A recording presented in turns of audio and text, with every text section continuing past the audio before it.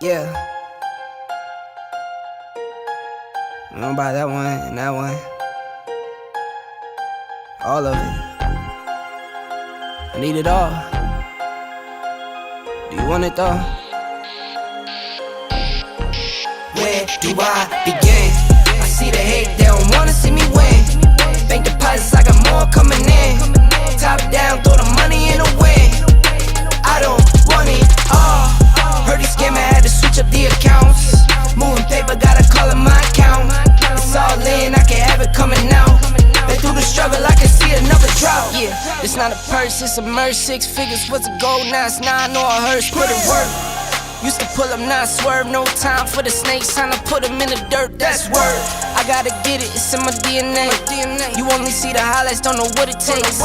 Last year stressing, got no sleep. Now I'm right between the courts, out of nosebleeds.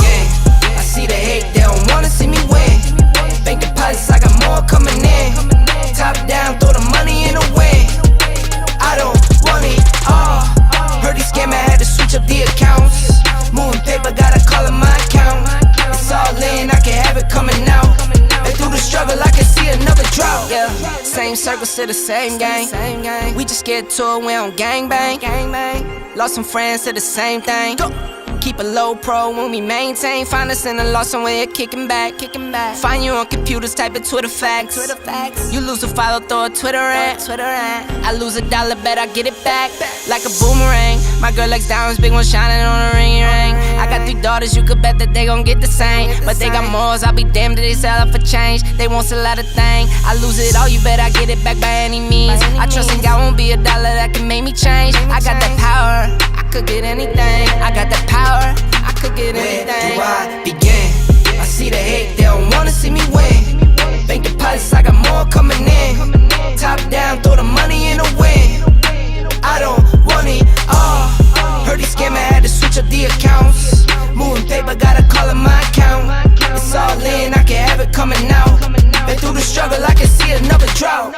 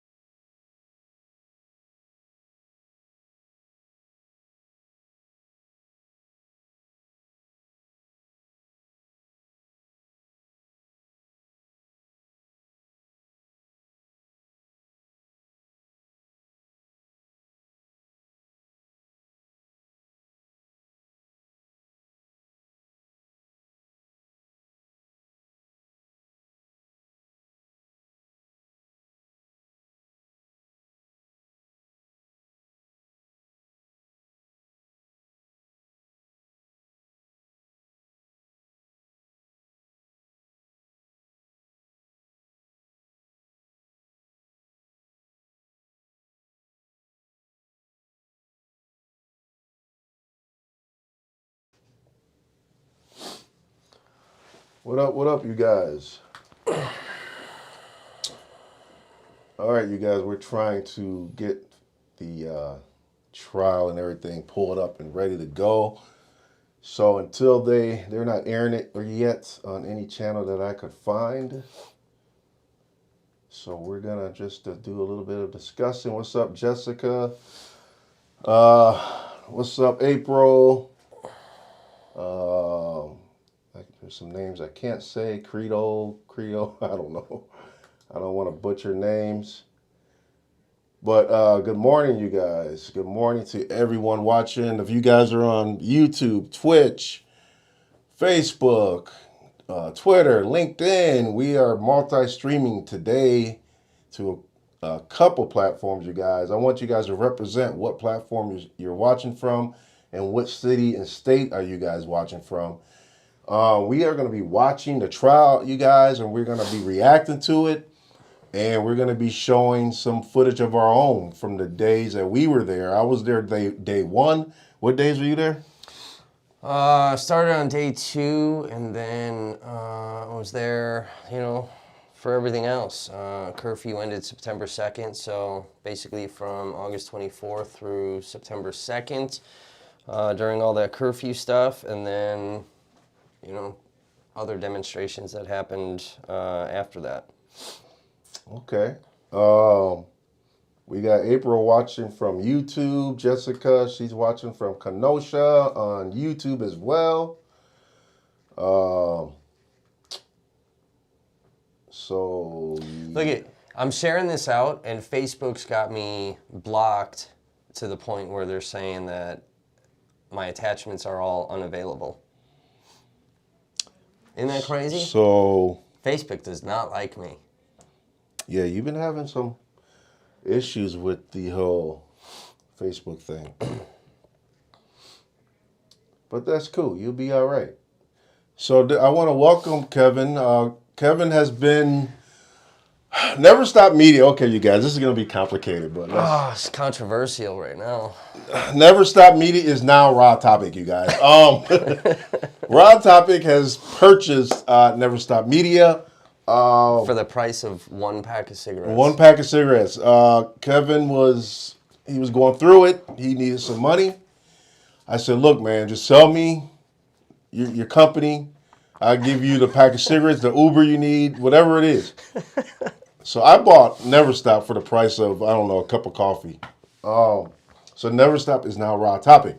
So. Hence why I'm wearing this shirt. Oh, yeah, show them to stand up a little bit. Let them see.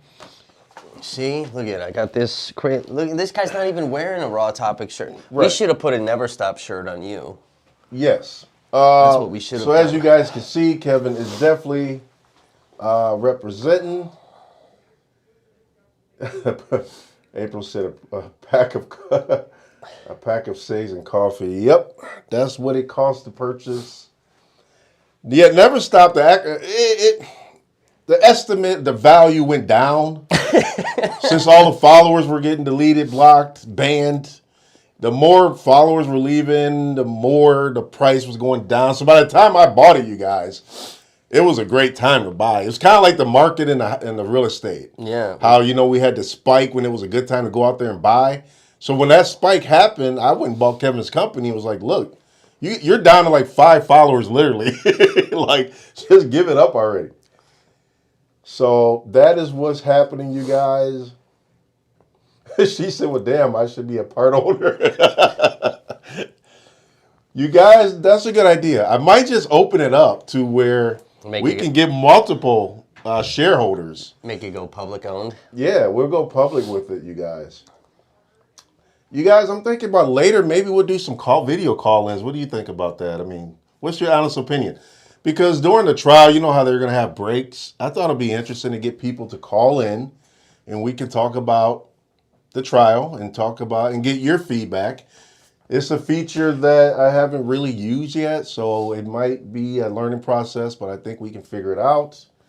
But what's your opinion on doing some video call-ins? I mean, we can definitely do some call-ins. There's going to be some parameters, people. There's not going to be, for both sides, right? We're not going to have no, Kyle. What's up, Badger? How you doing?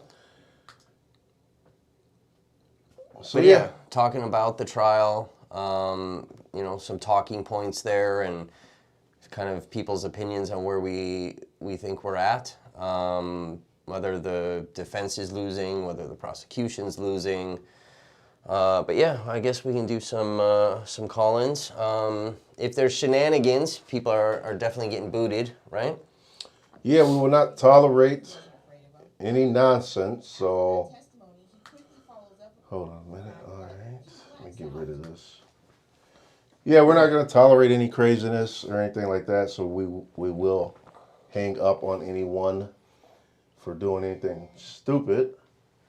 But it's definitely a feature I want to give a try, so yeah, it'd be fun to use that feature. You guys let us know that if the video and audio is coming in okay. That way, before we get started, let me grab my coffee here. You got your coffee? I got coffee. I'm set and prepared. Oh, man. You guys. So, what do you think so far, Kevin, about how this trial, you've been You've been following this trial a little bit more than me. I've been working a little bit busy, but you've been going live on your own time, quite more than me regarding this trial.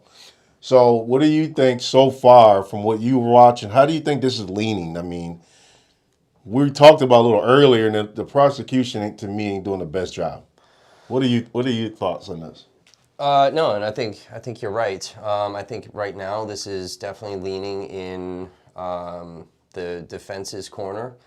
I think, obviously, like leading up to this with all the pretrial motions, the motions in limine right before jury selection, there's evidence that has not come into the trial. I think it's important that, with the fight that happened with Kyle Rittenhouse at the lake, there's 2 videos of that. There's one where with the girl? There is the fight with the girl, and then the second video is people of color getting out of a car and then going after Kyle during all of that. That video, I think, is more relevant than the fight with the girl.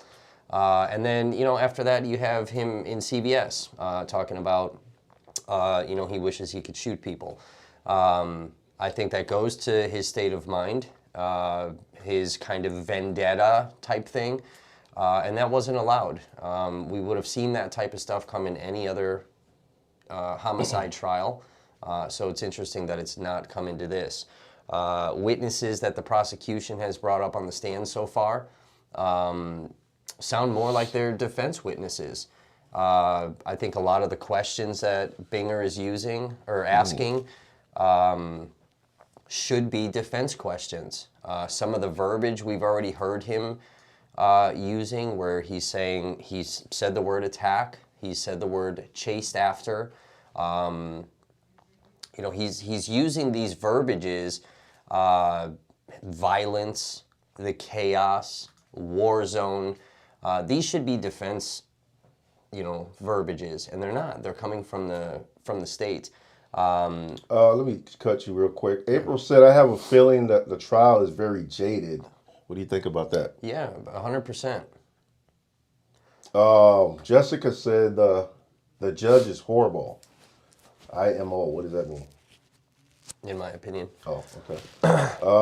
Let's see what else we got. Sister Fireball, she said they are protecting him. So what do you think about all these comments? Do you think they're right?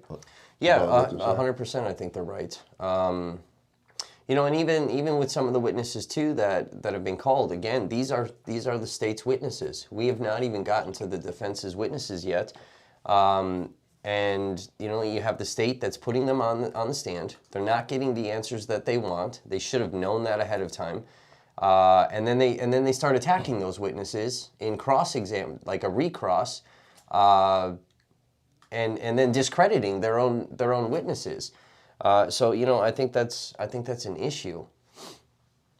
Yeah, it's like you got the witnesses that are supposed to be helping prosecution, but they seem to be going the opposite way, and that's not looking good. Right. Why didn't the prosecution better prepare these witnesses or pick better witnesses? I mean, this is falling apart. I mean, this is not looking good, man. Yeah, and I think with some of the witnesses that they've had up there, like obviously with Richie McGinnis, he's part of the criminal complaint. So I think that's a good point. Ruben said, I hope they bring up the hot mic where the judge admitted the defense should not be taking pictures of the witness. But they're not gonna do that. Why hasn't the judge done anything about Richardson, knowing that you can't take pictures of the witnesses? Why is the judge acting like he don't know nothing about this? And he didn't bring it up. And that's where I've made such a big deal on it, and where I've had multiple videos go out. From what I've learned, I did get an opportunity to talk to an attorney. It is something that is it's frowned upon. You shouldn't be doing that type of stuff. So it's a minor level of misconduct by Richardson. Ryan Balch's picture is out everywhere, so it's kind of like, all right, well, who cares if he's taking pictures? But where it becomes an issue for me is, why did he take the picture in the first place on his phone, And was that picture sent out? Was this used as a form of intimidation, or witness tampering? But yes, either way, the judge... Ruben said that it's witness intimidation. It could be. It could be. But the judge knew about it. His clerk brought it up. So yes, he was aware April said, bring up how CJ contacted the defense during the trial, and we all saw it live. Did that happen live? Yeah, 100%. So, in regards to that, you guys got to look at this case, right? So this case is super monumental for live streamers because it's all of our footage that's being used in this trial. Mainstream media's footage is not being used. It's all of ours. And that's huge for live streamers because for all this time, we've been viewed as we're not news, we're not reporters, we're not journalists. Dozens of us have been arrested for trying to film different events. And here we are, how important we are to all of this stuff, the movement, cases, trials, civil lawsuits, all these things. And then in the middle of the defense doing a cross-examination of the car source owners on CJTV, he's live streaming, he's watching all of this happen. And CJ happened to have some video of an interview that he did with the car source owners. So right in the middle of cross-examination, CJ gets a hold of the defense and then shares his video with some direct quotes to discredit that witness. So again, a very pivotal, monumental moment for live streamers where not only is our footage being used throughout the course of the trial, but now we have footage that's being used to discredit witnesses in the middle of testimony, again, showing how important live streamers are. So I think it's huge for all of us around the country and around the world, because there's obviously live streamers Radio everywhere. Chaos said, how come there has been no witnesses that saw Kyle allegedly brandishing his rifle earlier in the night? See, and so I know that there are witnesses that did see that. I have talked to some people that made some statements to Kenosha Police Department. Obviously, we've never talked about that publicly, but yeah, we may just not have seen those people testify yet. It's going to be interesting to find out if Binger actually does call those people. Pineapple Gaming TV said, I think the judge may finish the case after the prosecution is finished with their main argument. Their witness essentially proved Kyle's self-defense argument. There is rumor and speculation that the trial's going to be done on Wednesday. Wednesday of what, this week? Yeah. So that's kind of a rumor mill that's going around from some of the news outlets that this is going to be very rushed and the judge wants it done by Wednesday. If that's the case, man, I think the prosecution was a little weak on this, dude.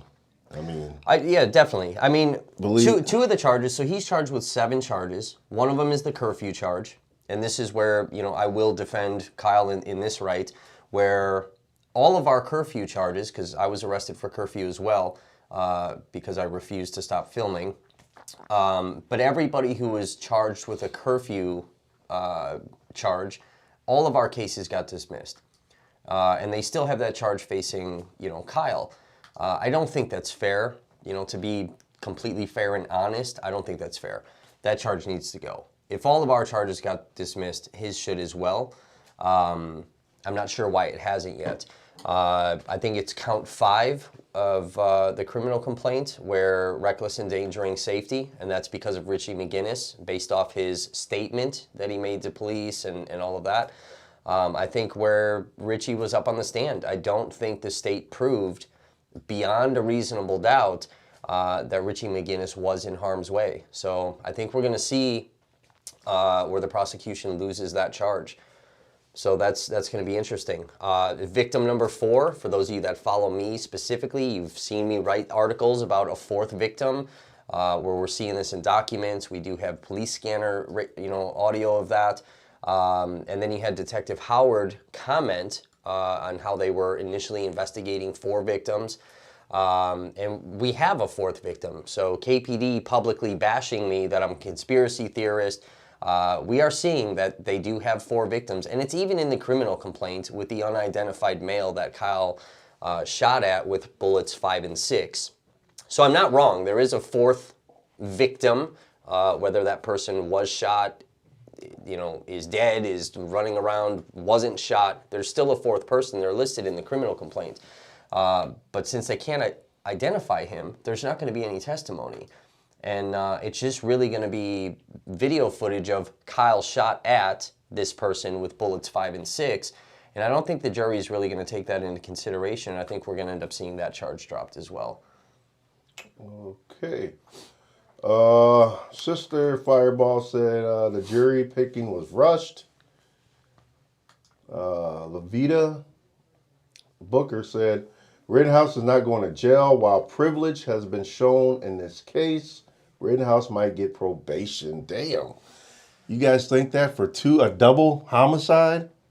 The way the state is putting on their case, I think it's going to be problematic where he might get whacked with the gun charge for being underage, which is a misdemeanor.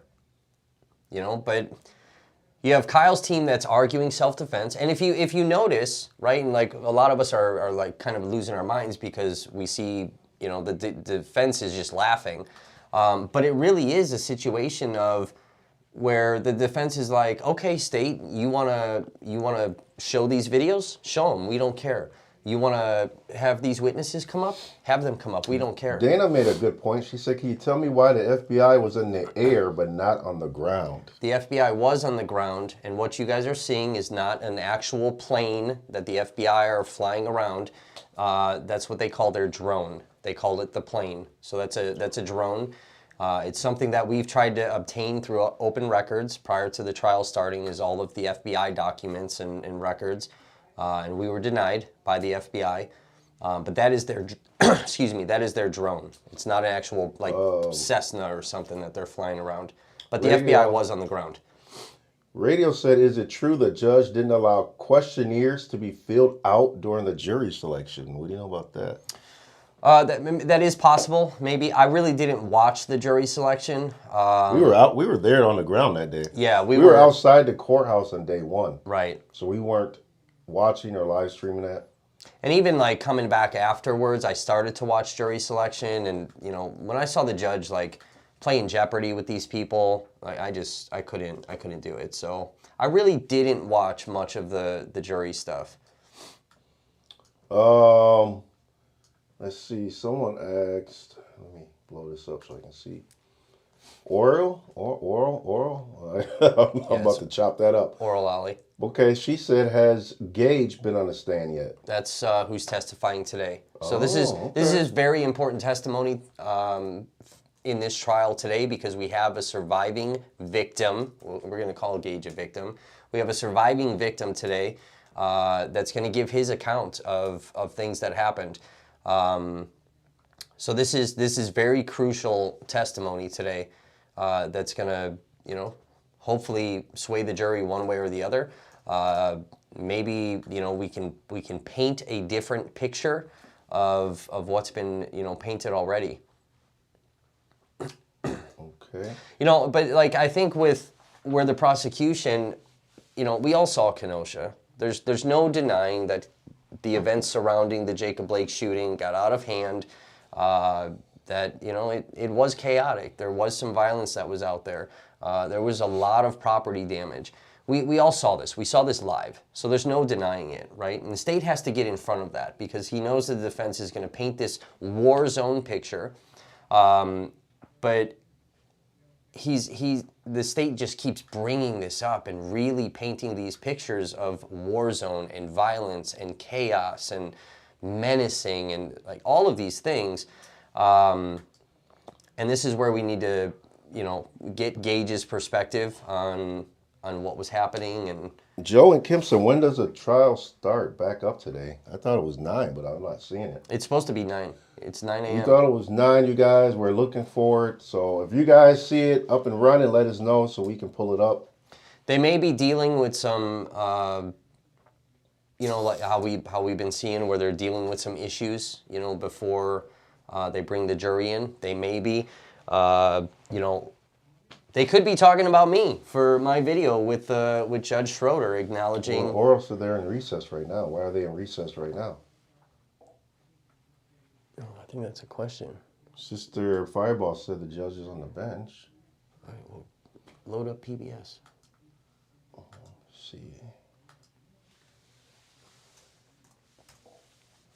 Yeah, I mean, they could be discussing some, you know, pre-court issues. You know, I've made a big deal about this Judge Schroeder thing with acknowledging Mark Richards taking pictures and then the judge lying that all he commented on in his hot mic issue was the length of testimony. We know that's not true because we have the sound. So, you know, Schroeder lied. We made another video about that. That went out everywhere. You know, the multiple district attorneys in Kenosha have that.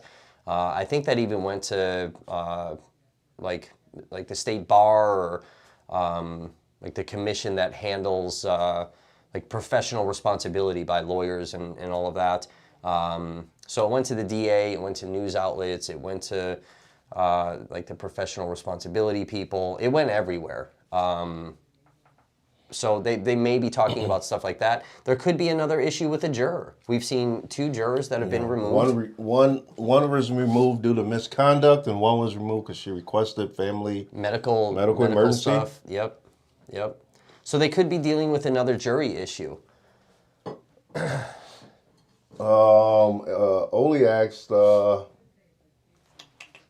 she said, Kevin, have you been called to testify? I have not, so I've addressed this on my platform multiple times. Yes, I was named as a witness because of footage that I shot on that day. I did get called by the police to come in and make a statement based on my footage. That was January when I was called and asked to come down. Obviously, you guys heard my name read off on jury selection day.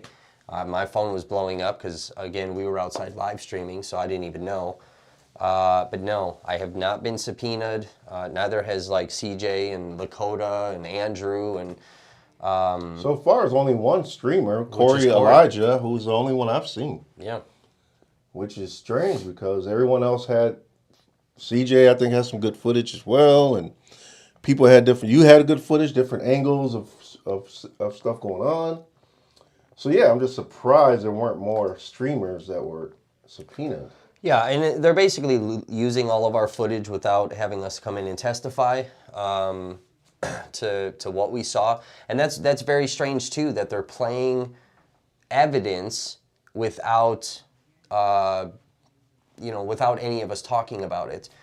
It's weird too when you listen to the prosecution, where the prosecution is describing something and then they're pointing out on maps and video where the prosecution is saying, okay, there's no dispute, neither side's disputing this, but this is Kyle Rittenhouse.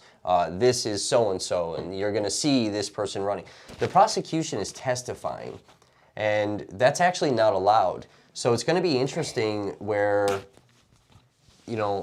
on what the jury can actually use in order when they go back to deliberate, because they can't take testimony from the prosecution or the defense, and we've seen the prosecution testify a lot already in this case, and we saw that with Detective Howard on the stand, where the prosecution is the one that's talking about these videos instead of asking Detective Howard, hey, who's person of interest number 1 in this video? Who do we see here? That should have came from the witness and not the prosecution. So it's going to be really interesting.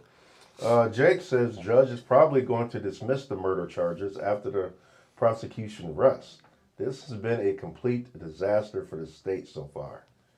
What's your thoughts on that? I agree. I do not think the state is doing a very good job. What it seems like too, even some of the questions where, we all saw the sheriff's Bearcat, thanking the militia for being out there, throwing water out there. That actually is not relevant to this case. It really isn't.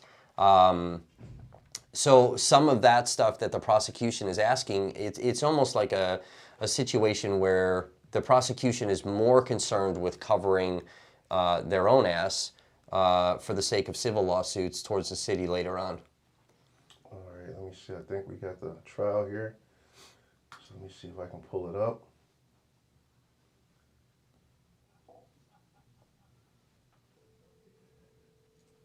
Starting with open reporter is a common problem. Would you come down, please? Yes. It's a common problem, but I don't think I ever started without the jury. Yeah, see, they're calling jurors down, so there's obviously something else going on with the jury. I think they muted on their end. Okay, you guys, so the trial is starting. Let me make sure all the settings are good on my end here.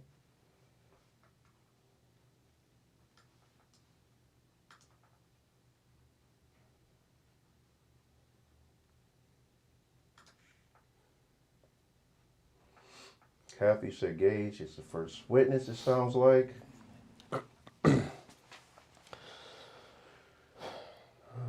This is a really hard video. I've seen Gage's live video. I watched his video a month after everything happened, and even like for me, we all knew Gage survived this and whatnot, but watching Gage's video that night, watching him live stream, same as all the rest of us were doing, it shows that Gage is not involved in any type of criminal activity. He's not looting. He's not doing any type of destruction. He's walking around documenting. He's asking people if they need help, whatever. And when the shooting starts, listening to that whole encounter, and then Gage's phone drops on the ground and slides across the ground. He starts screaming.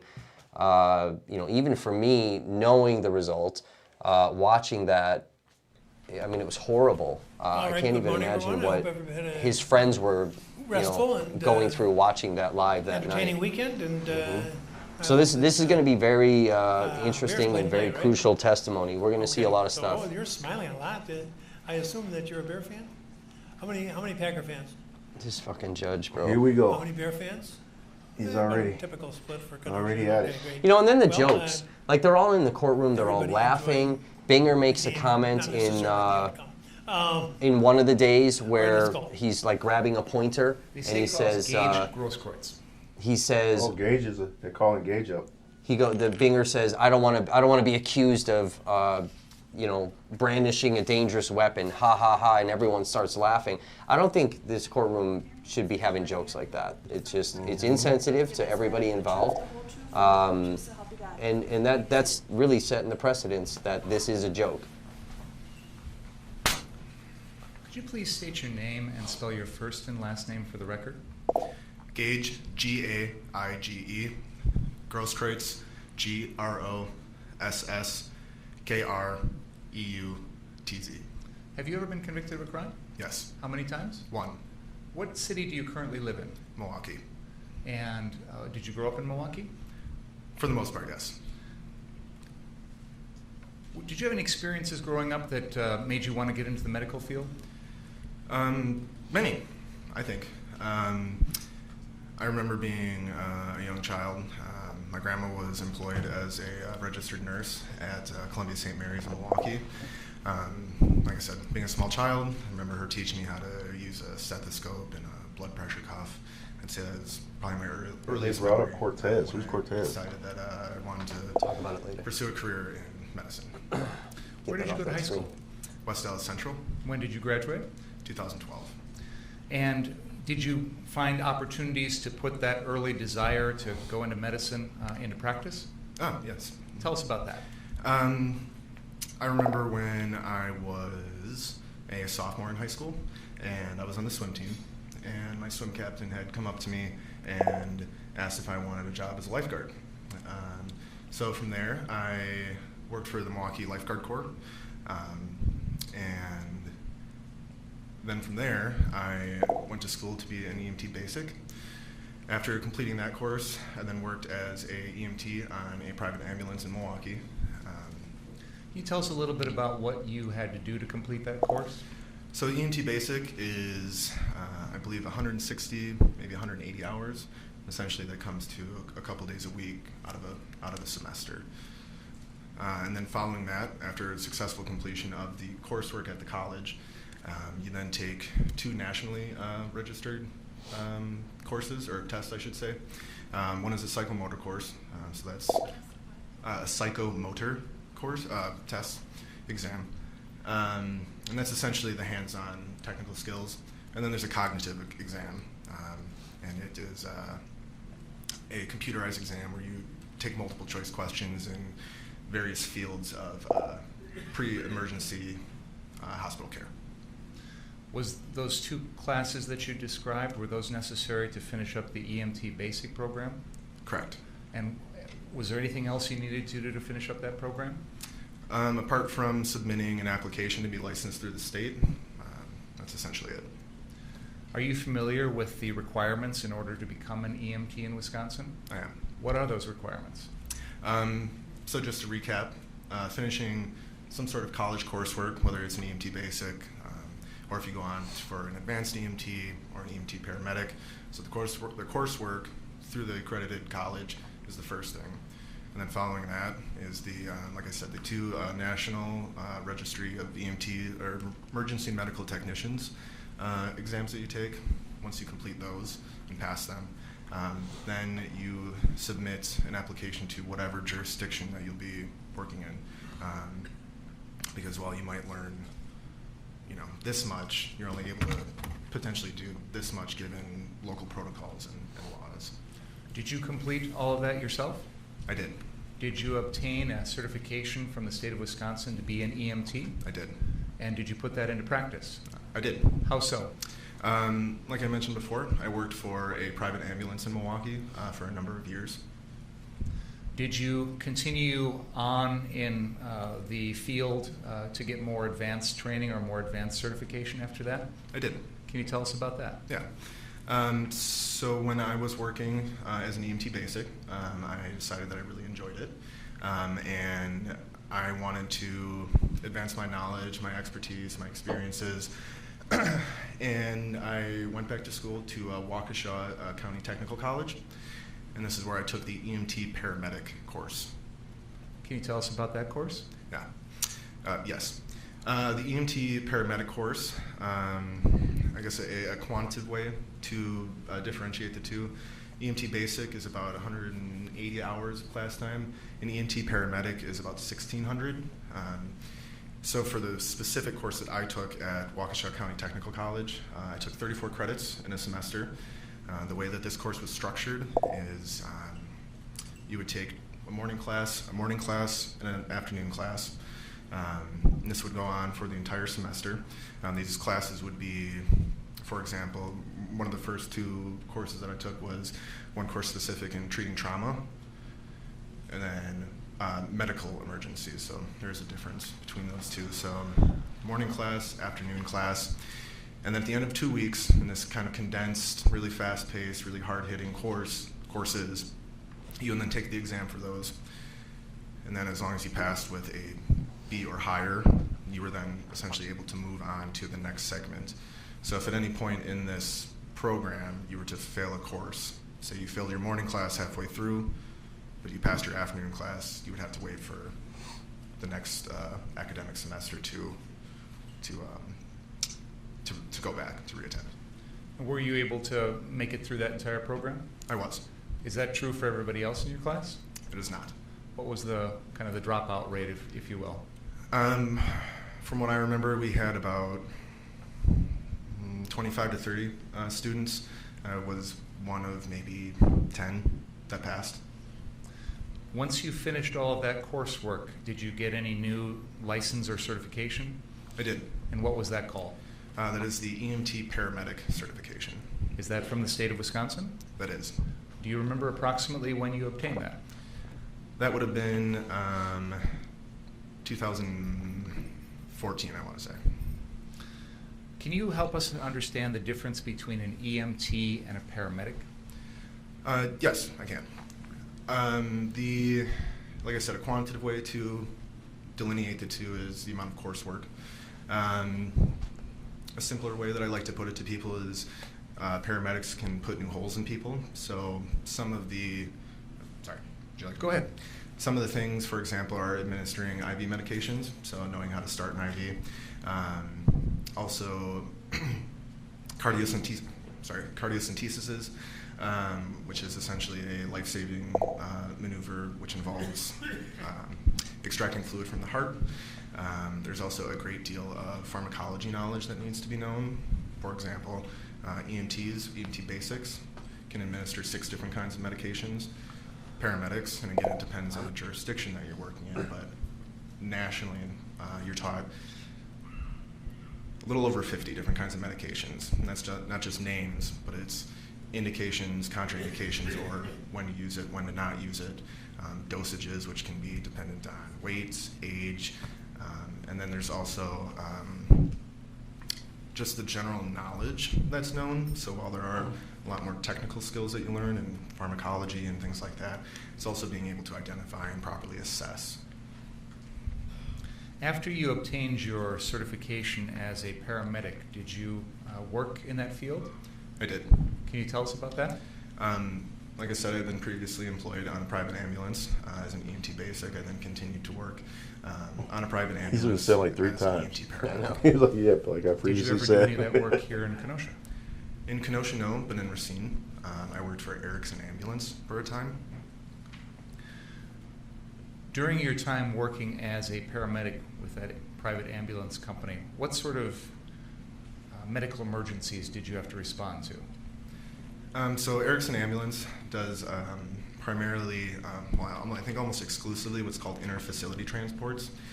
So it's not like when somebody calls 911, Erickson Ambulance is the one to respond. Versus like in Milwaukee, there's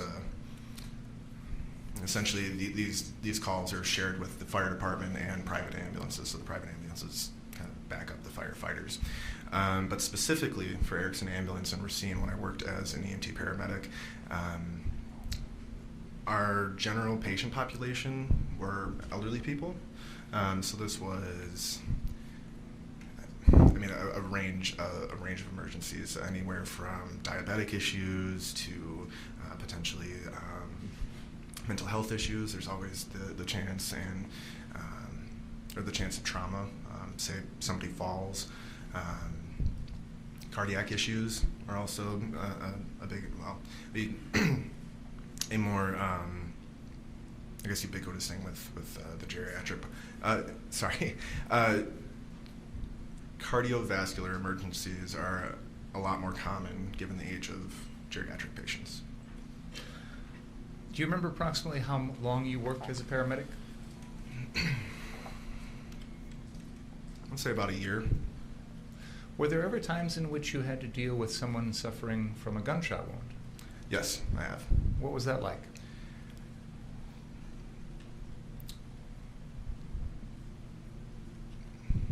See, this is important because he's going to be It's able to difficult. describe from a professional Gunshots can standpoint be and then testify very to his own traumatic. personal. And I mean traumatic in This the is sense important. of the physiology of what it can do to the body. Obviously, there are numerous factors that go into it: the size of the caliber, where the person's shot, how many times, and when you are practicing in school, it is much different from when you actually go and put your hands on somebody who is bleeding. There's lots of blood, screaming. Generally speaking, there's somebody there that's frantic. So then not only are you having to focus on the patient, but you have to deal with the surrounding situation, which can be potentially, like I said, a frantic family member, say if it's an accident or self-inflicted. But also, it can be a dangerous situation to go into because, generally speaking, you shoot people to hurt them, and there's always that potential of continued on-scene violence. So it can be very hectic. It definitely doesn't get easier the more you do it. Maybe going through the motions, going through your mental checklist of things that you need to do. But it definitely doesn't get easier watching that, hearing that. So Binger had to bring up his background. Since you obtained your And that's why he asked the one paramedic question certification and then from the moved state of on Wisconsin, immediately, have because you the defense continued is your going to education in that field? paint him as a I have. criminal Can rioter. you tell us about that? So Binger has to bring that up. Went to school And his background is for nothing. outdoor It's- education. it's And minor. naturally through that field, you are finding yourself in remote areas where there is going to be some form of delayed care, meaning that you are unable to get to a hospital within an hour. And that's commonly referred to as the golden hour, specifically with trauma patients. I then took a wildland firefighter course, which I did complete. And then I also took what's called wilderness first responder, which is the pretty, it's essentially the industry standard for people who work in the outdoor industry. Yeah. Have you worked in the outdoor industry, as you say? I have. What kind of work have you done? My first job in the outdoor industry was working as a sea kayak guide in the Apostle Islands. A sea kayak guide in the Apostle Islands? Is that right? Correct. Okay. Go ahead.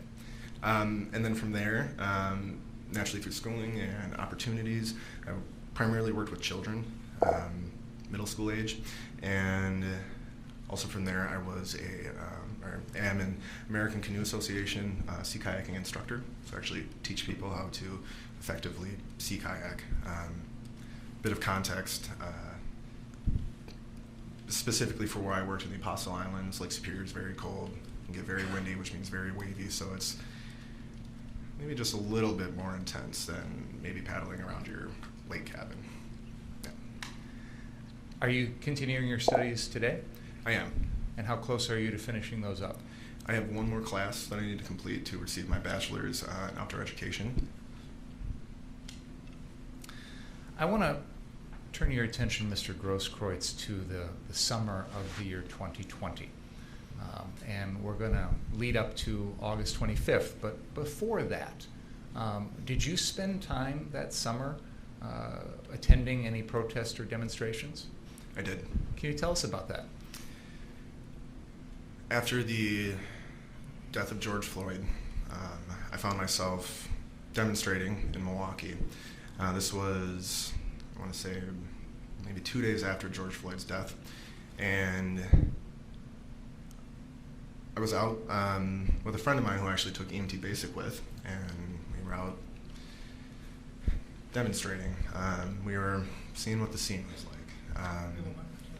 Seeing what the scene was like. We didn't make signs or anything like that, but like I said, we found ourselves down in Milwaukee. And when you say you were demonstrating, what exactly were you doing? Well, I think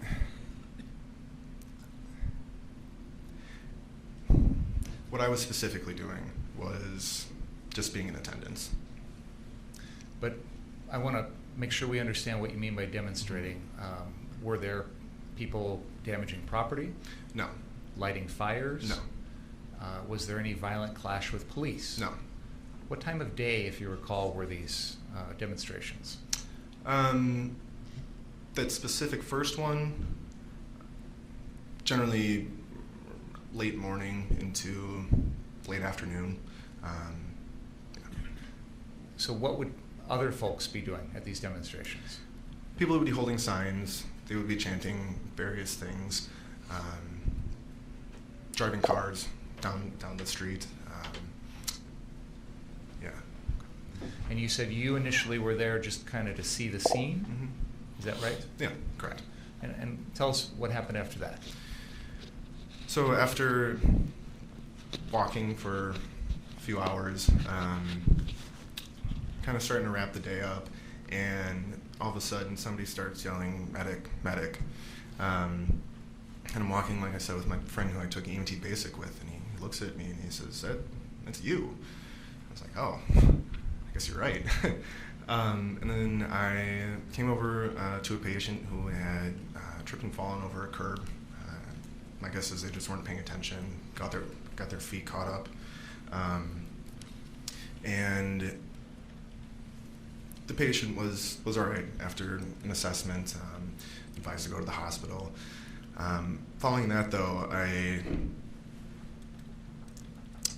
noticed that there was no established or even organized sort of first aid presence at these demonstrations. And from there, I was talking with my friend who I'd taken EMT basic with, and we decided that we were going to offer our services voluntarily. And did you do that? We did. Tell us about that experience. So I had talked to some of the prominent organizers in Milwaukee, and we kind of laid out a game plan, or how we were going to organize this. Essentially, as medics, we decided that we weren't going to be actively participating in any of the demonstrations.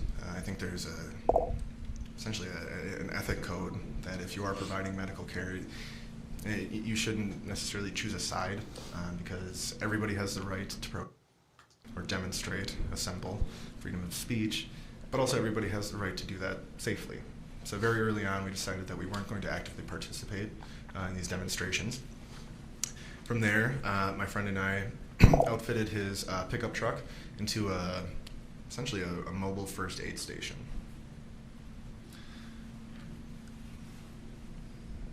In the time period that followed after that, did you and your friend with this mobile first aid station provide medical assistance at these demonstrations? Yes, we did. On approximately how many occasions would you say you did that?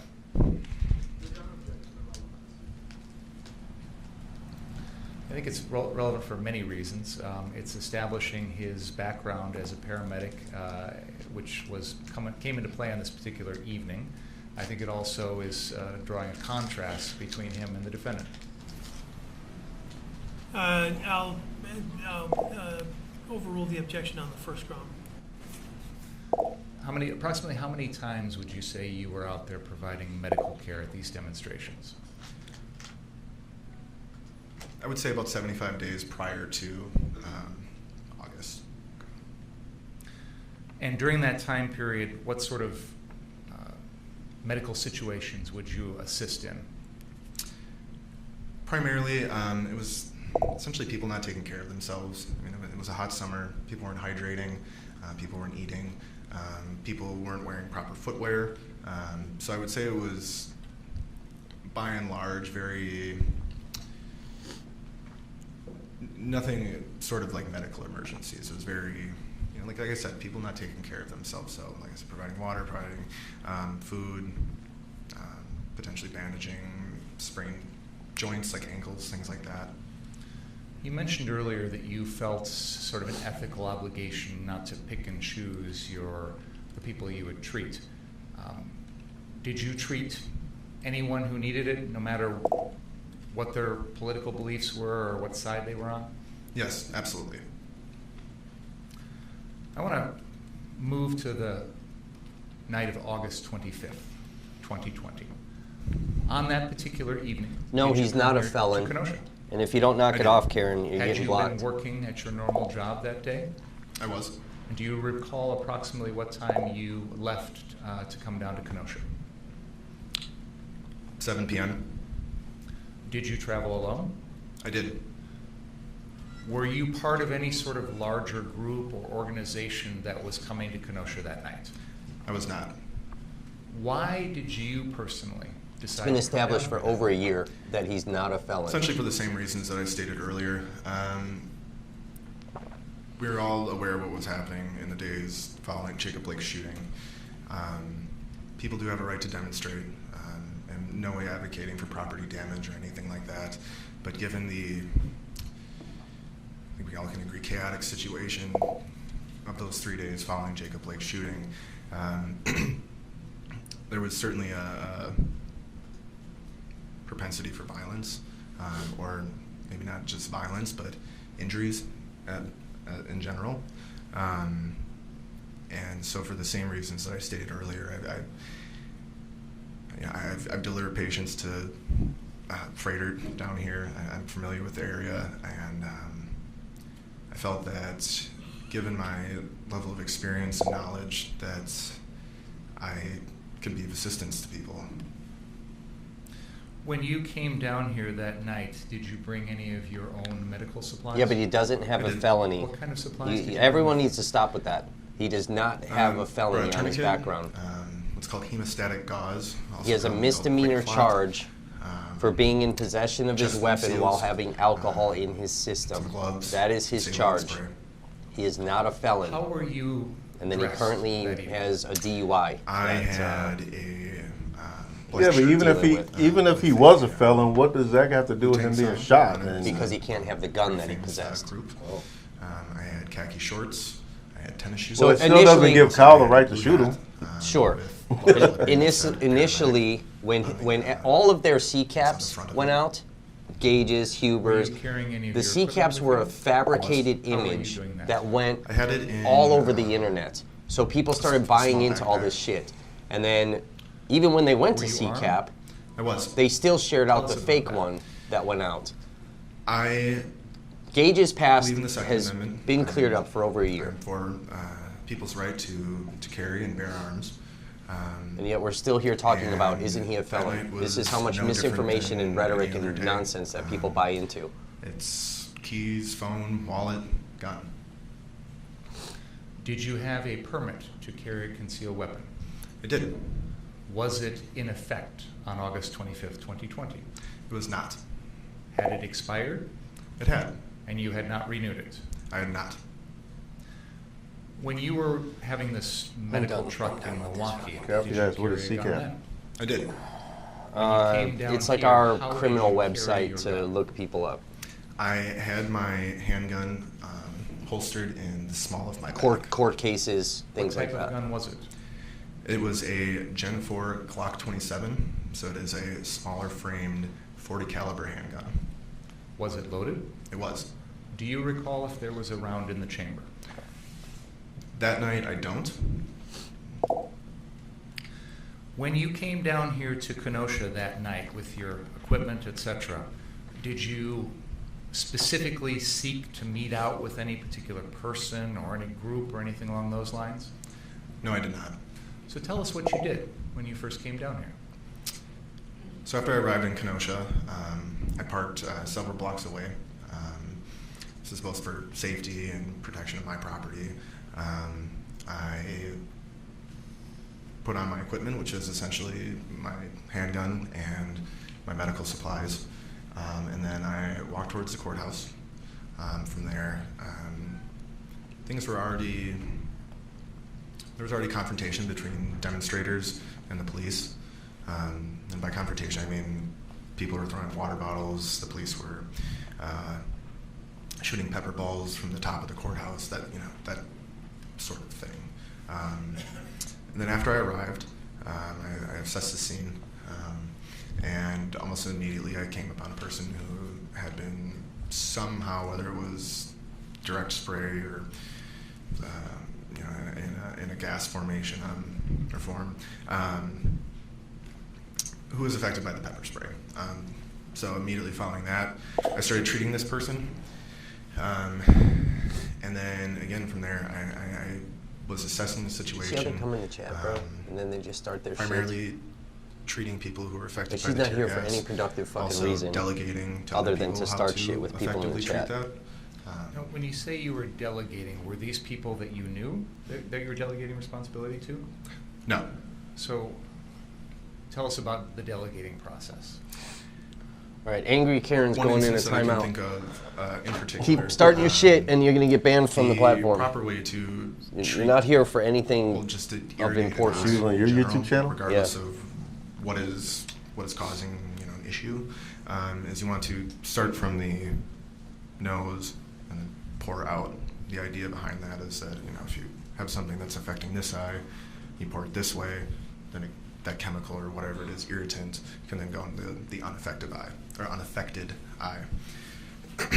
So I had come across a person who was not properly irrigating the eye, and so that would have been one of the forms of delegation, just telling this person, hey, this is the proper way to do it. Whether or not they chose to listen to me, that's their choice. But again, just trying to provide some proper knowledge and treatment. Do you recall approximately how many people you gave medical assistance to that night?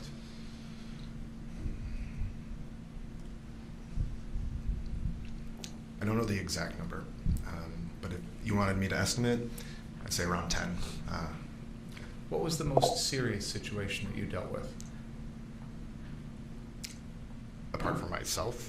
Yes, as a medic treating the other folks that were out there. There was an individual, a younger patient, who had been shot in the crease of her left arm with what we presumed to be a rubber bullet, fired from one of the police, and she had sustained a pretty decent laceration. I mean, there was a pretty good cut from it, so whatever had hit her had some force behind it. So while actually treating a patient with tear gas irritant, and then started to hear this young patient scream, and that immediately got my attention. And would you like me to explain that interaction? You know what, let's pause there for a second. I want to show the jury something. 55, ready to go, please, Brian? 55.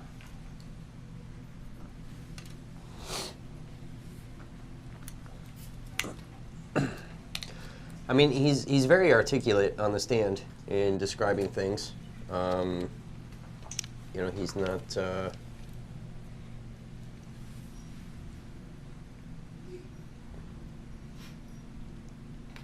He's not like hesitant about his answers. What did? Chris says, so he was carrying a concealed weapon without a valid conceal and carry permit, and it was loaded with one in the chamber.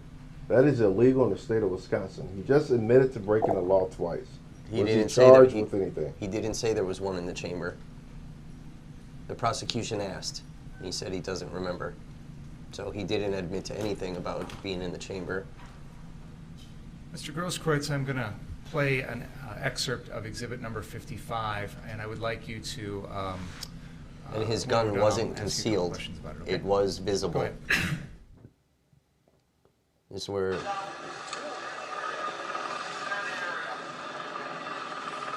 See, like, that's the funny thing, is all these people that weren't there that night, they have their opinion, and then their opinion is fact. It's ridiculous. You know what I mean? And all these people that were not in Kenosha, they all have their minds made up about everything that happened. Can you help us identify yourself there? And there's so much bullshit going around. You can see the top of my head. His gun was visible. And some white lettering and a black shirt. That is me. Okay. Go ahead. Otherwise, he would have been charged. Grab something, man.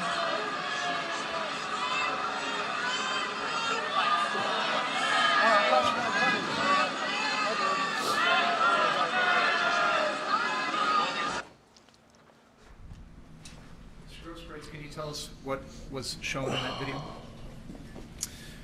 This is me, several other individuals who I did not know.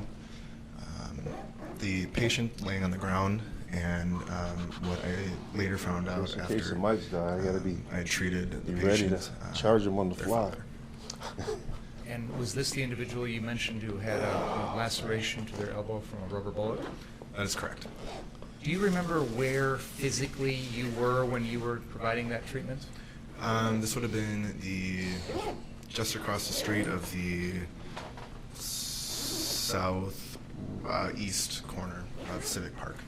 Okay, so basically, right out across the square here. Correct. And this was on the night of August 25th? Correct. Can we go show exhibit 56, please?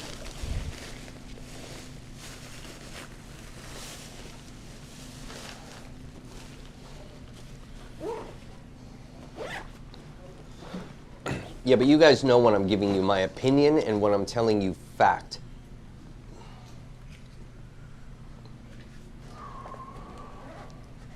You got some hostile motherfuckers on your channel there, bro. I think that's yours, ain't it? No, it's not mine. It's not coming up on my YouTube channel. What's up on the screen there is exhibit number 56. I do. Can you identify that for us, please? My channel, my channel It is appears safe. to be It's a friendly. news article Bullshit. from the Kenosha News, depicting myself and the patient. I tell people what still my opinion is, and then I tell them when there's Your fact, Honor, I would move exhibits fact that I 55 can and back 56 to the up. evidence. Objection. Proceed. While you were out there on the night of August 25th, were you also taking your own video recording of what was going on? I was. Can you tell us about that, please? Can. So essentially, when there wasn't a medical emergency or somebody seeking assistance, I am a ACLU legal observer, Give me a cup of and I coffee, decided man. that the next best thing that I could do that night I'm out. was just simply record. Mute my mic. Was this something where you were just recording it onto your own equipment, or was it being shared in any way? It was being recorded from my cell phone, but it was through a Facebook live stream. Were you broadcasting live on Facebook while you were doing that? I was. And so that video would have recorded most of the things that you saw and places that you went while you were here that evening. Is that fair to say? That is fair to say. Did there come a time in which you encountered a group of folks that were armed in front of the 59th Street car source location? I did. Can you tell us about that? After the police had moved the demonstrators from the park, they started to form a line, which they would then advance, moving the demonstrators south down Sheridan Road. How many people didn't see Joshua say maybe Zeminski holding the gun in 10, his 15 hand? minutes after they started clearing the park out. The gun was I visible. found myself outside of the 59th Street car source. As I walked up, one of the first things I had noticed that there were people armed with long guns, AR-15 type weapons, similar to the defendants, and they had been on the roof. I recall like 3 of them, I think, and there were also individuals on the ground, similarly dressed, similarly armed. On the ground, I recalled 4 seeing initially. Do you remember the first time that you observed the defendant that evening? I do. Can you tell us about that? There was an individual. That's who not- I that's had not assumed accurate. came Were you from out the there, Chris? demonstration. Were Reason you I out assume there? that is because this Because I person was. coming I was on the from fucking street. north, traveling southbound. This individual is being supported by 2 other individuals, kind of like that. If you were to hurt your leg and you needed somebody to help you. I had observed this individual come closer to the car source as the defendant had been. Right, but you're making commentary offering as if medical it's fact, and it's not. and then I was out there, that I was was in the the gas first time station, that, I I filmed saw the Gage defendant. numerous times, Do you I know did what see the happened gun. with regard to that person who was being supported by other people and the defendant? I remember it very I only clearly know what because I've I thought it was seen in odd the moment. I don't know seeing a what paramedic happened to this person with a afterwards, weapon. But what I observed, The same as was Kyle the defendant offering being medical his assistance, fake and then this individual EMT being, with a weapon. carried in a way onto the car source property. I then heard somebody yell, "Don't let them treat you." And I turned around. I don't remember why exactly I turned around, but then moments later I then turned back facing towards the car source and towards the defendant and towards that individual, and then that individual along with the other 2 people supporting them were exiting the property. Did you see the defendant provide any treatment to that individual? I did not. Do you remember a time when you were at that location, that car source location, and you observed a dumpster out in the middle of the road? I do recall that, yes. What do you remember about that? I didn't see how it got there, but it was your pretty typical municipal dumpster, green with the black top. I didn't see anybody actively pushing it. Like I said, I didn't even see how it got there. But it was probably about a dumpster's length from the curb, which would be in front of car source. Did you see anyone trying to start it on fire? I did not.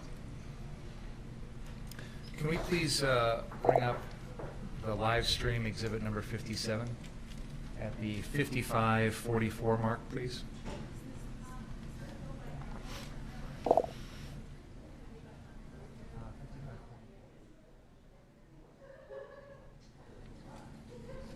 Go ahead. Yeah, and they're, you know, also militia members that are testifying. I saw his gun. How do you delete comments? Well, you can't do it from here. You have to do it from your platform. I know, it's on yours. What comments are coming up? I mean, they can't see it here. Unless I... Yeah, but people can respond to the comment. Protect your property, Scroll up. not the It's streets. just an ignorant comment. Maybe the prosecution should call me because I saw the gun. Protect your property, not the streets. Protect your property, not the streets. That's what the fuck y'all I mean, here there's for. a bunch of testimony that's already happened that just observed myself or Mr. Gross CJ or is that Andrew have part shown of the footage to live stream clearly that show you that recorded that that evening? didn't happen. That is. And I noticed there seems to be a little bit of a lag in the audio to the video. Is that fair to say? That is fair to say. But is that a true and correct copy of what you recorded that night? Apart from the 1 or 2 second delay, it is.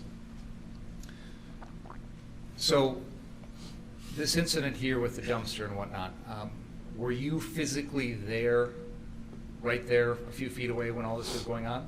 I was. And did you observe the people that were around you at that time?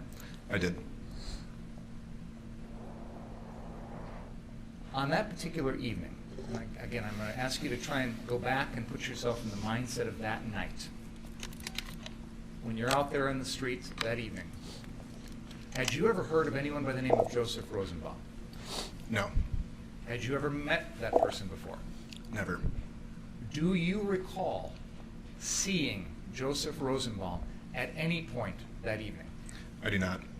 In you scroll particular, up, it's right there. around the time of this dumpster fire, The one on Band-Aid comment. in front of 59th Street Car Source, do you recall seeing him around that at any point? I do not. Not on my channel. Do you recall hearing anyone make any threats to any of the people at the Car Source location that if I get you alone, I'm going to kill you, or anything along those lines? Yeah, it is. It's I not do on not. mine. Let me see Do you what's recall hearing Facebook? anyone make any threats to any of those people at that Car Source Just take a location? minute. I do not. on. Which one?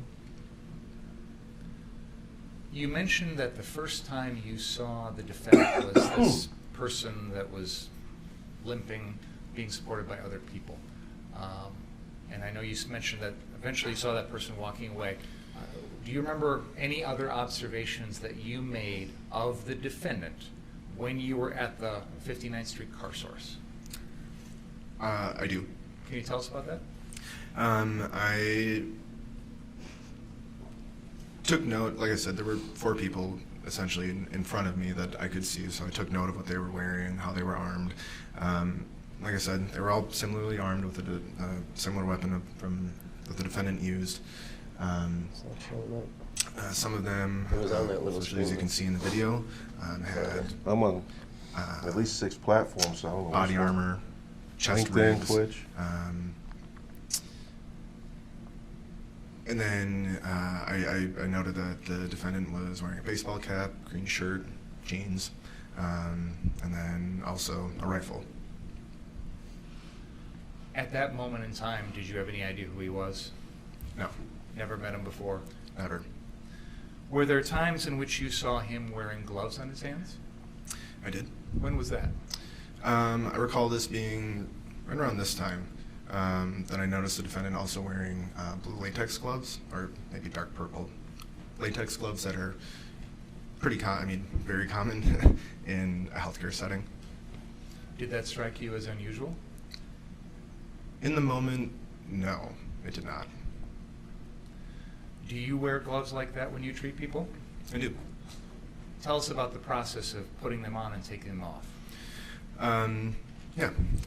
So these gloves are common throughout all healthcare systems. They're nitrile, or they can be latex or non-latex. These gloves are designed to essentially stop anything wet that you don't want on your hands, so like blood or any sort of bodily fluids. The idea is it's called body substance isolation. So despite it being a very thin piece of plastic, it's very good at keeping contagions off of your hands. So the idea is, and also keeping in mind too that you want to have your hands clean when you're also touching somebody else, especially if there's any sort of open wound. You want to minimize that potential for contamination or cross-contamination. The idea is that when you come upon a patient, obviously if you're able to, wash your hands, some sort of sanitizer, something along those lines, and then prior to administering aid or treatment to a patient, and then put these gloves on. And then after treating your patient, there is a specific way to remove your gloves that, let's say if there was some sort of fluid or contagion on the gloves, there's a proper way to remove them to where you wouldn't get your hands dirty afterwards with whatever it might be on the glove. So when you're working as an EMT or a paramedic, do you typically keep one set of gloves on your hands constantly throughout your shift? Never. Why not? Essentially for the What does the reasons that I gloves just have to do stated. I mean, if anything in you this treat, essentially for the reasons that I just previously stated. Really zeroed in on these gloves. you- I'm like, what does that got to do with Yeah, it? I'm not sure where he's going with this. I mean, obviously treat one Kyle was patient, wearing the gloves the and entire then night, on an ambulance which shift, was 24-hour kind shift, of an 40-hour odd shift, thing. But I don't Oh, know. so what he's trying to say is a that lot of patients that you can see. Kyle Doesn't- cannot be an that doesn't make experienced sense. That's just EMT not because an one proper experienced hygiene EMT to would it. It's know not you got to proper change your protocol. gloves It would when you're do- dealing with multiple be detrimental people. to Yeah, their and health. it's possible that I think bigger. they're trying to discredit Kyle as an EMT, Not and only But I think that was we've- not the from reason he was touching there and because he's contact not with the patient certified. themselves, but also everything else that you touch. But I think we've done that already. We all Like, know we've with already COVID how discredited the easily things can spread. level of touching doorknobs, your medical face. experience. Pens, pencils, equipment, etc. This is what I'm talking about. The state just focuses in on all this stuff, On and this it's just particular evening, ongoing and after ongoing. you were Move at on. the 59th Street car source, do you recall where you went after that? I do. So from the car source location here, I started walking southbound down Sheridan. Did you wind up at the Ultimate gas station at the intersection of 60th and Sheridan? I did. Do you recall what, if anything, you did there? Nothing different than I had previously been doing. So like I explained, when there was no patient essentially to treat, then I started recording. Again, I'm an ACLU legal observer. I thought that was the best way that night that I could provide another aspect or another perspective of an unbiased account. And that's true. I have Gage on video doesn't lie. my video footage in the gas station, walking around videotaping. Yes. So when you were leaving 59th Street, heading down to the Ultimate gas station, were you still wearing your hat with paramedic written on it? I was. Did you have anyone come up to you at that particular time and request any sort of medical assistance? No, nobody did. Did there come a time in which you heard gunshots? Yes. Can you tell us about that? I was slightly south of Ultimate gas station. To be very specific, I think it's Ray's Barbershop, which is either the adjacent building or one there over. While I was recording, and I had heard a series of gunshots, what I determined to be a few blocks south of where I was. What, if anything, did you do?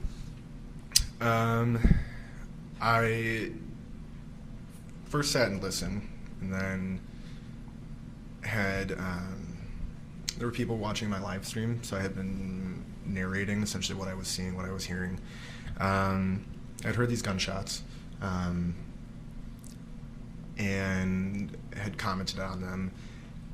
And then after seeing and hearing people running, well, I should say seeing people running northbound and then hearing people yelling medic, I started running southbound towards what I presumed at the time to be the origin of the gunshots.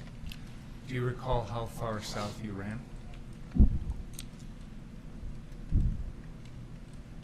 There's a map up on the wall behind you if that's helpful.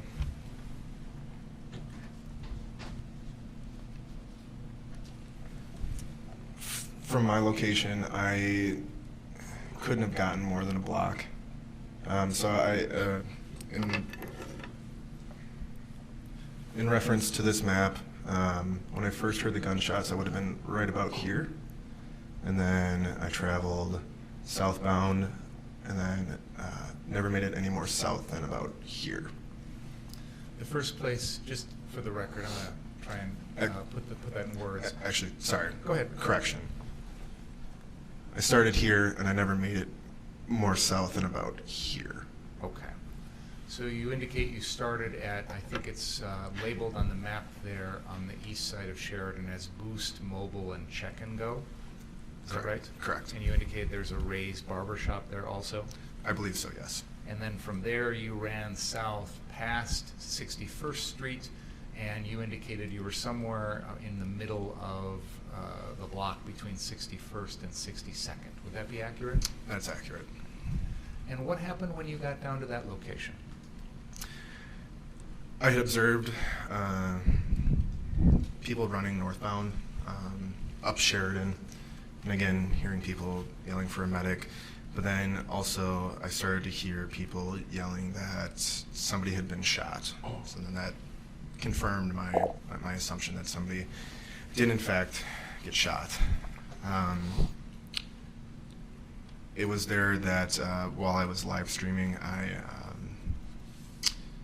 met or I had contact with the defendant.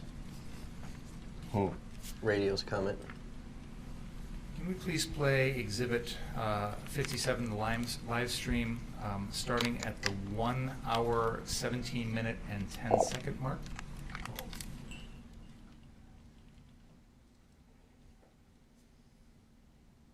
Yeah, I mean, to go with some of the comments, I don't think Kyle was wearing the glove to cover up DNA. Yeah, I don't think he was that far ahead of the situation. Right. It sounded like gunshots. It sounds like multiple gunshots. So this is Gage's live stream. This is stuff that none of you have seen before. No, this is southbound on Sheridan. This is... I was just at 60th. I've watched the whole thing. Looks like they even set up a recliner. I can with 100% tell you guys that. Oh, 110%. Like, he did no criminal bullshit that night. He was literally just live streaming like the rest of us.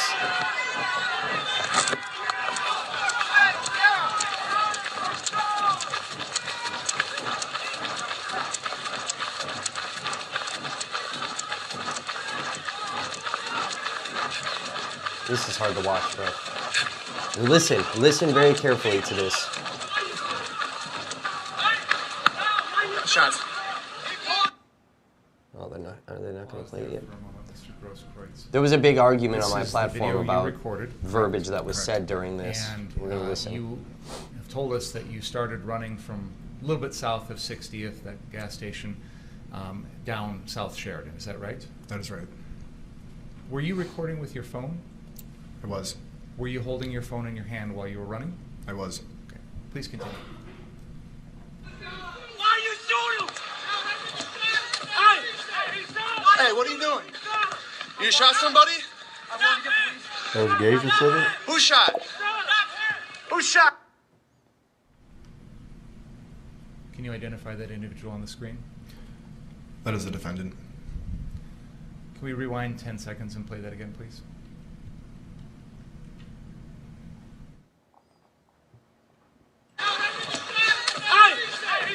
Hey, what are you doing? You shot somebody? Who shot? He says in that video, I didn't do Can you anything. tell us? I didn't shoot I'm anybody. going to ask you two separate questions. First of all, going back into that moment, that interaction you just had with the defendant, what did you think at the time he said to you? At the time, I had thought that the defendant had said, "I'm working with the police. I didn't do anything." Now that you've had a chance to review the video, do you know what he actually says? Yes. What is that? After watching the video, he said, "I'm going to the police." And did he say anything else? I didn't do anything, is what I make out from. It's hard to hear from the muffling, but that's what I make out of it. I want you to try and put yourself back in the frame of that evening when you heard him say something to the effect of, was it, "I'm working with the police"? Is that right? Correct. What was your reaction to that? I found it odd, and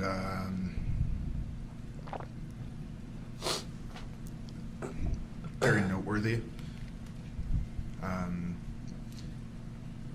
Previously in the night, an individual I had recorded, Mr. Balch, had described some sort of plan with the police that they were going to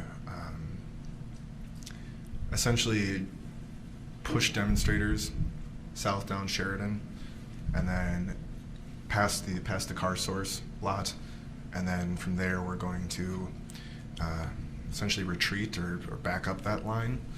And Mr. Balch had explained that there was some sort of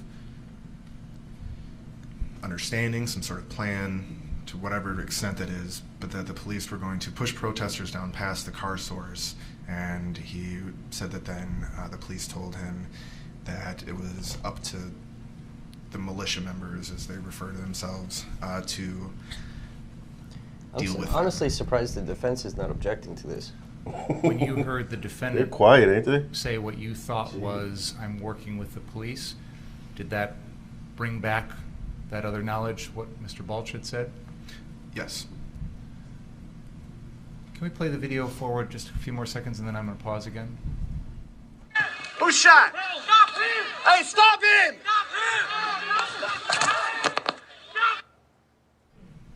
It appears to me, Mr. Grosskreutz, that you ran along or jogged along the defendant for a moment when you had that little interaction. Is that fair to say? That is. And then it looks like you kind of let him continue and you turn back south again. Is that fair to say? That is fair to say, yes. Why did you do that? So, you hear me ask the question, who's shot? Who is shot? At that moment, the only thing I was concerned about was finding this person who had been shot, or presumably had been shot. Given that I was still north of where I thought the shots had come from, instinctually I turned, did a 180 facing northbound and turned southbound because I was concerned for whoever might be potentially injured. It appears from the video, though, that you don't go very far before you turn and head back after the defendant. Would that be fair to say? That is fair to say. What changed? See the verbiage after the defendant. I've seen a number of people running. I mean, it's what happened, right? But he northbound, needs to be choosing the his same verbiage direction as the defendant. way more carefully. I started hearing people saying he just Yeah, shot it's gonna that mean guy. a He lot just shot in Right. this somebody. case. So yeah. So then you turn around and head back north after the defendant.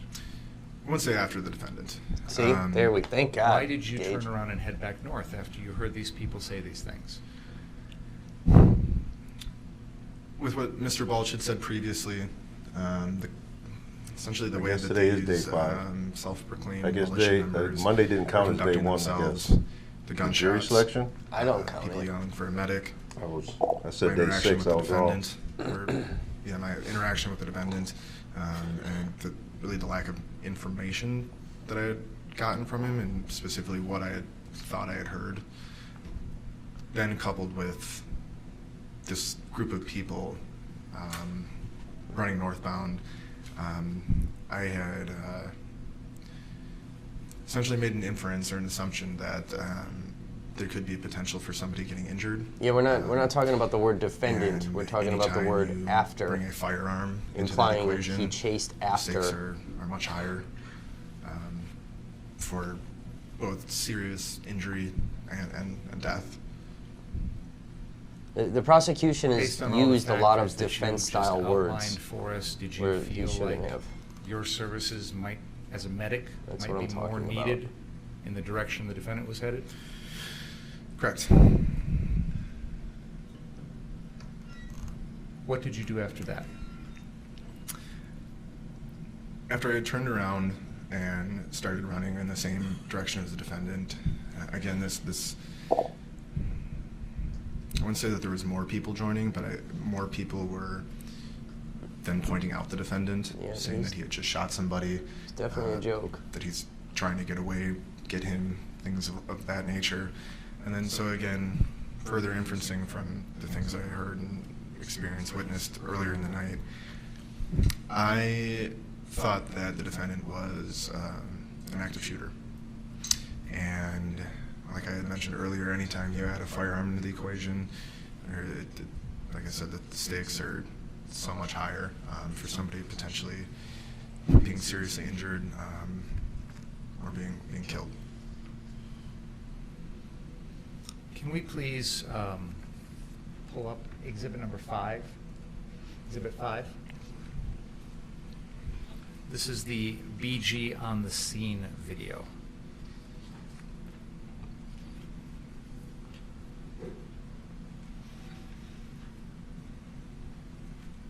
Yeah, while they're looking for this, like, Binger has used the words chased after, chased, war zone, violence, chaos.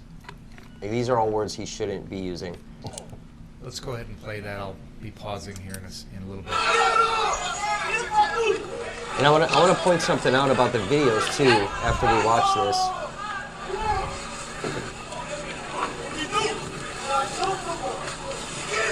watch. So he points. This guy gets shot at 5 and 6. That's victim 4 right there. The one that's getting up.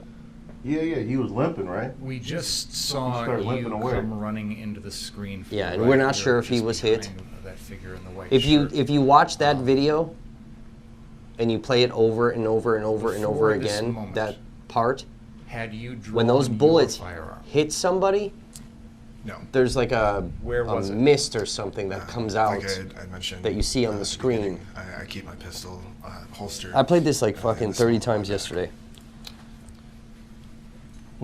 but don't you have it in your hand at this point? I can't see. Okay. Can't see from this video. Did there come a time when you were running that you did pull your gun out? Yes. Why? Again, in the moment, I thought that the defendant was an active shooter. Having been not too far behind, like you had mentioned, I'm just about to come into the frame here. I had heard several more gunshots. And again, making inferences, the defendant was the only one with a large caliber rifle. I'd seen an individual jump over the defendant, and then the defendant heard 2 shots, and then from there I saw another individual use his skateboard to hit the defendant, or hold the defendant. Either way, the individual had made contact with the defendant with his skateboard, and then from there I heard another shot, and then as you can see in this still, an individual, well, yeah. I want to back up for a second, Mr. Grosskreutz, because we have other video that shows you pulling your gun out before those shots are fired. You see what I'm saying? That's a fucking defense thing, bro. Right, why Why is is he he- bringing that Remember up? Specifically, He's were going you against his intending own to pull your gun out? Were prosecution. you intending to use it? Why is he? Unless he's trying to avoid the defense asking these questions, draw he my might be firearm bringing with, these questions up first express intent because he knows the defense is going to using bring it. up these questions. Sure, Also, but he just asked. already At some point, use it. did you pull your gun? Like you made reference. Fucking Let's, end it. Continue the video. You know what I'm for- saying? Yeah, Let the he defense. sounds like defense right now. Right. Let the defense show the fucking videos. Let the defense get more into the gun shit. Pause right there. Like, erase that. Kyle's a fucking We've hero.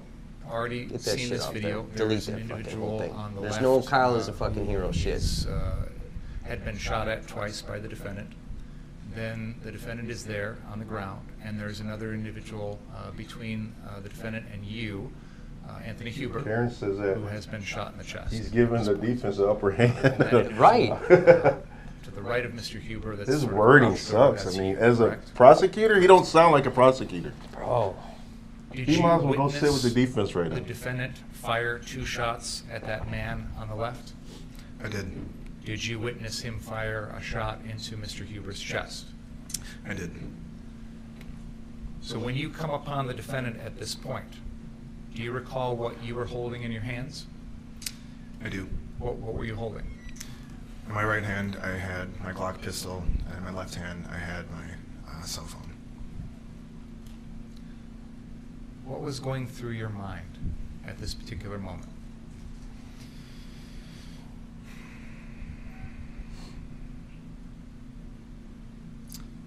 That I was going to die. Let's continue the video for just a second, please.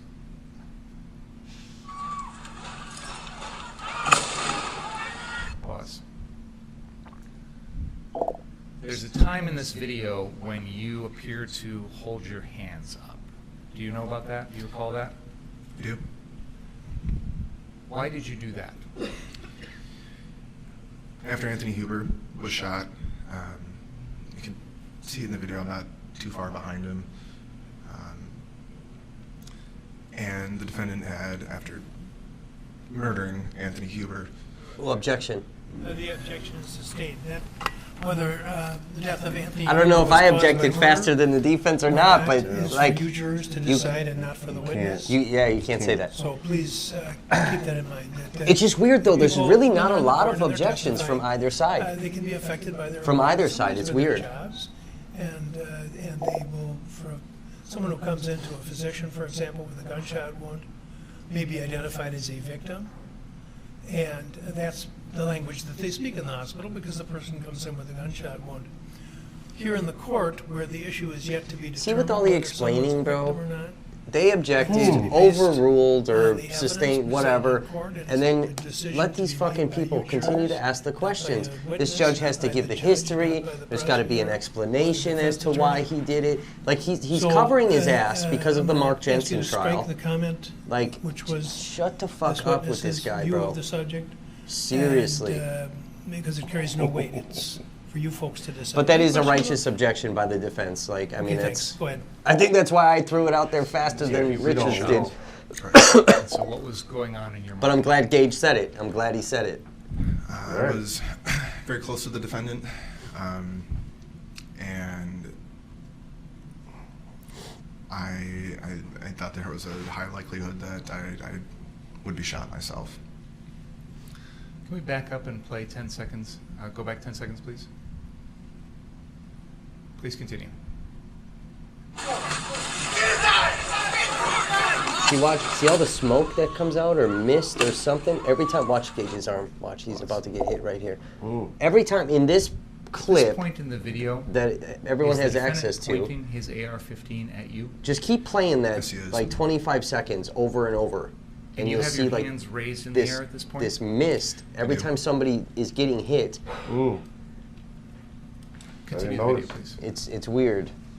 But you gotta, I mean, What you is gotta. that mist? Pause. Spray? Did you see like the mist that poofed out? What is Did it? you Or is, see the is that defendant gun smoke?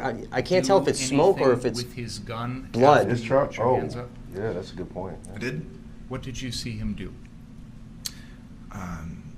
But the point is, the same mist came with victim number Reaction 4, that's, Oh, which really? is what referred to makes as, me wonder. Now, why is you think this victim number 4 never comes out? a firearm. I mean, what's up with that? Why do we not after hear the about victim 4? I defendant don't know. Pointed his rifle at me and put my hands up, and And then the defendant, like I said, did this motion. It's called re-racking, and that's essentially where you take the slide, which on a AR-15 like that would be on the top, and you pull back,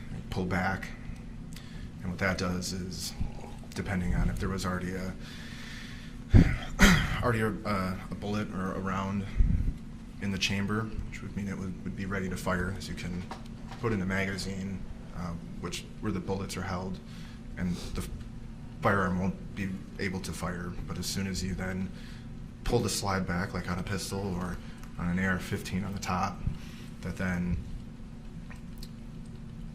either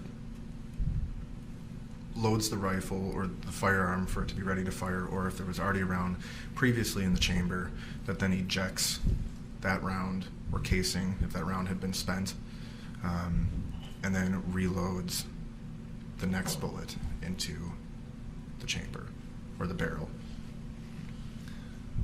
So after you raised your hands like this, you saw the defendant re-rack the weapon? Correct. What did you think was going to happen? In my experiences and in my inference in that moment, after the defendant had pointed his weapon at me and I had put my hands in the air, re-racking the weapon in my mind meant that the defendant pulled the trigger while my hands were in the air, but the gun didn't fire. So by re-racking the weapon, I inferred that the defendant wasn't accepting my surrender. Did you feel that he was going to point the gun and shoot at you again? Yes. Isn't that fucking crucial What testimony? did you do then? Wow. So after the defendant had re-racked his weapon with the rifle still aimed at me, in that moment, I felt that I had to do something to try and prevent myself from being killed or being shot or killed. And so I decided that the best course of action would be to close the distance between the defendant and I, and then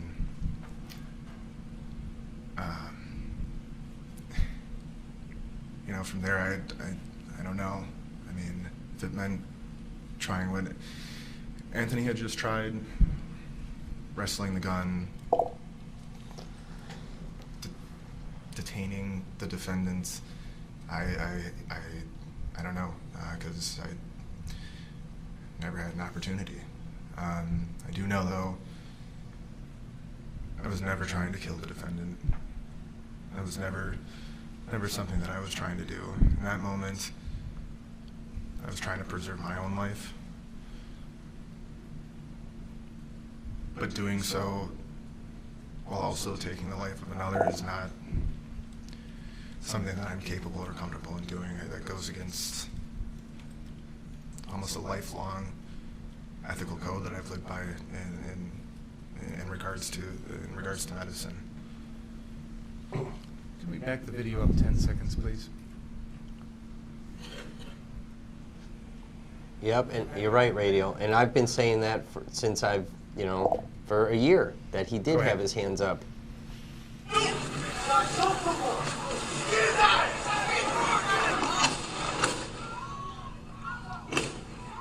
See, he ducks and he puts his hands up. You see that? And then he gets shot again. Gee. See, I already knew all this though. I've heard this. Mr. Grosskreutz, after seeing the defendant shoot at one person at close range twice, shoot at Mr. Huber in the chest once, and having already been told by others in the crowd that he'd previously already shot someone else, and having him point the gun at you, and you're holding your own pistol in your hand, why didn't you take your own gun and shoot the defendant first? He just fucking answered that, bro. Let the defense Like I ask said, these that's questions, not dude. the kind of person that I am. It's not why I was out there. That's not why I was out there for 75 days prior to that. Why I spent, up until that point, spent my time, my money, my education, providing care for people. It's not who I am. And definitely not somebody that I would want to become. And in that moment, I thought it would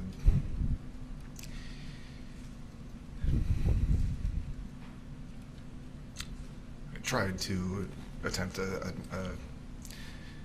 non-lethal way to end that interaction.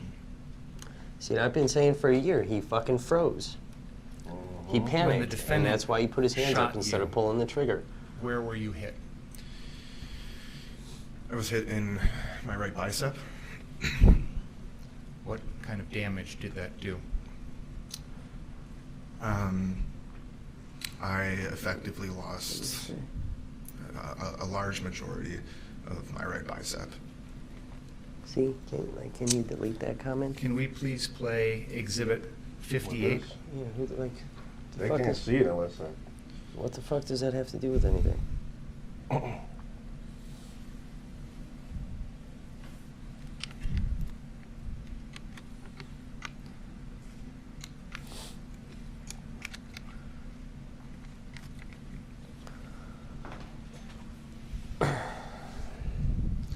Before we do this, I do want to let everyone know that this is going to be a very graphic.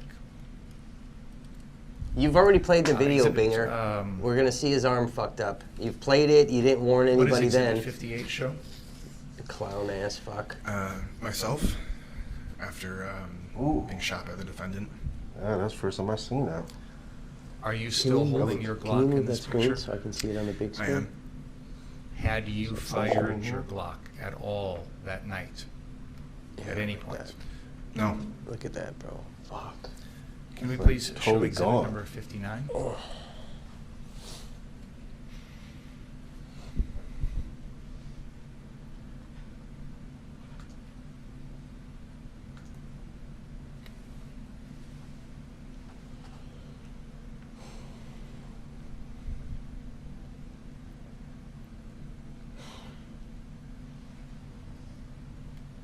Look at. Ooh. That's bad. Can you describe what this picture shows, Mr. Grosskreutz? This is It almost ripped his whole Me. fucking arm off. probably 30 seconds after Ooh. I was shot by the defendant. You see who I believe to be Mr. Lukowski on the right of the screen.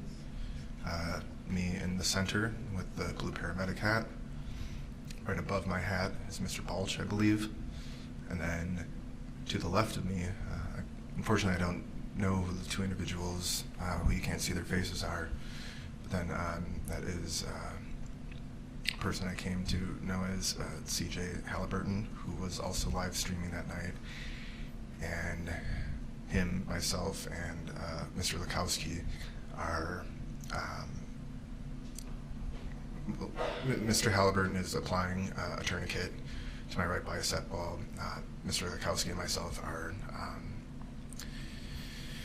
trying to instruct Mr. Halliburton on the use and application of the tourniquet. Can we please play exhibit 60?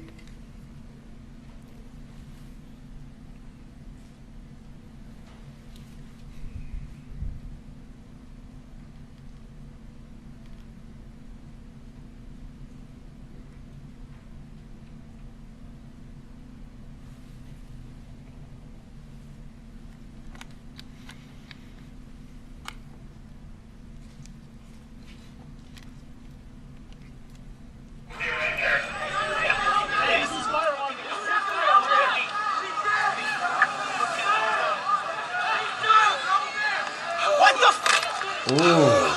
Oh my. Ooh, that's terrible. Here's the kicker. That was not me. I just saved him. Come on. Hey, look at me. Ooh. Can you imagine what that feels like? Keep him right there. We're coming out to you. We got right in front of Bearcat.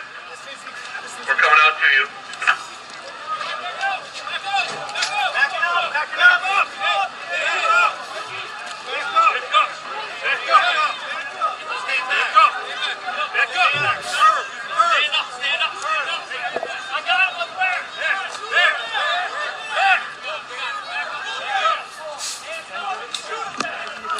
Well, they did take him. Your So Honor, that was something I was wrong exhibits about. 58, That Gage walked down the 59, street by himself and 66. walked into the. Received. They did end up This be a taking good time him. for a break, Your Honor. See, I'll admit to Please don't talk about the case during the break. Read, mistakes in my reporting. Trial. We'll see you in a little bit.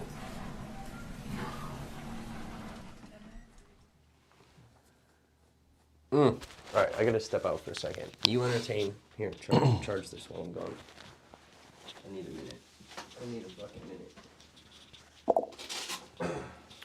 I'll be back in a minute. I'll engage via the chat. Entertain the play video footage. All right, you guys, I'm going to take this time to charge the microphones and everything. And I want to take some video calls, you guys.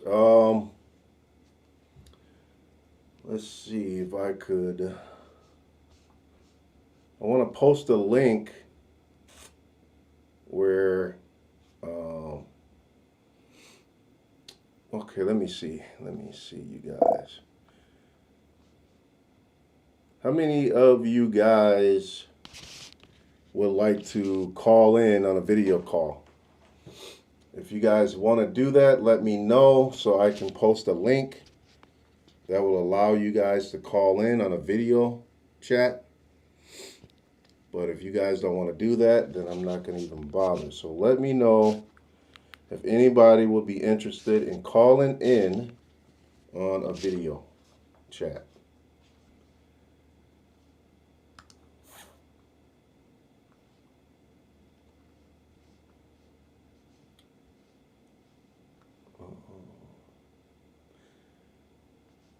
I got a video also. I want to play a video also on the first day, on day one, you guys, when I was there. Let's see if I can find that.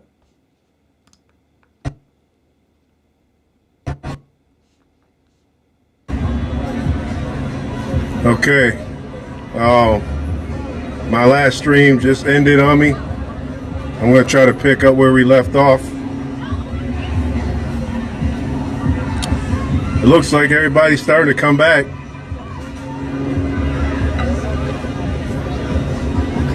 I had to take my mask off for a minute. I got to breathe. But the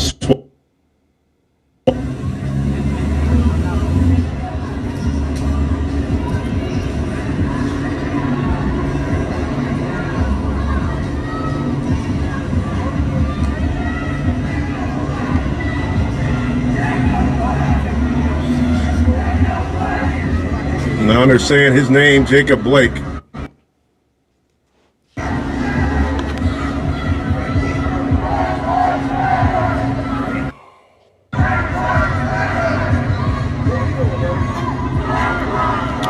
So the crowd is starting to come back now.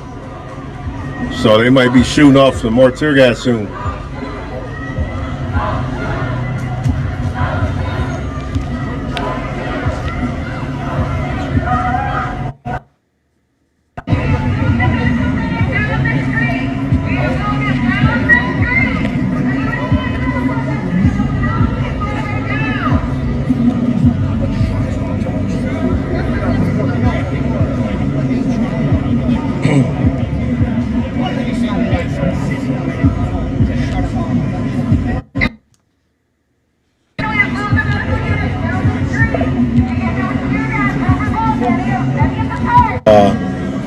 SWAT is ready too. Look at them. Look at, they're ready to fire off some more of that, some more rubber bullets.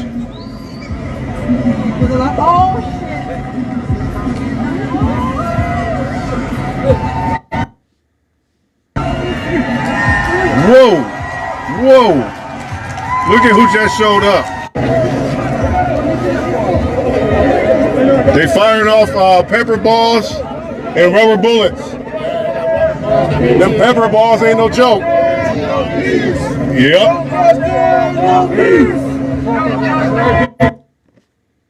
No justice! No peace! No justice! No peace! No justice! Everybody retracting. They shooting pepper balls. They shooting pepper balls. Oh, they're shooting fireworks back at the police. Oh, oh, oh, oh, oh.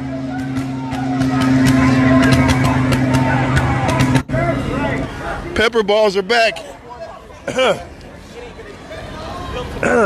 You don't smell it? Huh? You ain't getting none of that pepper ball? That shit hurt. Yeah, you just walking like it ain't nothing. Oh, man. I'm gonna have to put on one of my masks like these guys that cover up the whole face and everything. Oh, man. So a whole nother group of people showed up out of nowhere. Whoa. I don't know. It's like a war zone. Stuff is just going off all over the place.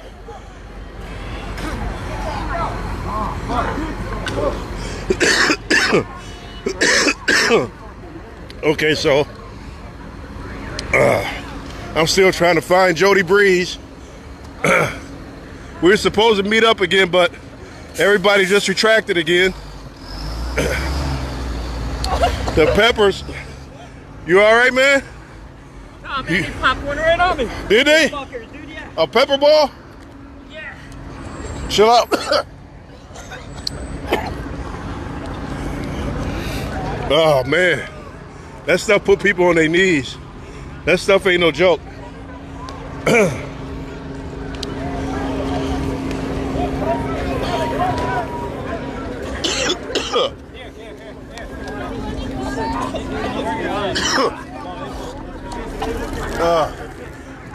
I gotta fall back. I gotta fall back.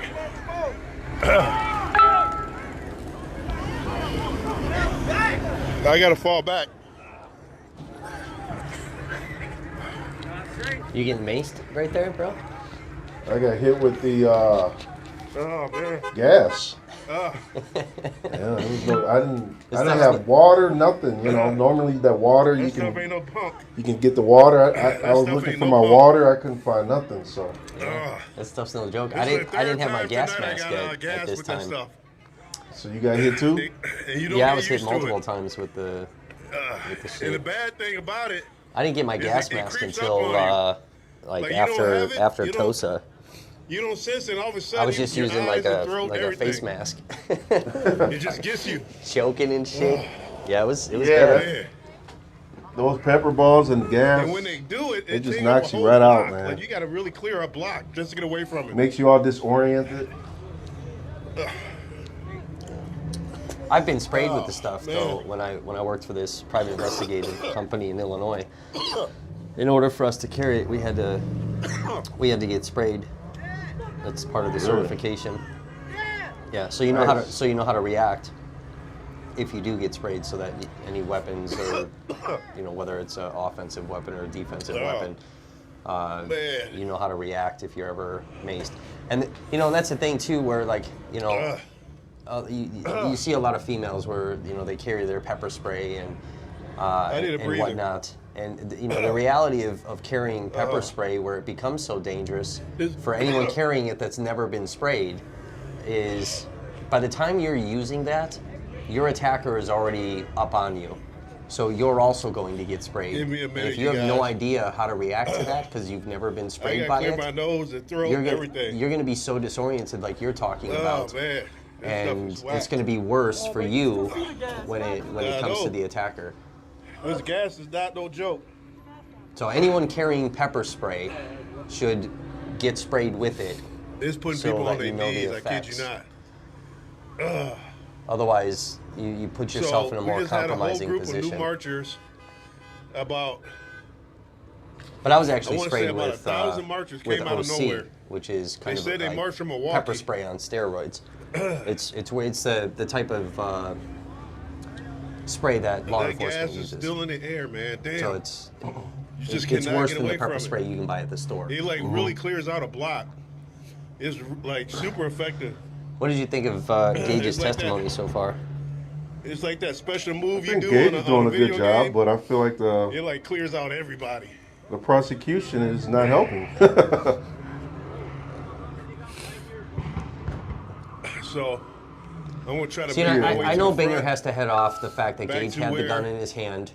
I just shared a link to we you started, that and I'm still you can trying copy to and find paste my on your group. YouTube channel. If people want to I call was in. supposed to meet up with Jody, and then everybody had to clear out again. So, like, it's hard to even stay with your group like this. If you guys want to call into the show real quick, I'm gonna You guys post a share link this video out. on YouTube This is and day Facebook. 2. Unrest. Kenosha is. Here's is the link. I'll unrested put it right on the now, screen. for the murder. It's also on the Or scrolling not, ticker. I'm sorry. He But was if you guys want to call last in I and, know, he was in say your 2 stable cents about condition, this Jacob case, Blake. As from use what that I link know, to do He it. is in stable condition. Yeah, But we're not people tolerating, do not like, kill Kyle. We're what not tolerating Kyle's He a was hero. shot so many times. We're not interested in that. We're interested so in people your are opinion pissed. of testimony. So interested in your opinion I'm about glad how the that prosecution he is made doing, it how through, the and he's defense in is stable doing, condition. Thank God that he made it. line of questioning, But people still want to protest because people things like feel that. like it So ain't right. if what we they if we did to him. can keep it to those type of opinions So and let's go. Let me commentary, see if I can get back up towards the kind front. of like how we've done. You know, I we're- got gas 3 you know, times we already. think the prosecution is doing a really bad job and helping the defense in many in many arguments, and that's why you're not really hearing the defense, object too much, boy. because they're sitting back and they're sitting back laughing. It's crazy.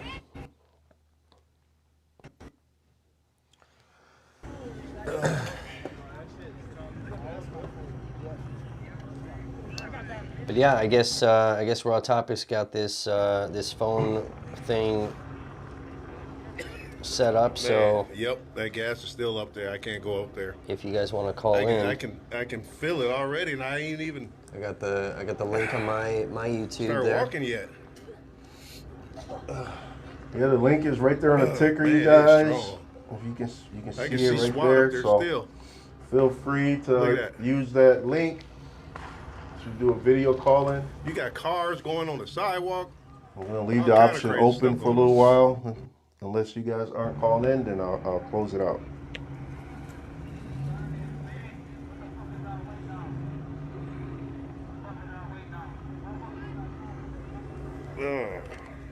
What's up with your footage? You're doing this vertical shit too, bro. That's what I was trying to tell you. That was the first time I was IRL streaming too. So Oh, so you were an I didn't know amateur. either. You were an amateur as well. Actually, I did rotate the phone, but what I didn't know at that time is when you have to rotate the just phone got gas before again. you go live. Before you activate, yeah. And Yeah. so I rotated after I went live, so it was sideways. And people like, dude, you're sideways. Right. Yeah, people kept So, yelling at me It too. was a hot mess. I can't seem to find my water. Look at you. Hey Karen, why don't you call in? You always have something good to say. Karen Simpson. Not being Call a pilot in to me. video if you got a video, I need to. if you got a Eyes camera. out. You can use your phone too, you guys. You don't have to have a webcam on your computer. You can use your phone. Just use that link that I provided you guys in the chat, in the comment section. You should do it. That link is also in the ticker above. Oh If you man, guys want to call What is that in here, I'll noise? post it on the stream again right here. days or something. You should do I it can't- where I don't think I packed my they don't water. I have to left it in use the that car. camera. They probably don't have to use a camera actually. It might, if you don't have a camera, we might just be able to catch audio. Or you could turn your camera off if you don't want to be on camera and we can just pick up your audio. See, like this guy, Greg, Kyle showed mercy. No, he didn't. At this point, I don't even I know don't what think to he do. was aiming for the arm. I think he was aiming for the body, and the bullet hit the arm. There's nothing to do with a mercy thing. The gas is just getting worse. Look at Like they just shoot it continuously. You were definitely killing me. You guys, I didn't even complain that much. take a minute, share this video I out could breathe. to your pages. Bro, they fired right on the press. Let people know what's happening here in They're all Kenosha. standing on They that didn't corner. care. Trying to get Right. justice for Jacob Blake.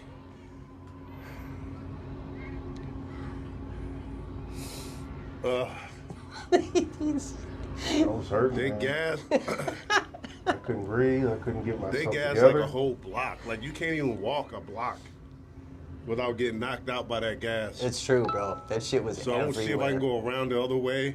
Were you able It's to just tell too the strong. difference, like in the smells and the effects between the CS and the And every mace? time it hits No, you, I was effed up no matter what it was. first time you ever got hit, like No matter if it was was like the third or mace fourth or time I gas, got it it. didn't matter. I was And all every time it knocks you disoriented out. and like, I could tell the difference between the CS like and it the ain't mace. no getting used to it. what's the difference? The CS is way worse, and depending on the CS that they're actually shooting, because they had a few different types of CS, and depending on the coloration of the canister, depended on the All right, the let's do potency of the CS. People are starting to get the hell out of here now. Because they were shooting some of the fucking red canisters, which are way fucking worse. Yeah, it was bad. Man. Oh man.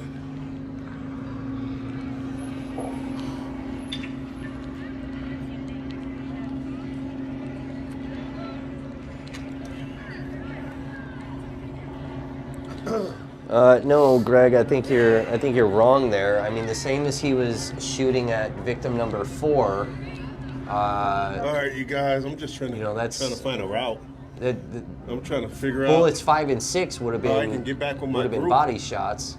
and which way I can go and not get hit I'm not with this disputing the gas. fact that he shot his arm. Everybody's- I'm disputing the fact that Doing the same thing. that he intentionally aimed for the arm. I don't think that he intentionally aimed for the arm. I think he fired, and the arm was what was hit instead of the body. Oh boy.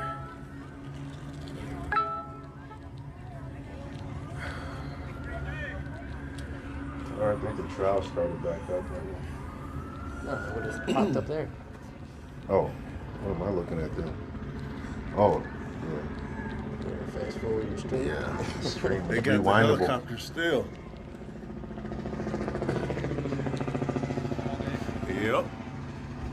Doing their little surveillancing, trying to see how big the crowd is.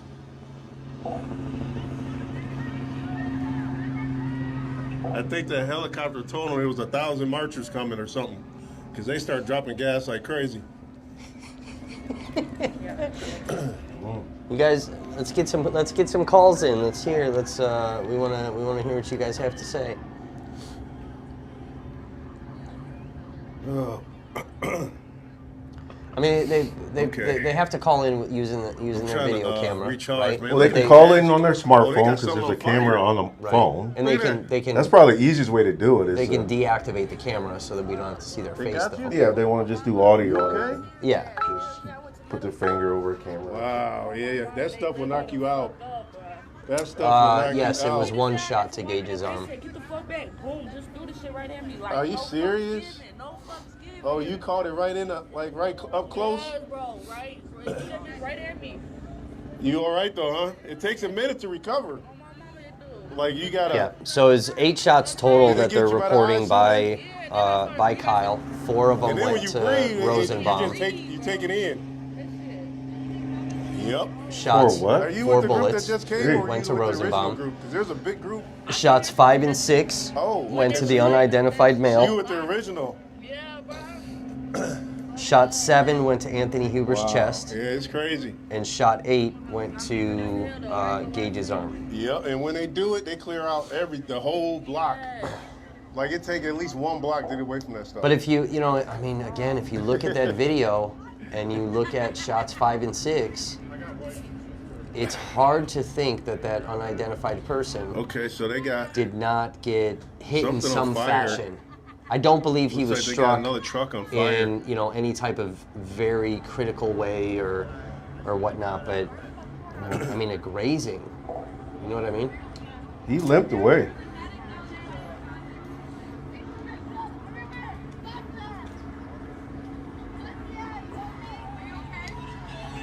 I'm trying to communicate. Yeah, I mean, with, half of his bicep With is. Jody, ask her mean, where she at. This whole said she this whole can't get top to me. portion because of the gas. Half his arm and, is gone. It's like a shark bite. Everything going half on. Half of his right fucking now, arm they is got stuff gone. on fire. Yeah, you can see the flush. Trying to Like, figure it's out another route. Go back. Yeah. If that shot Y'all would have straight? hit that arm They got y'all. a bit more center to the arm, You got that gas. would have ripped the entire Like Like Don's Don's lower wife arm. said, can you imagine the lifelong damage They that get- shot it in the gets arm you has right done? Somebody with contact solution. Oh, that helped you. I don't know where your phone is, Ivy. Did you throw it? Y'all be careful. I'm drunk. I can't see. Oh, y'all drunk out here too? Oh my goodness. There were a lot of people that were She out drunk. here. She If out you guys here are ever drunk in and these protesting and situations, everything. water actually does not help. It actually makes it worse. Milk and water is what they use, ain't it? Milk is not. That does not work either. Man. Well, what should you There's get? there's a special solution that Whoa. that works. What is that? Look at that shit, bro. What is that when they do that? What is it? Huh? Oh, a canister? It's like baking soda or baking Okay, powder what the hell is that? and water or something. It's something like that. But there's tons of stuff on the internet of a proper solution. For the situation. Yeah, but really the best thing is to calm the fuck So- down and so then they use a popping brush to They brush popping off the stuff off canisters right now. off your face or off your skin. They are popping off more tear gas. People are lighting things on fire. Because it's like a Like people are trying like a to dust straight up, particle there's a SWAT truck type coming of, in right there. See that?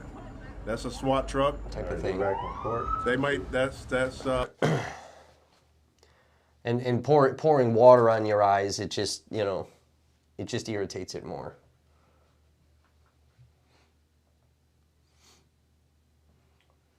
So they got the volume down in court, it looks like. But they are back in session, so let's see what happens here. Kyle get a haircut, or is that the same style he Probably said? got a fresh cut for the occasion. They're fresh cutting them every day, lining them up. Yep.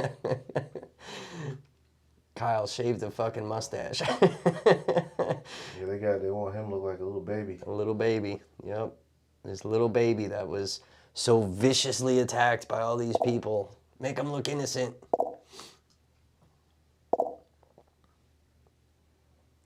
Got no call-ins, huh? Nobody wants to call in? Was that a garbage truck blowing up? No, that wasn't a garbage truck blowing up. That was different types of fireworks that were being thrown around. None of the garbage trucks blew up. They were set on fire.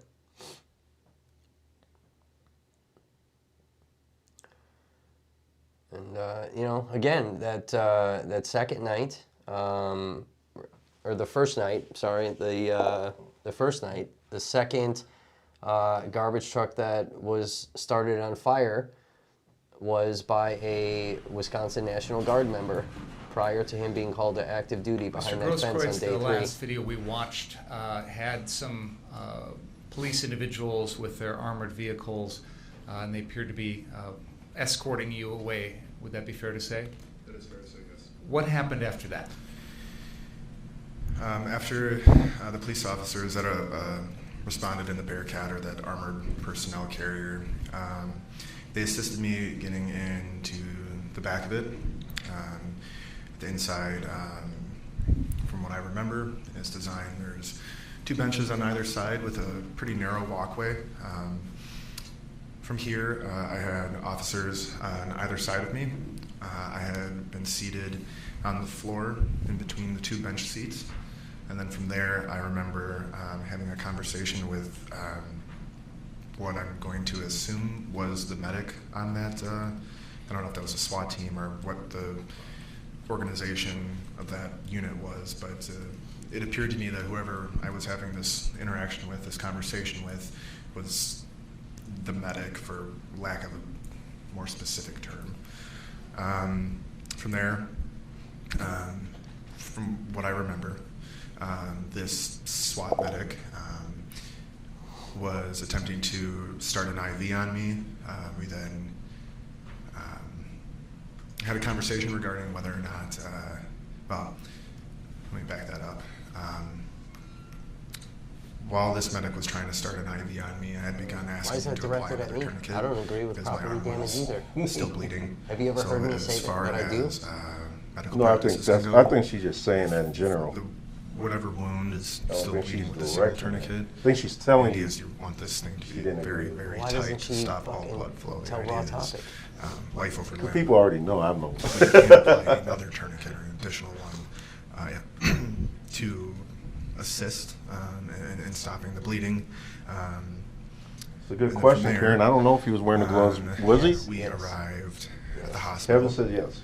And the SWAT members, the police officers, opened the back of the door, or the back of I don't the think he had the gloves back on door of as the some type Bearcat. of premonition to. A few of them got out you know, first and essentially provided a I think perimeter. We're kind of focusing on some irrelevant And shit. then another one or two officers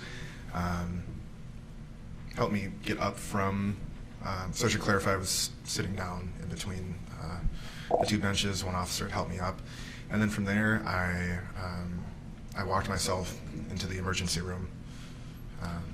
When you say you were at the hospital, is that KMH, Freighter South, down here on just off of Sheridan? That is correct, yes. And what sort of medical treatment did you receive either at that hospital or at subsequent facilities? Upon arriving at the first hospital in the emergency room, the tourniquets were left in place. And once you put those on, you want to be very sure before you take them off. There's issues with blood clots and that sort of thing. From there, I remember having my vitals taken, so that includes like pulse, blood pressure, EKGs, which is heart rhythms, the pretty general stuff when anybody goes to the hospital, but then specific to my injury. Yeah, you're right, April. They being the hospital staff, the ER doctor, who had been working that shift, determined that they were not able to provide adequate treatment for me. It does require a camera. For a little bit of clarification, Okay. hospitals, You should have it at least in set up Wisconsin, where they can are just call on a and tier not have to system. do anything with the See if camera. that feature's available. I gotta see. Why don't you ask another question? Sure. So at the first hospital, But they can always put KMH, tape over the camera and they block the determined they camera. needed I to guess. send you someplace else. Is that fair to say? Put their finger Yes. tape. Where'd you go from something. there? I don't recall the name of the hospital. I do know that I was transported by ambulance to an additional hospital. I remember the ambulance ride only being about 5 minutes. And then at that hospital, did they treat you, or did you have to go someplace else after that? Originally, I was supposed to be treated at that hospital, but given the severity of my injury, it was determined that I was going to be transported by flight for life to Freighter in Milwaukee. And once you got up to Freighter in Milwaukee, did you have to undergo any surgical procedures or anything? I did. Can you tell us about that? Yes. When I first arrived to Freighter in Milwaukee, I was brought into the trauma room. Essentially from there, I was stripped naked, getting prepped for surgery. And that surgery, from my understanding, is the first one is what's called a debridement. Essentially what that is it's a very deep cleaning of a wound to stave off infection. Essentially it's scraping away the dead tissue. Now, we've heard other testimony that when you were shot, it was shortly before midnight on August 25th. Were you eventually taken up to Freighter, Milwaukee sometime overnight? In the early morning, yes. And the surgery, would that have occurred shortly after you got to that hospital?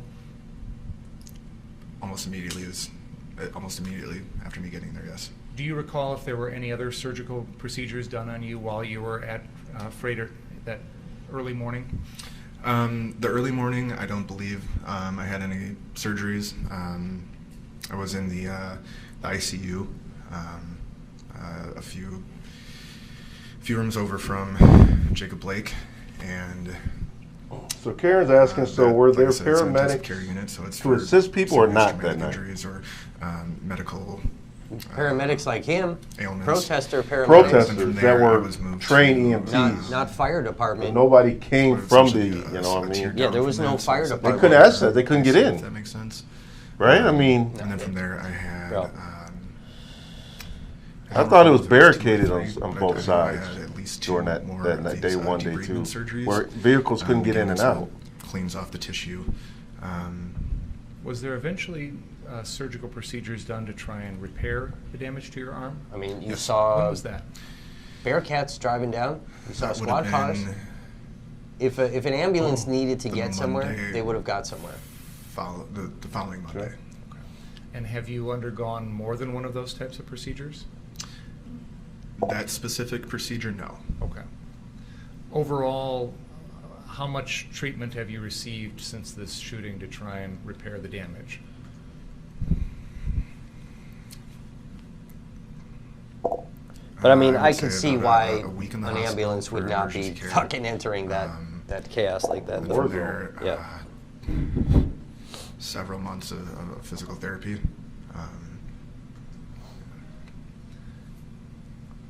Now, when you got to the hospital, Karen, one of I don't think the hospitals, you city said cared they at that took point everything about off of people you. being Did hurt. you have anything? They with didn't want to you go in there. They that didn't want you to be a had, part of that. There picked was up too on the much street going while on. you were out, From what protesters around that claim, night?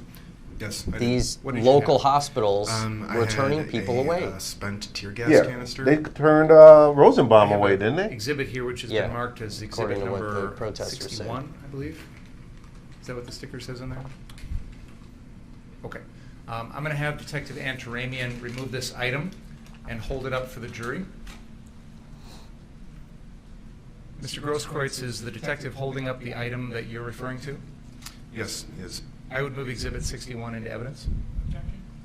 No. Steve. Where did you find that? That would have been maybe 50 feet south on Sheridan from Car Source. From that 59th Street Or, car source? I'm sorry, yes, 59th Street Car Source. Okay. And you said it was spent, meaning whatever originally was there, all the gas had come out. Correct. Is that right? So it wasn't capable of doing any further damage or harm to anyone. Correct. Why did you pick it up? I don't know. Because every protester picked up mace balls, rubber bullets, fucking CS canisters. What the fuck are we doing, bro? Is that the prosecution? Is we still in prosecution? Yes. So, did there come a time in which I don't know. I don't know where his angle is sometimes. Like, what does he try to do? That's correct. It's hard Did they to ask you to gauge this sign guy. a release for them to obtain your medical records? They did. And did you in fact do so? I did.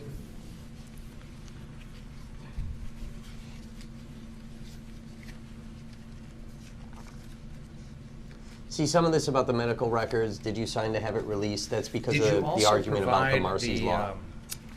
What's this? officers What the with hell is the Marcy's a Law? statement To protect the about what had victims. happened to you? Yes, I did. And did you describe to them the fact that you had been recording the night's events on a Facebook live stream? That's where he's going Yes, with I this. did. When you say a Richards- Facebook live Richards is stream, gonna is attack that this again. something that if someone's on Facebook, they could possibly see that if they wanted to? That is correct. Did you also have a copy of that video on your phone? No, not a physical copy. Where was the actual file itself in the world, if you will? When you record something on Facebook Live, it gets stored in your profile videos, photos. So while I didn't have a physical copy of it on my phone, I was able to access the recording via my Facebook through my phone, if that makes sense. See, because the other day, Richards Were the attacked police, did you make them aware of the fact that there was that video out Gage there? not giving Yes, up I did. certain evidence. And he's attacking this whole Around Marcy's the Law time thing. that you were in the hospital that night after the shooting, in the Warrants early for morning hours, et cetera, his phone. Did you become concerned about your own personal safety? Yes, I did.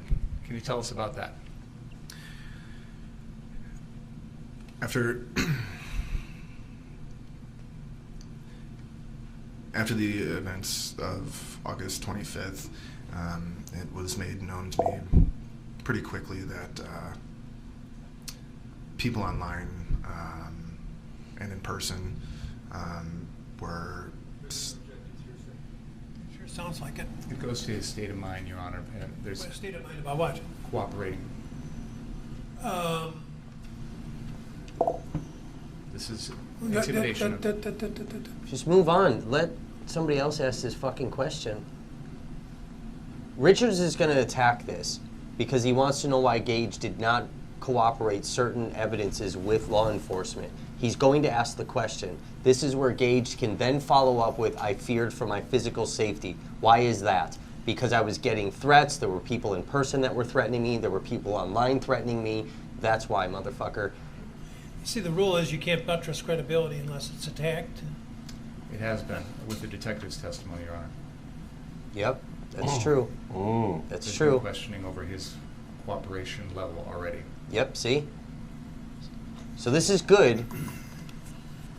I'm going to overrule the objection and allow the evidence. Oh. But and we're working again with the hearsay rule. So I'm not going to permit the evidence to be considered as proof of what he may have seen or heard about what was on the internet, but rather as proof of circumstances operating on his mind. Billy to attack his own witness. Does that make sense? So it isn't to be taken as true. If let's, for example, I'm gathering. No, you're going to he's suggest heading there was off some Mark suggestion Richards' of line of harm, questioning on this. potential harm. It's not being offered to prove that there was in fact a true risk from any particular source of any harm, but rather what he concluded based upon the information that he heard. Make sense? Okay. Thank you. Please continue telling us about your concerns for your safety.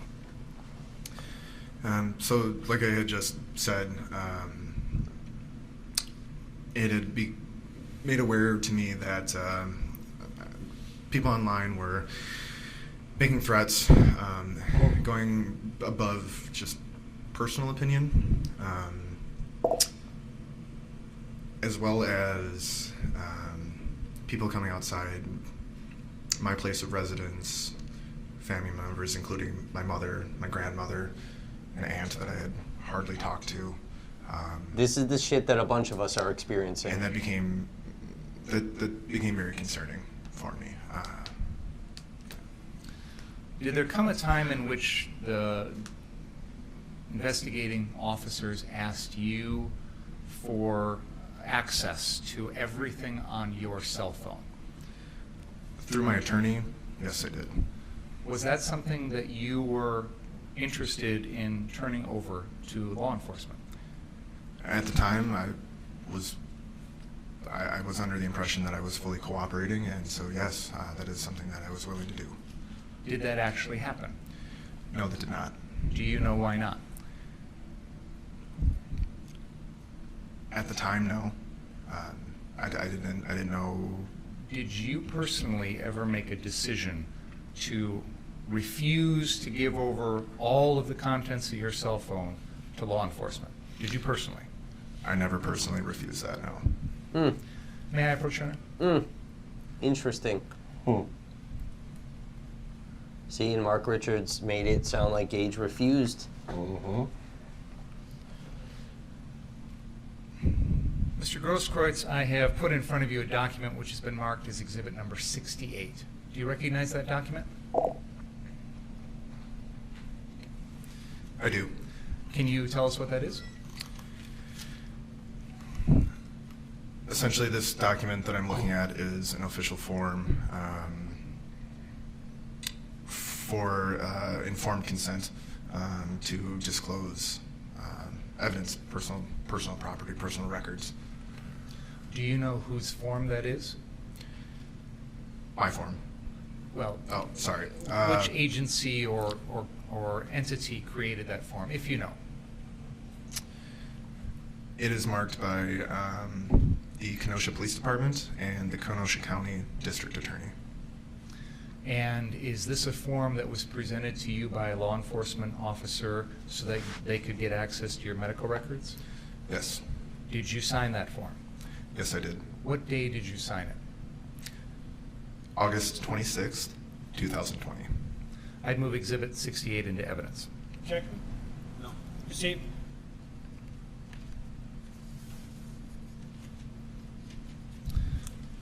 After everything that you've been through, Mr. Grosskreutz, do you still have any physical issues with your arm?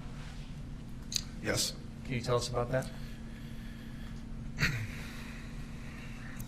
Apart from the obvious loss of tissue, muscle doesn't grow back.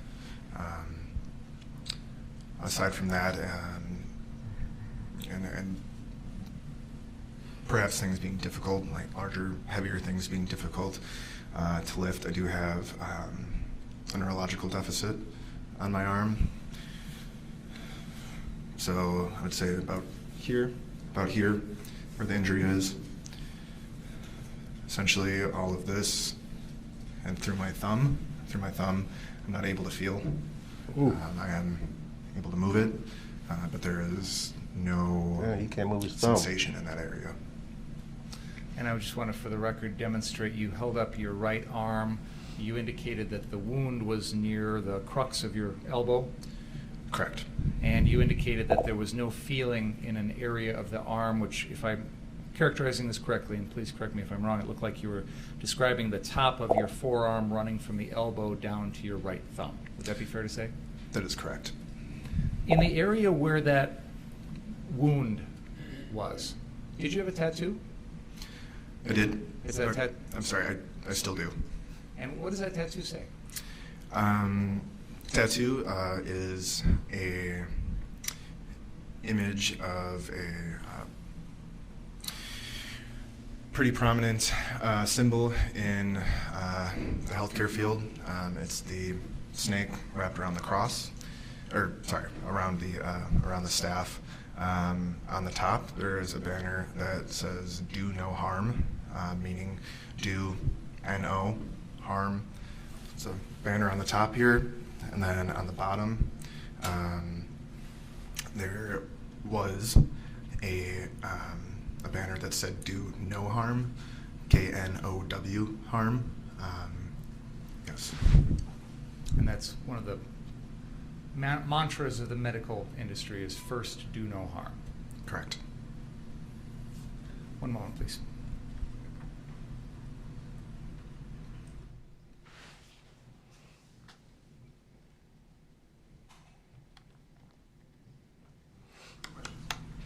All right, cross-examine.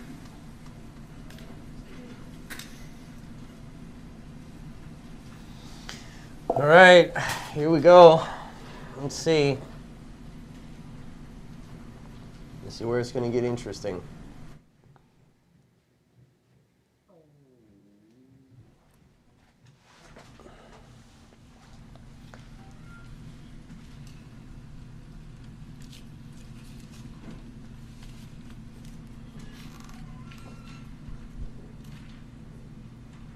So, Mr. Grosskreutz, on the morning of the Why do you highlight these 26th ignorant of comments, bro?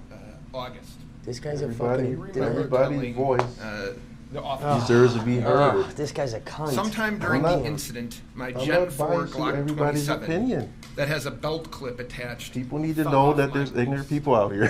They need to see what That's other what it people. is. The guy's just I don't recall ignorant. saying They that. need to see Like these ignorant what other comments people think. that has nothing to do with fucking. It's just ignorant. He's People trying to be need- a funny, insensitive, ignorant fuck cunt. That's my opinion of you, Greg. You hear that? An insensitive, ignorant cunt. Mr. Grosskreutz, I'm going to show you what has been marked as exhibit number 69 for identification. Do you recognize that document? I do. Okay. And What if that's- Greg got shot in the arm and we were I'm making fun of not gonna him? say it the whole time, so What I'm if- sorry, but Greg's got kids, and one of his kids were shot in the fucking arm. And we were making fun of him. A lot of people, they don't put themselves in these situations. Yeah. 25/20 at 11:30 Yeah, what if the PM. situation It's always was reversed? one-sided. 6300 Ignorant Sheridan fuck. Road, and then it goes on a narrative version of your statement. Is that right? Correct. Okay. And if I could, toward the end of that Oh, look, I can remove Greg's message. large paragraph, No, he's on your you'd agree screen. it says, sometime during the incident, my Gen 4 Glock 27 that had a belt clip attached fell off my waist. Correct? Correct. Okay. That's a lie, right? I wouldn't say that's a lie now. You didn't take the Glock out of your back here and run with it? I did. So it didn't fall off your waist. It was in your hand. That's correct. So you would say that's not a lie? No, I would say it isn't. Okay, and you told that to multiple officers. Isn't that true? I don't know. Same exhibit, sir. What are you trying to be, Greg, with your The next fucking sentence. constant insults? I told multiple officers that I dropped my Firing firearm. back insults Right? at the same Correct. type of insults that you're Now- doing. You don't like it? Go take your Drop fucking your sandy firearm. vagina somewhere else You were then. chasing Mr. Ignorant fuck. Rittenhouse with your gun, right? You're- Yes. You were chasing him with your gun? Yes? No. Get him, Gage. You didn't chase him down Sheridan Road, pulling your gun, chasing after him. That's a lie. You're saying that didn't happen. I'm not saying that it didn't happen. No, you're insulting I a wasn't chasing victim the defendant. that got shot, and I'm coming back at you because Gage is not reading your comments. No. Okay. You don't like it? Did you ever get charged for Don't write not ignorant telling the shit. truth to the police about dropping your gun? No. Did you ever tell the police in here on this statement that you actually had a firearm in your hand and pointed it at the defendant? No, I did not. You never told them you had a gun at all in terms of as you had an interaction with Mr. Rittenhouse. True? That is correct. Look at you. And I know you said you don't. But I mean, really, like Greg's just Mr. Rittenhouse like, testified that he it's not relevant conversation. It's not adding to the depth of let's have a discussion. He's just making these smart ass, insulting, just No, I did not. ignorant fucking comments, and I'm firing back at him, and he Now, doesn't you had like talked it. about your purpose Well, I'm of not being insulting here. you, no, but you're You're a insulting member a of our fucking Wisconsin person that got his arm fucking blown off. No, I'm not. You You're a think like member of the your People's comments? You think it's Revolution? just fucking funny? No, I'm not. Shut the fuck Have you up, spoken at their rallies? insensitive fuck. I haven't won. And during that rally, have you made statements such as "Long live the revolution"? I have. And you have no affiliation with them, though. Affiliation, yes. Okay, there's some of those people in the crowd today, aren't there? Yes. Now, your first statement to Officer, I think it's Birch, on the morning of the 26th. No, I can debate. If you want to actually debate, we'll debate. He's asking But when you want to be an insensitive cunt, then about I'm what gonna happened. I'm gonna roast your ass. I've had plenty of debates if I with have people I this right, disagree you with. don't explain I don't like ignorant commentary.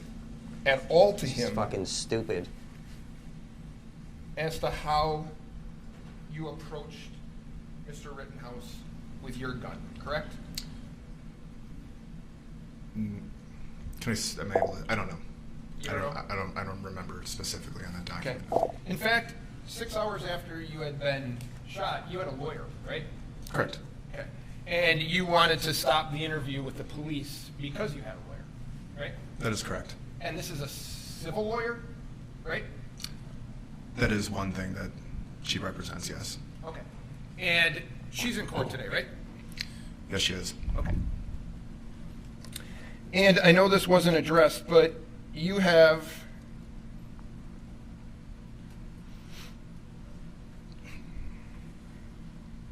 I'm going to show you Exhibit 62. See, Greg, when you want to like commentate on the case, that's one thing. But when you're all, oh, he should have pulled his tattoo instead of his Glock, that's kind of ignorant shit. And I'll fire right back at everybody. I've done that a million times on my platform. I don't tolerate that shit.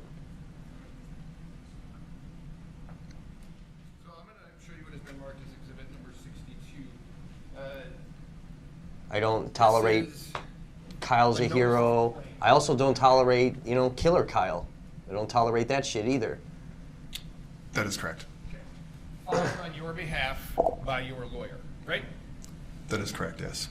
Making a notice or telling, among others, the city and county of Kenosha that you would like $10 million. True? That is correct. Did you read this?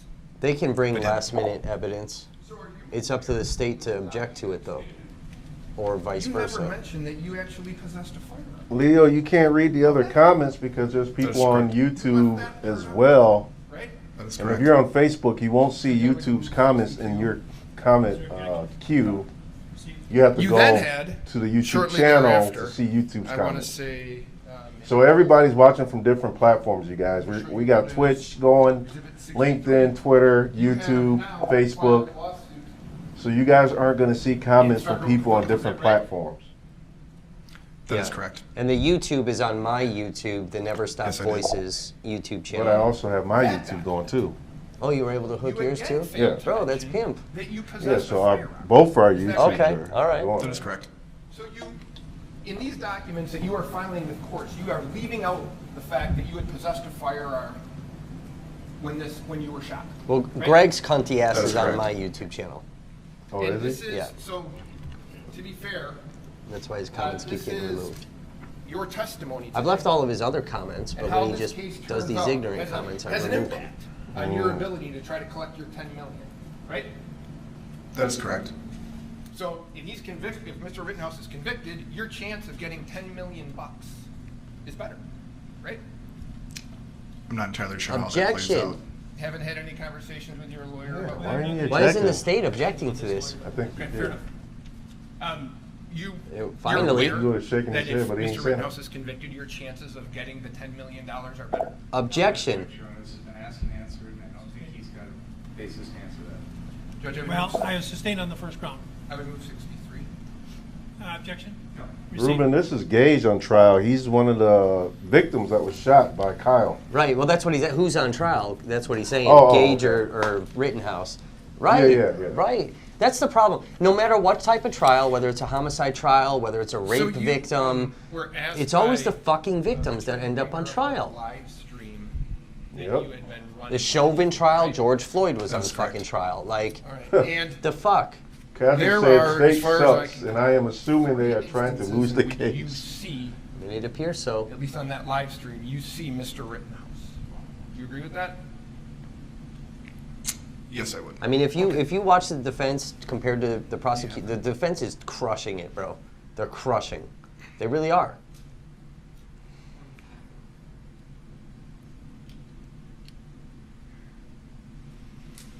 And Look at this. during mother-ass that fucking- first contact, which we'll see, This is not good, man. you're filming, you had talked a little bit about this, you were filming him. 2345.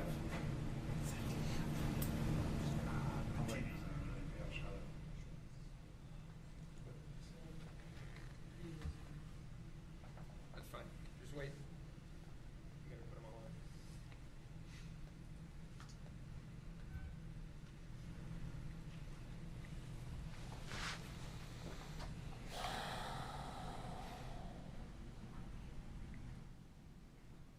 in. Greg's still with the fucking tattoo. Greg, shut the fuck up about the tattoo. One more comment about the tattoo, and I'm banning you from my fucking platform. That's what I'm talking about, bro. Would he still have his bicep if he didn't pull a gun? Try answering without using the C word. Would he still have his fucking bicep?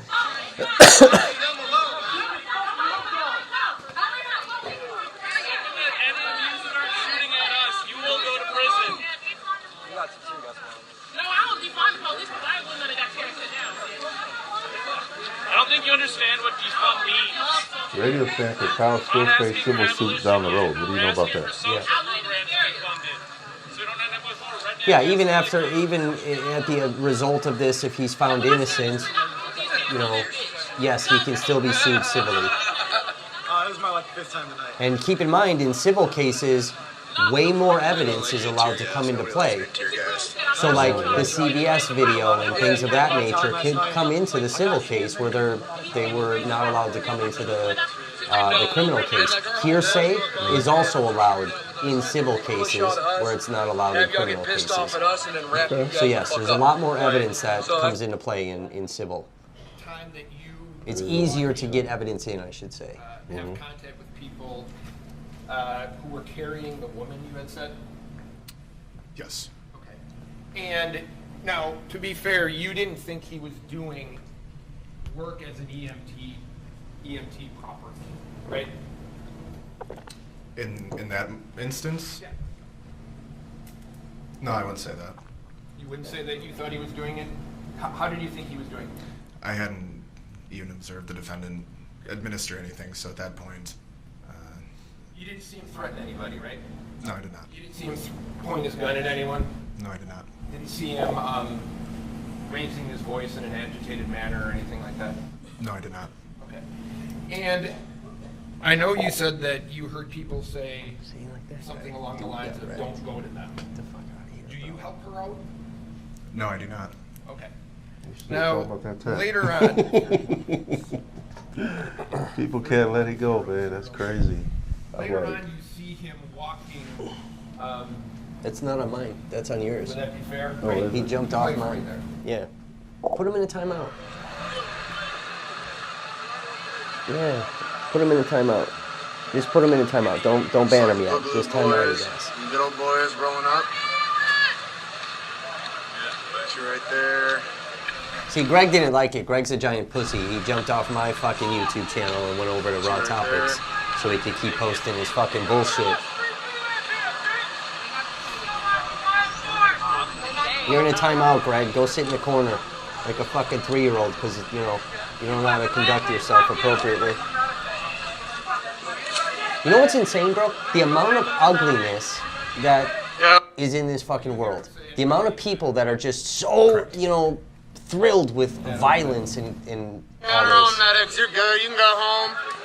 Yeah, some people, man. Tell Like, me. we have to see violence and we want it. We eat it up. We're like, feel alive when we have that. That is correct. You people are fucking sick. You're demented. Fucking lunatics. Correct. You think this shit's funny and it's not. No. You didn't see him threaten anyone, did you? No, I did not. You see you fucking cowards out there on this fucking street. No, I did not. In fact, again, whether you agree that he's a medic or not, he's asking people if they need help. Agreed? That is correct. Okay. Then... 5720. I don't have an issue with Kyle playing medic, Asked you about this one. but this is really kind of should have kept to his own people and not been, kept trying to jump out with protesters trying to help them. It just creates a conflict, you know what I mean? It elevates the possibility of people getting, people getting fucking crazy. So you see him pulling... You already have the two groups that don't like each other, and then Correct. you're interjecting yourself, which Normal is... situation in dumpsters. Well, Kyle was everywhere that night, man. normal He was like situations, the star of the show. He was all over the place. And you hear somebody They have him all kind of video telling footage. him, hey, that's not your job. You're not to do that, right? That is correct. He doesn't react to that person at all, does he? No, he does not. He doesn't threaten that person in any way? No, he does not. He doesn't point his firearm at that person?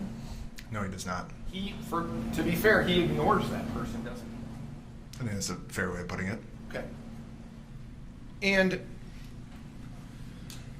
in terms of the next time you really see him is your contact with him on Sheridan Road after the shooting of Joseph Rosenbaum, right? That is correct. Okay. Now, you were asked, were you armed with a firearm, and you said that you were, right? Mr. Bringer said, what do you bring? And you said, keys, wallet, whatever else, and a gun, right? I did say that, yeah. Kind of standard operating procedure for you out in the summer of 2020? Not just the summer of 2020. Oh, so you had carried your firearm at times previous to that? That's correct. And you're doing that for personal protection, correct? Correct. And you're carrying it concealed, are you not? That is correct. It's unlawful for you to carry it concealed. Is that not true? Unlawful? Yeah, you can't carry a concealed weapon without a CCW permit, right? That is correct, yes. But yeah, Kyle can carry a long gun. You're talking about people with What their about your guns own out. client? You have to carry it with it out if you don't have a CCW permit, right? That is correct. And you didn't have a CCW permit. Neither did Kyle. Yeah, but did have Kyle's a was CCW open. permit. It wasn't CCW valid, is correct? only concealed, not After the fucking fact, open yes, I found out carry. that it was not valid. So have you been charged for unlawfully carrying a firearm? No, I have not. All right, so the person arguing with me So about you're the gun, carrying a gun. I'll credit it to you. However, I did see Gage's gun that night as well. Back here, right? That is correct. But that person that was arguing with me, you are right. Gage is testifying that he did have it concealed. Now, I did see it at the gas station, though. your first contact with Mr. Rittenhouse, I think you had testified that you believed that he said to you, See, now it's going to be interesting that because he is- just that he was testified going to the police, that or he that broke was the working law. with the It'll be police, interesting to right? find out if he That ends is up getting correct. charged. Well, wait a minute. You can't be charged Well, on in your statement on a the trial like this because that'll be called statement you gave to law enforcement, right? double jeopardy No, it or. has nothing You to do told with law double jeopardy. enforcement, I Double heard the jeopardy is guy being say, tried for the quote, same that But crime you he can't. was But if you're first. if you're a witness in a trial, they cannot That's charge correct. you based on what you say during the trial Sure they can. During your interview. because then you have to plead the fifth. If you can be He charged, didn't plead the fifth. He can absolutely be charged. That is From a correct. legal standpoint, he can then be charged for this. They can So, fucking arrest him as he's when you walking out of made the courtroom. contact with Mr. Rittenhouse, 100%. tell me if this is fair. And I'm not, Mr. Binger's asked witnesses to do this, so I'm going to ask you to do this. Cancel culture? Greg, take your Probably sandy watched fucking videos, vagina and you've go jump probably seen all on this. somebody I'm else's asking street. you Go to jump put on Fox yourself back 6. there They'll and- allow your comments. Okay? You know shots are fired, right? Correct. Okay. And the only information that you have It's nothing to do with cancel culture. We have is Mr. standards here. Rittenhouse saying, Fuckhead. according to you, he pulled the gun on me first, right? Correct. And based on that, you believe there's an active shooter. Not solely on that, but yes. You don't have any information, correct? I had minimal information.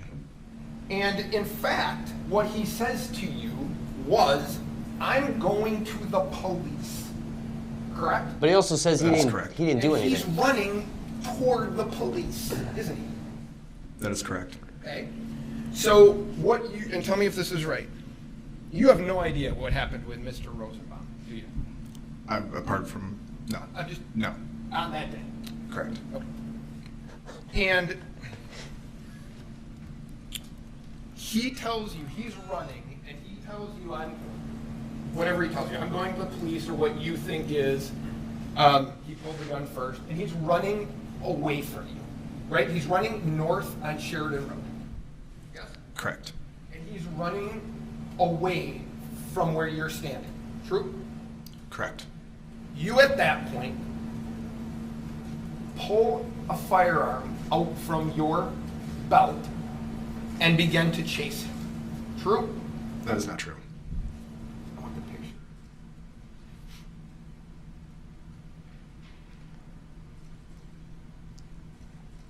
I'm going to show you what has been marked as Exhibit 35. You take a peek at that for a second. That's a picture of you, is that right?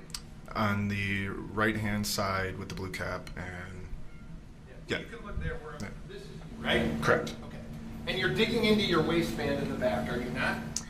Yes. Well, look, see? That's where your gun is located, is it not? That is correct. Okay. Do you see Kyle Rittenhouse in this picture? I don't think so, no. Where the fuck is he? So, if we can be fair here, this isn't him, right? No, it is not. And you don't believe that's him? I don't believe so, no. And you'd agree none of these other people are him either? I think that's a fair thing to say, yes. Okay. What do you think, to the best of your ability, how far that guy's ahead of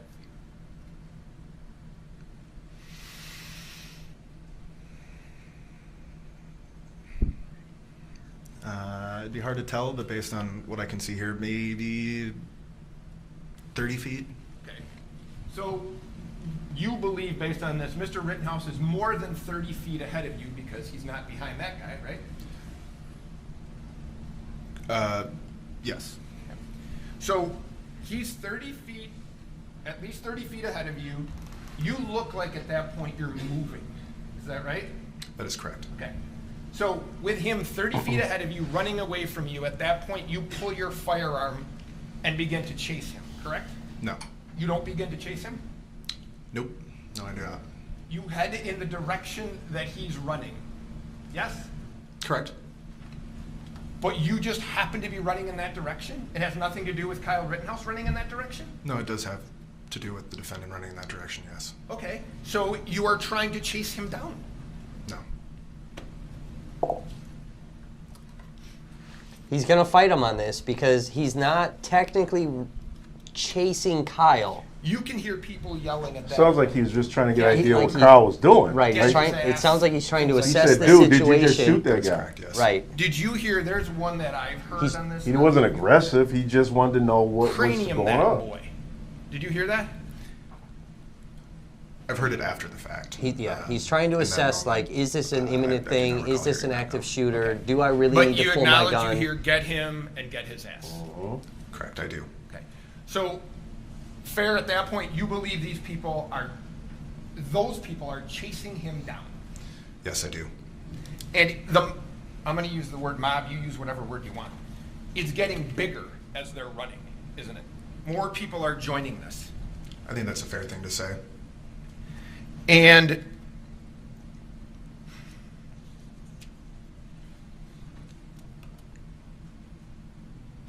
you believe, well, tell me if this is true. You were concerned for Kyle Rittenhouse's safety. Yes, I was. You were concerned because you saw, and I'm going to refer to him as the only way we refer to him, jump kick man. So you see this guy kick him in the face. True? I do not see Jump Kick Man kick him in the face. You see him attempt to kick him in the face?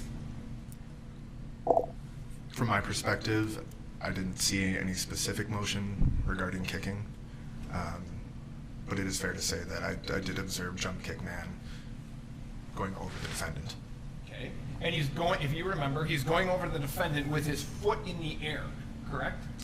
I don't recall that. You have a picture of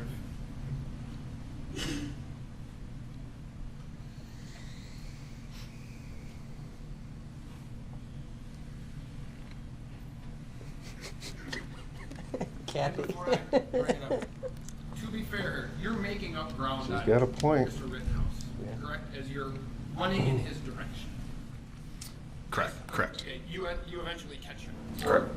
Come up to him, right? Correct. Okay.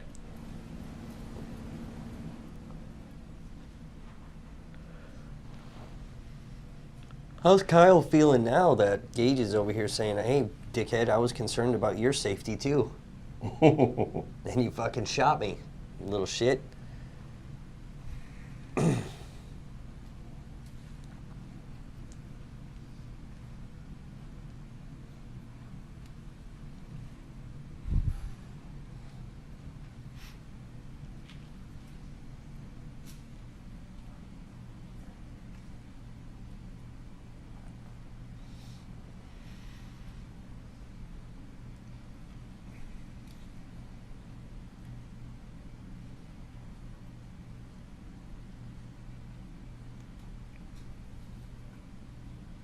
can turn around, or whichever you want to do. You see that going on, correct? Correct. Okay, so if we're being honest with one another, he appears to be trying to kick him in the face, right? In this photograph, yes. Okay. How far away from this when it's going on are you? I don't recall how far away I was exactly when this action occurred. You're a matter of feet, right? I think that's a fair thing to say. Okay. Close. All right, and you're seeing this, so you are having some concern, maybe as a medic or your training, that Kyle Rittenhouse is in physical danger. Is that right? Correct. Okay. So. Oh, and how's you all believe the he's in physical how's all danger the we because hate he's Gage attacked, people right? now? That's fair. Gage is Fair to say, essentially yes. sticking up Okay. for Kyle So in you this see sense. this. Mm-hmm. Then you see. Can you bring up the Huber picture, please? Maybe these fucks can show him a little bit more respect. Then you see Mr.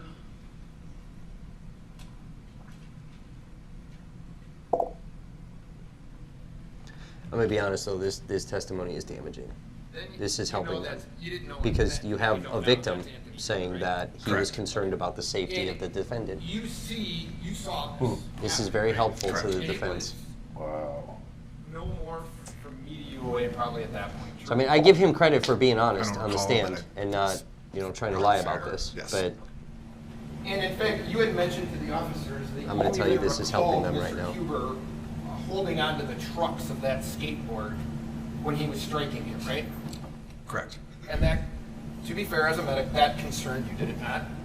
I think any time that there's a risk of head trauma, it's a risk. Yeah, no, fair enough. So, you believe in this picture, one of the reasons you wanted to intervene was you believed that Mr. Rittenhouse was in danger of being seriously hurt, right? In part, yes. And you had mentioned to the police that evening that you tried telling Mr. Huber, you just said the guy, but you tried telling the guy to stop hitting him with the skateboard. Is that right? That is what I put in my statement, yes. Is that true? With the benefit of hindsight, I don't believe that to be true, no. Okay, so when you told that to the police, that you told the guy with the skateboard to stop hitting him, that's not correct. That's not true. That is correct.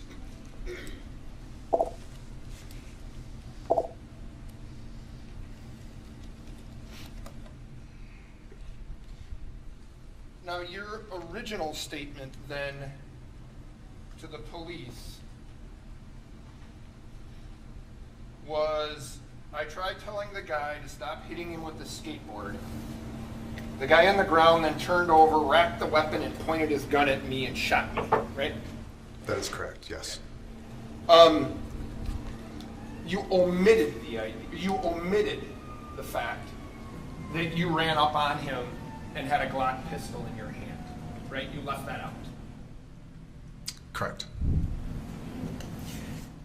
Would you think in a case where you are shot that providing the police information that you were actually possessing a firearm at the time would be relevant? I think that's fair, yes. Okay. But you didn't think it was relevant to tell him that day, correct? It's not that I didn't think it wasn't relevant. After the defendant had shot me, I had just gotten out of surgery when the Kenosha police officers had arrived and just gone through one of the most traumatic experiences in my life, both emotionally and physically. I'd just gotten out of surgery. I had just been sedated. I was on pain meds. So, Go ahead, I'm sorry.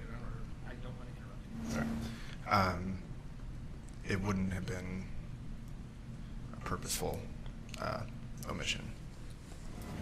You were asked at that same statement what you did for work, and you refused to answer that, right? That is correct. So you made a conscious decision to not answer that. That is correct. You weren't so drugged that you couldn't answer that question, right? I refused because I was worried for my safety. My point is that you had a thoughtful process not to answer that. True? That is correct. You told this officer specifically what Mr. Rittenhouse was wearing, correct? That is correct. You had a thoughtful process, even though you just got out of surgery and were drugged and whatever else was going on, which I understand. You were still able to answer all those questions to the best of your ability, and they were accurate, right? To the best of my ability, yes. Okay. So the fact that you failed to mention that you possessed a firearm when you were shot and that you dropped it, were those things that you forgot because of your medication? I would say not only the medication, but also the traumatic experience that I'd just gone through. And you understand it's the only information that you appeared to have forgotten that puts you with a gun directly in front of him, right? That is correct.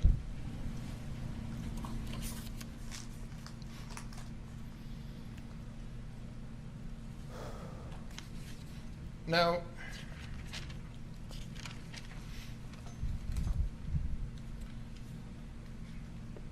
you are also then interviewed again by law enforcement in September. Is that right? That is correct.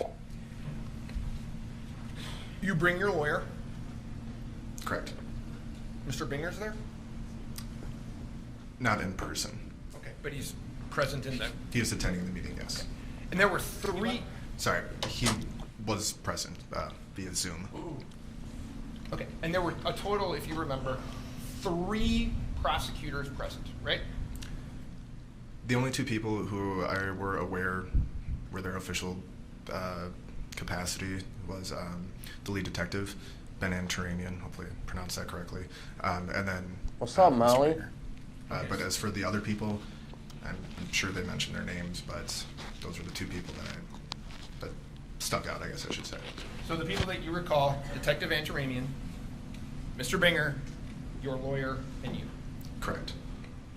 And you were asked on that day, which would be, now that would be your second statement, you were asked about what had happened, right? Correct. And had you viewed some of the video between the shooting and the interview that you gave on, I think it was the 24th of September? I can't say for sure, but I would say it's a very fair guess that I had at least seen something at that point, or by that point. And in that interview, See how you have people like Greg that come in and they just stir the shit? questions And then everyone starts arguing with them? about the shooting video. No, I do not. This lead detective on a homicide case, where you are also shot, is trying to gather information to figure out exactly what went on, and you refuse to answer questions about that, right? Specifically about the shooting? Yeah. That is correct. Was that your decision? or Oh, your Molly's an enemy? That was the advice of Oh, the counsel. Molly. So your counsel wouldn't let you He's not answer questions Antifa. about your involvement. True? I wouldn't say that she wouldn't let me, but she advised I against don't know it. what the fuck these people's obsession with Antifa Your is. statements about what actually happened. Yeah, I mean, dude. He's not First time Antifa. that we're getting He's also not insight as to BLM. What actually happened is today, right? He just was a don't think live that's true. streamer and a Well, on Trained, the 24th, you refused to answer questions, right? medic that happened to have been there. The 24th. No, not Antifa. Correct. And the day after the incident, you acknowledge you left out the fact that you even had a gun, right? That is correct.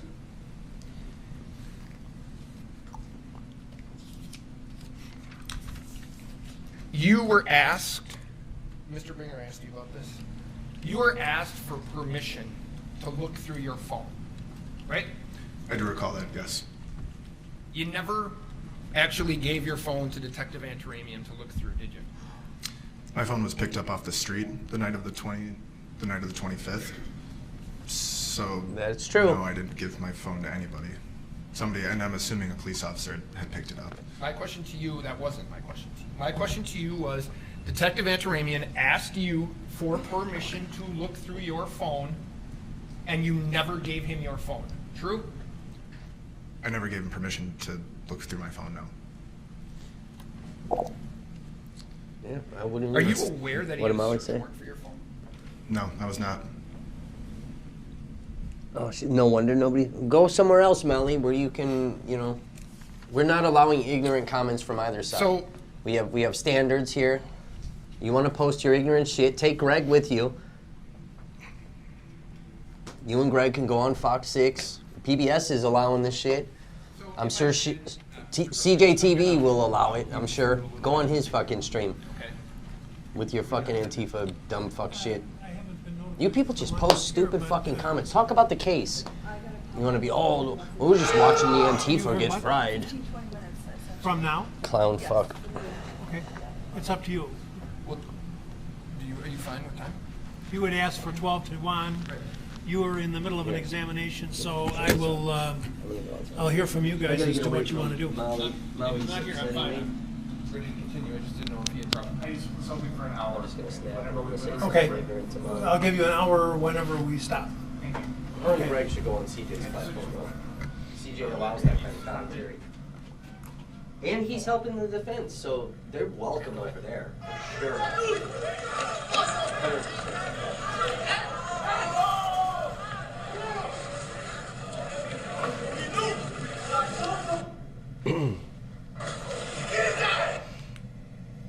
Now, you see that? This isn't you, but you see this gentleman right here? Okay, you guys, Kevin had to step out for a little bit to get himself together. He's getting irritated. Mr. Marcian's pointing. It's up to you. I don't, you're welcome to use your glasses if you want. He's got it. Oh, he's got it. You see this gentleman right here, right? I do. Okay, now you agree he advanced on what ran after, came up to Mr. Rittenhouse, right? Can you rewind just slightly? You just go. I agree, Nuzz. I feel like I feel like my podcast, we tell it like it is. You agree that he and I'm not brings afraid up to to Mr. tell, Rittenhouse for people to know and what then side I'm lies on. to Everyone right? knows what side I'm on, and Okay, and you'd agree that it's he's not more about viewership or me to you anything like that. It's It's about a the truth. assessment, and yes. 2-3 feet. So yeah, I mean, He's advancing. everyone knows what side Kevin's on. Everyone knows what side I'm on. I'm not afraid to say that just for views. I mean, That is correct. Okay. Now, what's right is right, and what's wrong is you're wrong. off I mean, that's screen just here how I at see this it. point, right? You haven't come into the frame yet? No, I have not. Okay. That is, for lack of a better term, this gentleman right here. This is Jump Kick Man, right? I believe so, yes. So, you can. Yeah, Kathy, I agree. I mean, Kevin had a little PTS, you know, whatever, Jump Kick Man due to Mr. being Rittenhouse there, in the face, and so did two shots a lot of fired, other streamers. Lakota. With this video, Sure, yes. CJ did, and Andrew. You hear that? A lot of the streamers that were In the there moment, that yes, day. I did hear it. Okay. They Now, remember if this you can night. see It it, was we'll not a play good it night out. for anybody. So This it's is hard to Mr. rewatch this stuff Correct. as a streamer if you were there. It is. I was there day hard to one. see I with wasn't there on whatever day is two. blocking. I can only imagine Play it for a second. what day two was like, because day one was pretty hectic and gave is me correct, anxiety. yes. So Now, this person here that's just coming into the frame, that's you. That is correct, yes. And you are running, correct? Yes, I was. Okay. Now, you had originally said that you wanted, you were going to tell Mr. Hubert to stop beating him, but now you understand that you didn't say anything. You were just running, whatever word you want. You're moving towards Mr. Rittenhouse, right? That is correct, yes. Okay.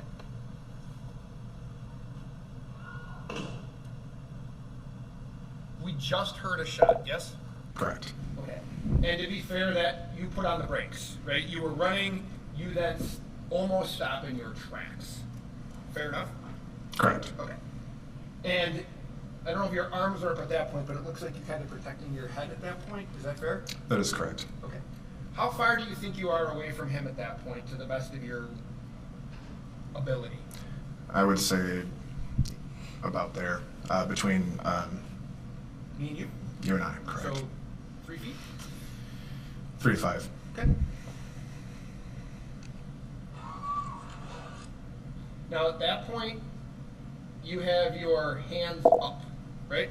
Yes, I do. Now, you probably don't notice him at the time. This guy's holding up what looks like a wooden club of some type. Some sort of wooden object, yes. Okay. So your hands are up, and at that point, he has not fired at you, correct? No, he is not. Okay. It's going to be quick. You'd agree at this point, you are dropping your hands, you are loading your front foot, and you are moving toward Mr. Rittenhouse at that point. True? Yes. Okay. So, when you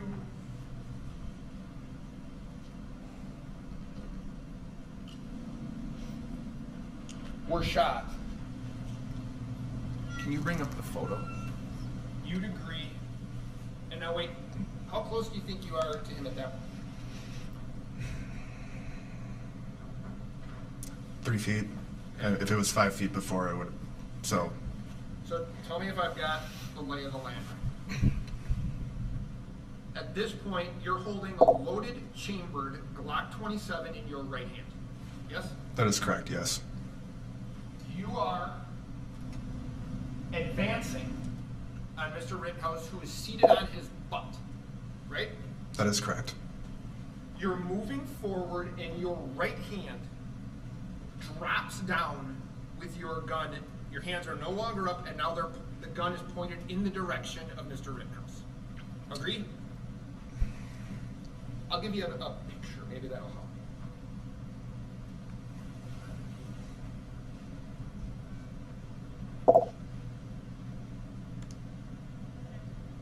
What? What's the next one? He's been marked as exhibits. These happen, that's what I was saying.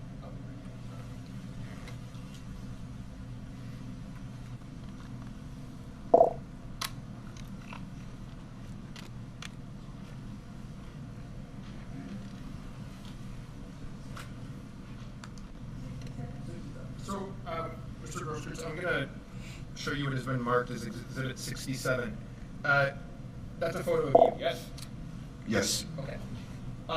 That's Mr. Rittenhouse? Correct. Okay. Now, you'd agree your firearm is pointed at Mr. Rittenhouse, correct? Yes. Okay. And once your firearm is pointed at Mr. Rittenhouse, that's when he fires his gun. Yes? No. Sir, look, I don't want to... Does this look like right now your arm is being shot? That looks like my bicep being vaporized. Yes. Okay. And it's being vaporized as you're pointing your gun directly at him. Yes? Yes. Okay, so when you were standing 3 to 5 feet from him with your arms up in the air, he never fired, right? Correct. It wasn't until you pointed your gun at him, advanced on him, with your gun, now your hands down, pointed at him, that he fired, right? Correct.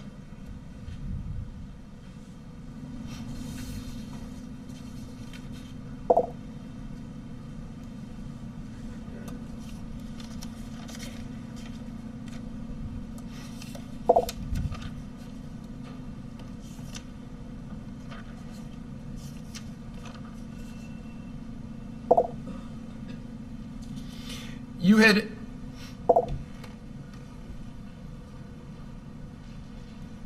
mentioned that you believe that he was re-racking.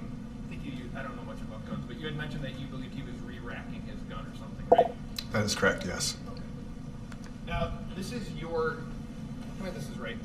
This is your tweet from November 5th. So, during this trial, you're tweeting out, yes?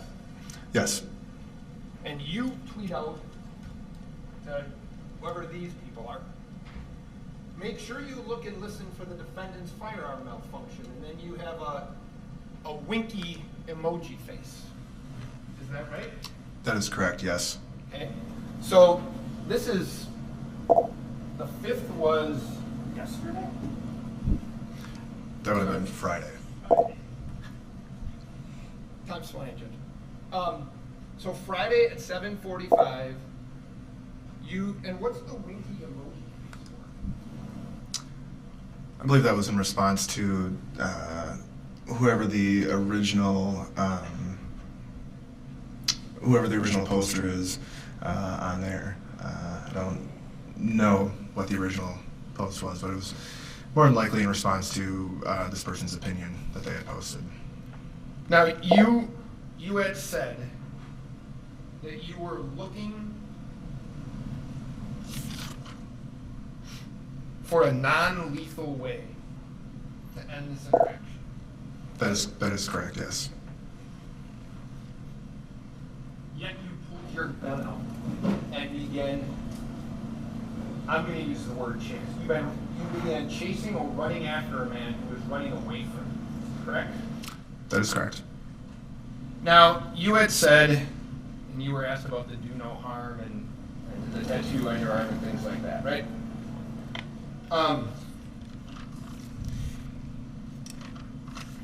You have some regrets from that evening, don't you?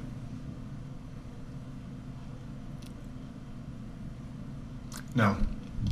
Well, Jacob Marshall's your roommate, isn't he? No, he's not. He was your roommate, correct? He was, yes. And Jacob Marshall came to visit you in the hospital. Is that right? Yes, he did. Okay. And I know he's taken it down, but not before we saw it. He posted something on either Twitter or Facebook with you, right? Correct. Do you remember that? Remember what? The picture that you guys took in the hospital together? Yes, I do.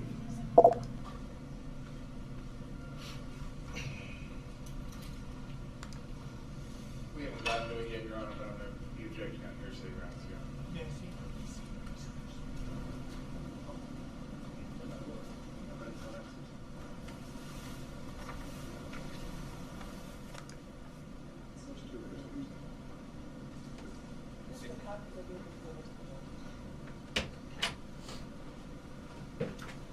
Greg thought I wasn't going to respond to him on the phone.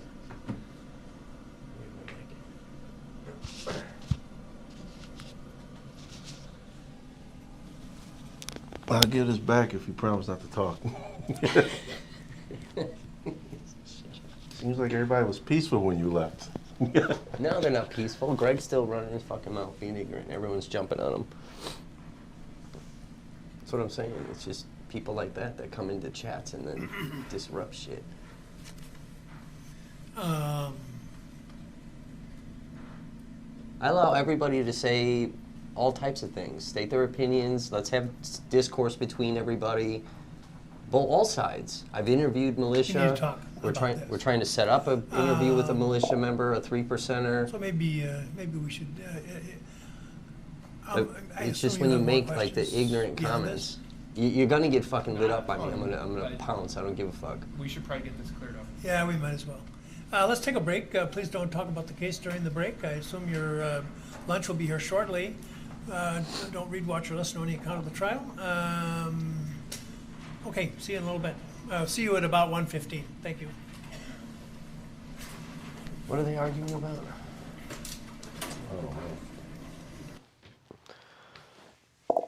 Yeah, listen, on my platform, we have rules. We keep the chat respectful. Okay, I don't allow from either side about, killer Kyle and all of this. We don't allow Kyle's a hero and free Kyle. We didn't allow during the election any Trump or Biden stuff. We didn't allow any of that. So it's my sandbox. I'm a private company. You have no free speech here. It doesn't apply. I'm not a government entity. Learn your fucking, your rights. Freedom of speech only applies to government entities silencing you. I can silence whatever I want. Same as Facebook fucking bans people. It's a private company. We allow you guys to fucking sit here and interact with the live streams. You wanna argue on the side of the defense and all of that and how the defense is, destroying the fucking prosecution, do that. All that commentary is going to be accepted. We're not going to delete those comments. Why isn't this hearsay? Well, but you want to start making jokes about his fucking arm and Mr. Grosskreutz people if dying he said and it. That's not hearsay. Did you say this to Mr. Marshall? Uh-oh. What's this? I'm not asking. Well, Sorry. well, go ahead. Go ahead. they're making. There's a post. He can deny it. There's a comment Right? Gage and then says. I can call Mr. Marshall, which he's And they're not- he trying was to in get court, it now he's under into subpoena. the questioning. Oh, he's here. Well, he left. He Where got is he? I don't know. He was sitting in court. He got served with a subpoena, and he is gone. Well, let's find out right now whether he's here, because if he isn't here and he was served with a subpoena to There's a comment that when- Gage made. I'll tell you guys this now. Yeah, There's a that's comment all. Gage made. That's He's where the gonna be an defense odd is case. going with this. Okay. So I That's believe why he's I asking can about ask regrets. a witness if because they've made a there's statement. something Gage said If that witness that he has a denies regret. it, then I would call Yep. somebody to impeach that witness. Yep, and that's where the defense is going Steve? with this. They want that comment in. But what was being marked there was a Facebook post from Jacob Marshall. And that's my objection. Jacob Marshall's Facebook post is hearsay. They can call him to testify. He's not asking to offer the exhibit, I don't think, not yet anyway. He wants to ask him about the content. That, as far as that goes, Your Honor, that's fine. I anticipated the exhibit was about to be used since it was in the process of being marked, and that's why I said, Your Honor, I'm going to be objecting on hearsay grounds, because the exhibit is hearsay. That's correct. They need Mr. Marshall to come in. Ask him if he's in this picture, which he is. And if that's Mr. Marshall in the picture, which I believe it is, I'm not gonna, at this point, I'm not gonna ask that the jury see it, but I'm gonna ask him about the content of it. And then based on his answer, I'm gonna call Mr. Marshall to testify if he denies it. This is where they may catch Well, Gage up in certainly something. the inquiring about a statement allegedly made by the witness would not be hearsay. But there certainly is a But anybody, people are free to have discourse on my platform. coiled You don't hear me getting ignorant of, and hearsay, mouthing off potentially until hearsay. people start So we fucking have to be commenting careful. dumb fuck shit. I'm not gonna. It's my I think sandbox. it's appropriate that I give you guys he the acknowledges that he's toys. in the picture. You abuse the toys, you don't get to play And with then them. I'm not gonna. Yeah, but I'm not gonna do anything else with it other than your to ask toys him. are mostly secondhand. Can we get a PlayStation 5? Can we get No. something new? Negative.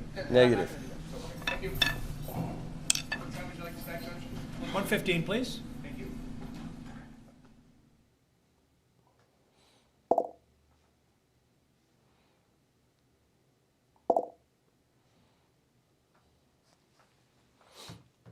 So yeah, there's no cancel culture here. I don't believe in cancel culture. I think it's fucking wrong.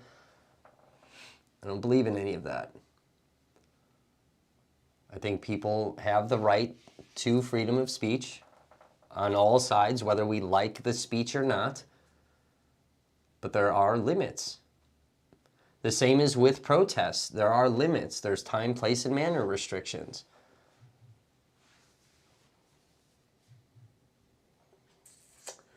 You think people want to call in? I mean, let's try it again. I don't know. We do have this option of doing video calls with us. You know, if I guess I got message. It does require the video camera, but I'm sure you guys can cover up the camera if you don't want your face shown.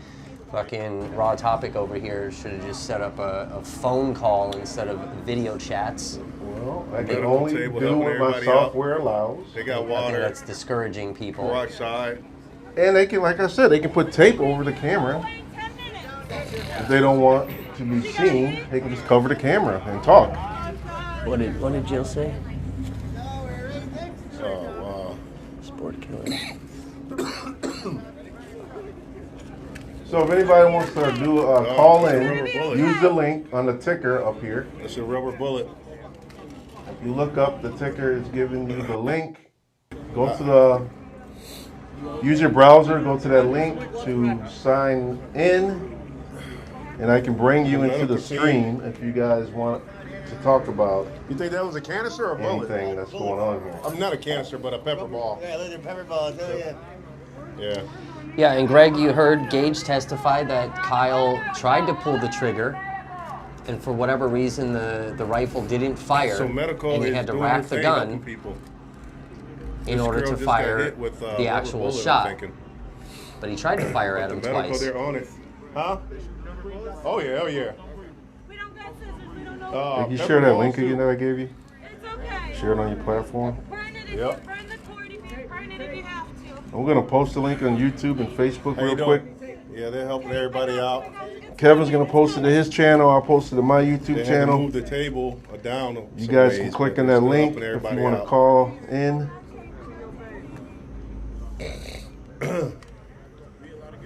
Yeah, I think so. Yeah, I think it's for the.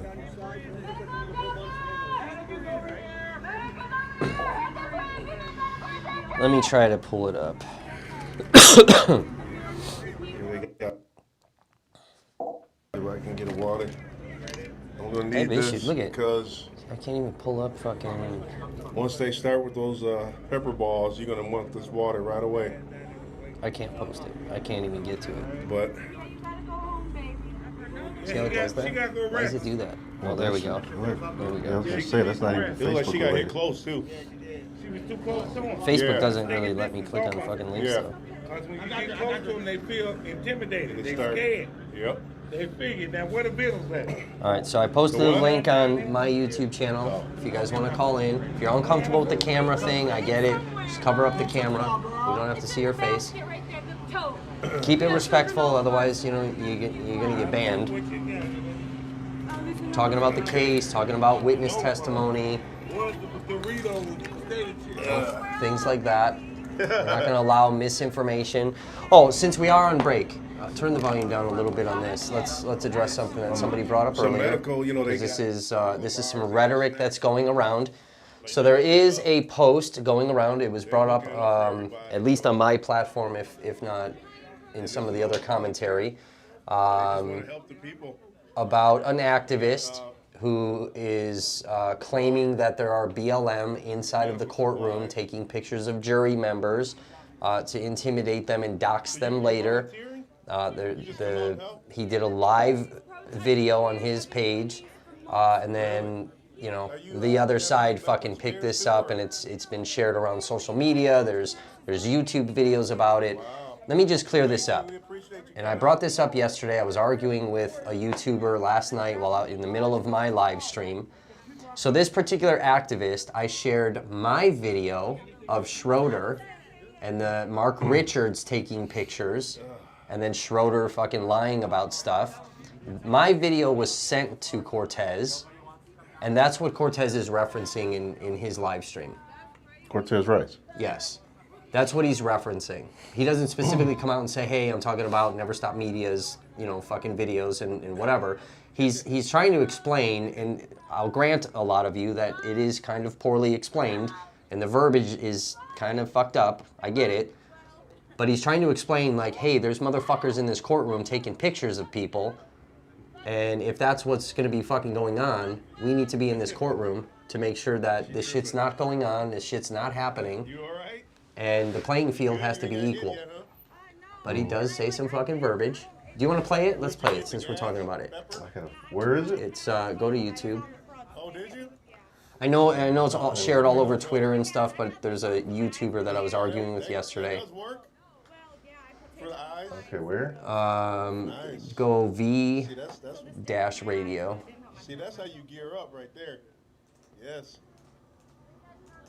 This individual, Neil, was on my platform yesterday in the comment section. Here? Yeah. So that's why we're going to his. Because I responded to his video to stop putting this fucking rhetoric out. All right, you're going to go... videos real quick. This one. Right from the beginning? Yeah. So the crowd is dispersing because of the gas. So this video, So I wanted to do a quick video about this to try to get this information around. This video clip was linked on Twitter, and a lot of the accounts that have tweeted it, it's been rendered to be unshareable. Basically, you know, shareable and the equivalent on Twitter is retweetable. But so I don't know what the deal is with that. But regardless, it looks like. So the post that's going around about this is that George Floyd's nephew is attempting to dox the jury. First off, Cortez is not even in the state of fucking Wisconsin. He's not even there, okay? And again, there are some verbiages in this video that I agree are kind of fucking goofy. But he is actually making reference to the video I sent him. Let's just clear all that up. Go ahead. Black Lives Matter is attempting to dox the jury in the Kyle Rittenhouse trial. Pause it. Like, what do you need that information for? Let's take a listen. So this is the argument that I had with Neil, who is the operator of this YouTube channel. is that he's putting this out as matter of fact.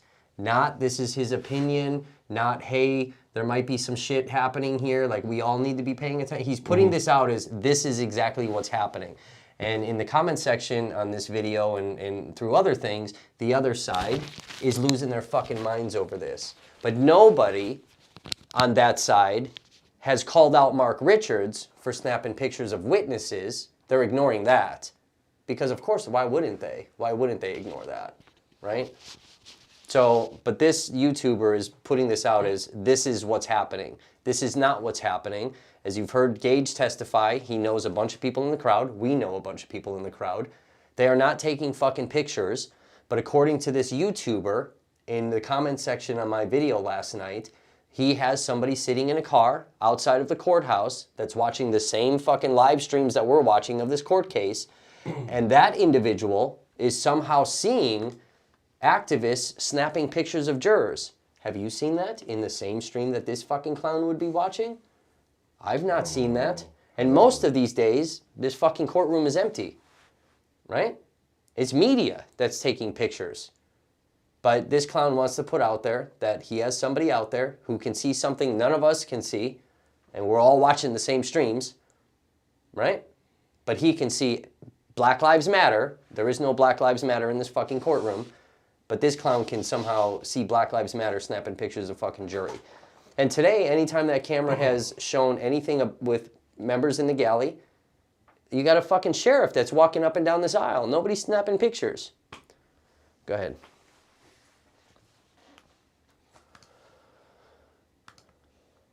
Listen here and try to get some ideas to what the motive is. With the right family, like I said, justice for all stolen lives, reopen all cases, justice for our babies.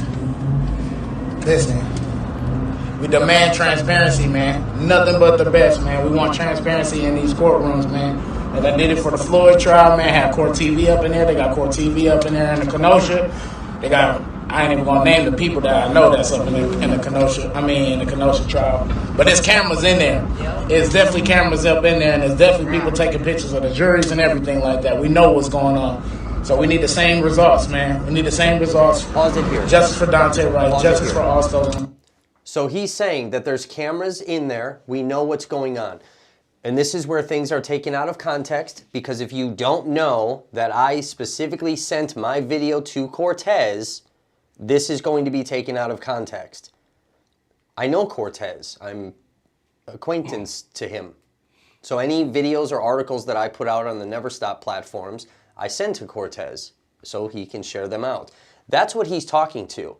He's not saying that we or activist people are in there taking pictures. He's referring to my video of Mark Richards taking fucking pictures. Go ahead. This will be another thing that we argue about for a fucking year. So what does that "we need the same results" mean? Does that mean that there's going to be consequences for the people that you're taking pictures of if you don't get the outcome that you want? You see how he's putting Because out that's this what rhetoric? it sounds like. What is the same result? What is it that you expect? This obviously sounds like an attempt to intimidate the jury in the Kyle Rittenhouse trial. You see what I'm saying? It's fucking rhetoric, bro. Why they would take this attitude about it is they want anybody who opposes Black Lives Matter to be guilty regardless of the circumstances. All right, pause this fucking video. Share this video, because I want this information to get around. But he doesn't want the Mark Richards information to get around. And then proceeded to argue with me, Neil argued with me on my platform yesterday that none of that fucking happened. The judge didn't lie, Mark Richards didn't do anything. We've all heard the fucking audio. Cortez is talking about we want the same results, and he mentioned specifically the Chauvin trial with George Floyd. That's what he's talking about. We want the same results here in Kenosha that we've gotten in the Chauvin trial with Kyle Rittenhouse being found guilty. That's what he's saying. But the author of this video is putting out this fucking rhetoric without knowing the context and details behind this, and he's putting this out as matter of fact that activists are in this courtroom trying to dox fucking jury members. Do you understand where this becomes extremely dangerous? Because that's not what's happening. But a lot of you fucking idiots are taking this to be truthful statements, and you're losing your fucking minds about it. And what's going to happen is that side is going to get all up in arms, and they're going to be reacting in all these posts and, hey, we need to march down to this fucking courthouse. And they're going to be armed because, you know, they want to be armed. And then what is that going to do? That's now going to draw activists to come out and be like, well, fuck that. They're not going if we're not going. And then both sides are going to fucking clash again, and someone's getting fucking hurt. And then Kenosha, everyone doesn't want Kenosha to go up in flames and all these fucking problems. What's going to happen? The fucking bullshit is going to happen in Kenosha again because of fucking clowns like this. Does everybody understand how dangerous this is? This is why you don't put out information that you cannot fucking back up. All this speculative shit, this is extremely dangerous. And it's not even fucking true. But that side doesn't want to fucking talk about Mark Richards. They don't want to talk about the judge fucking denying all this shit, lying about stuff. It's fucking stupid. But this, you know, there's only going to be so many people that see this video of us talking about this and getting the true context behind why Cortez is even talking about this in the first place. So this is going to be something else that both sides are going to fucking argue about for the next fucking 10 years. It's dumb as fuck, bro. Dumb as fuck.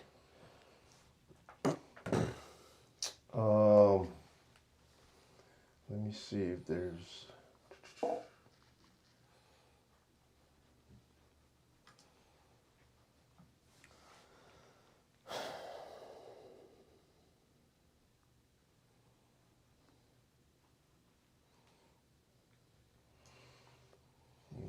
something here. What are people commenting? Not a whole lot of comments, but did you want to play a video from your channel? Let me see.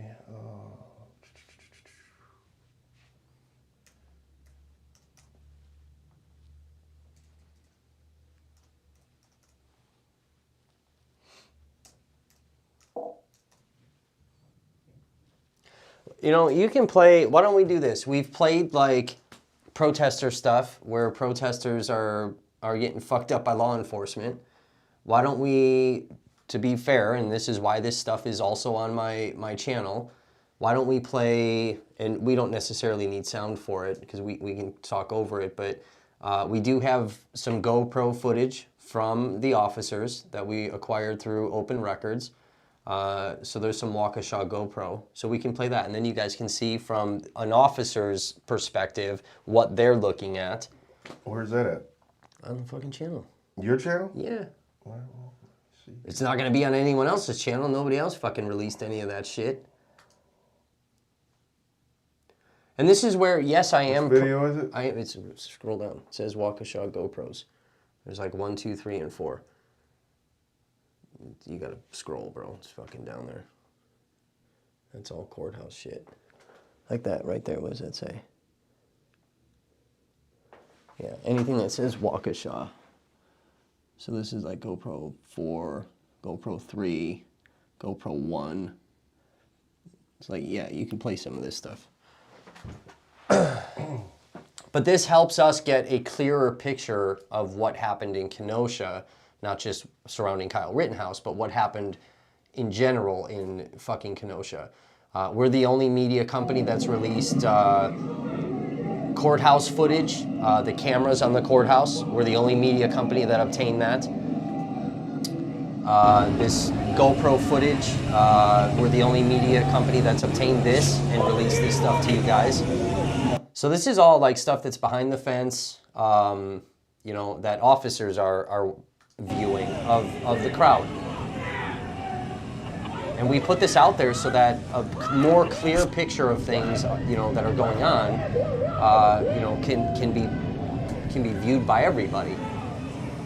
So there's still tons of open records that we're trying to get. We have an $800 invoice with the Kenosha Fire Department that needs to get paid We have an $800 invoice with the Kenosha Police Department that still needs to get paid. So we are trying to raise up that $1,600 so that we can pay these invoices. I can't do that by myself.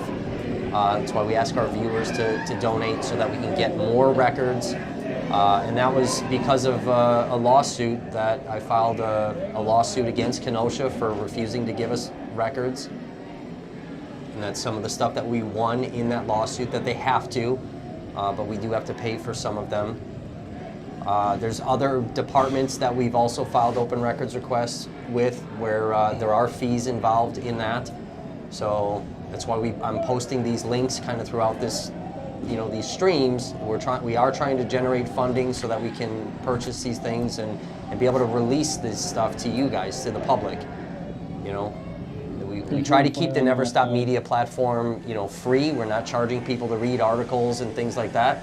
So, Greg talking about this cancel culture and all this shit. We're trying to provide a media source that is free to you guys, but all we ask in return is, can you, kind of kick up some donations so that we can pay for these things and we can continue to provide a free source of information, truthful information, not just I'm putting my bullshit narrative on something.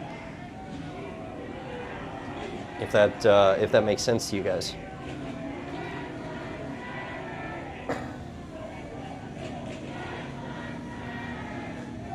All right, so this is Waukesha right now? So this is in Kenosha, but this is the Waukesha Sheriff's Department, part of this line outside of the courthouse there. This is their GoPros that they were equipped with that night.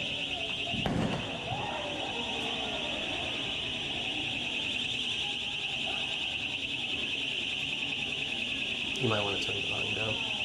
You're going to be listening to this hyper spike. So that noise that you're hearing right there, like we've heard a very similar noise on the armored vehicles, the LRAD, the long-range acoustic device. These officers here from the Waukesha Sheriff's Department, they have a handheld device, which is called a hyperspike. It's a $3,000 piece of equipment that they hold in their hand. It kind of looks like a Ghostbuster fucking module that they walk around with, and they aim it at the crowd to try to get the crowd to disperse. So when you hear things like defund the police, it's because of toys like this $3,000 unit that clearly is a waste of $3,000. It's not dispersing the crowd, clearly. So yeah, that's their hyper spike. So we did get like their purchasing invoice on that, and whatnot. So, and that's where like activists will tell you like that $3,000 specifically could go towards community things, better parks, stuff for the schools, sidewalks, street repair, garbage, whatever it may be, and it should. But also, if law enforcement needs to buy something, they could buy better bulletproof vests. You heard Detective Howard, or not Detective Howard, the officer that was in the squad car that Kyle walked up to. Okay. You heard him say that their vests at that time were not equipped to take rifle rounds. Right. Why not? And then the other side wants to be all up in arms about all of these cops getting killed, right? I agree, that's fucked up. So why are these officers not equipped with armor that can stop rifle rounds? There is a company out there that is providing soft armor that is ballistic rated for, rifle rounds. So they don't have to wear the big, giant, heavy fucking plates that make that thing 60 fucking pounds. You know what I'm saying? The Bearcat. We have a document we received in open records that one of their Bearcats from Waukesha, a $260,000 military grade, armored vehicle, $260,000, was disarmed by a firework that blew up underneath the truck. And then that thing's out of the game for the whole rest of the unrest that happened in Kenosha. So that $260,000 could have went towards more community stuff or something with the police department that they actually need, those types of things. So when you hear defund, That's what that type of shit means. These are all toys. When you're seeing in Portland where they have these leaf blowers blowing out fucking gas, that's a fucking toy. Clearly the gas doesn't work. You know what I mean?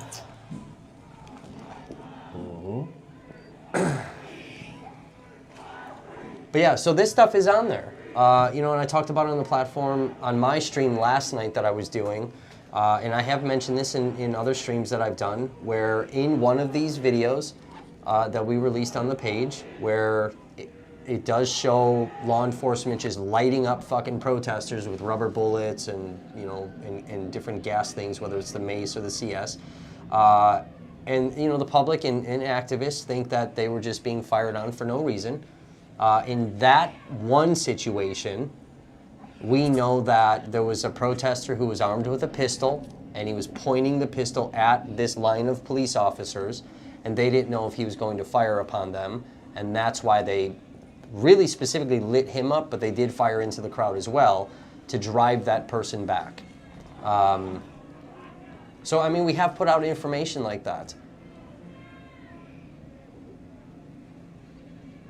You know, we're releasing the courthouse camera footage. We have August 25th up there. We're starting to release August 24th now. This shit takes a lot of time. I got 565 video clips I gotta fucking go through.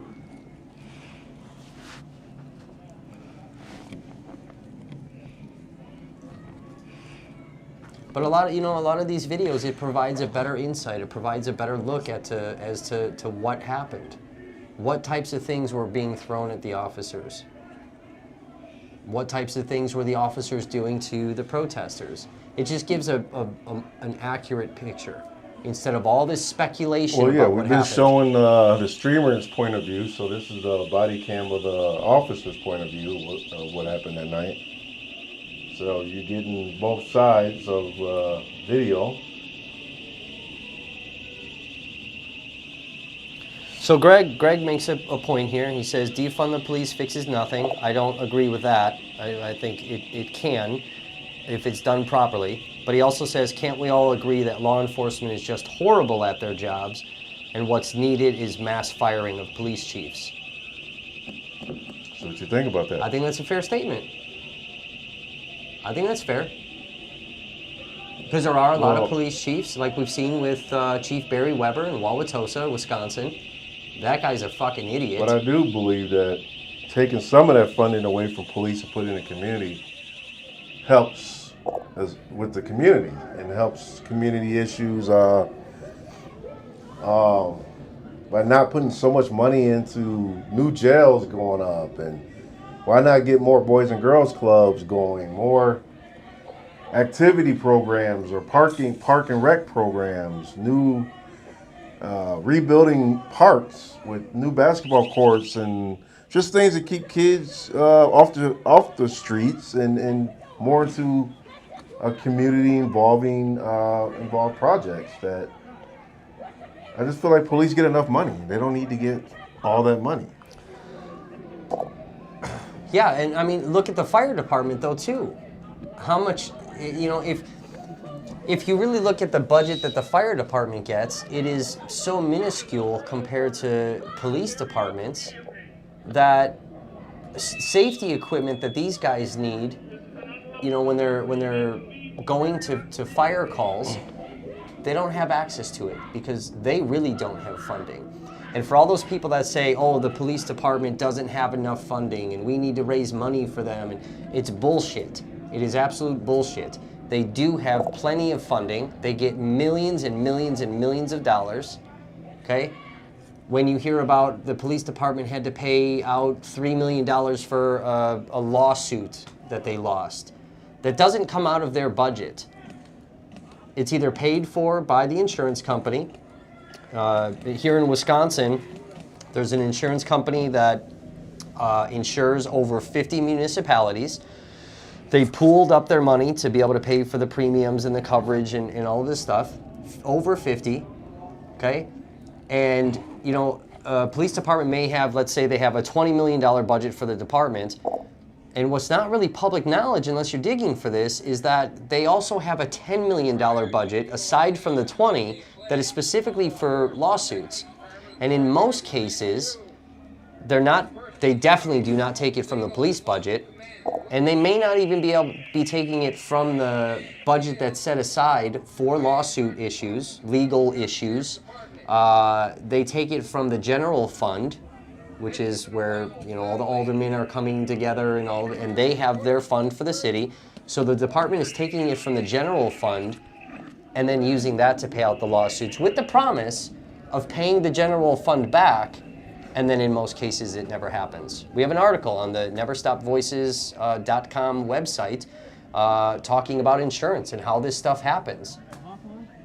And when you're in a city where, like Milwaukee or like Chicago, where it's a big city, that's public funded. So when your property taxes go up $178, it's you that's paying for the wrongful death or whatever, the civil rights violations, whatever it may be. It's because they took money from the general fund. The police never actually spent that fucking money. So, that side is getting all fucking crazed about, law enforcement is underfunded. They're not. Talk about the fire department that's fucking underfunded. I have tons of family that are firemen, and they don't have the shit that they need.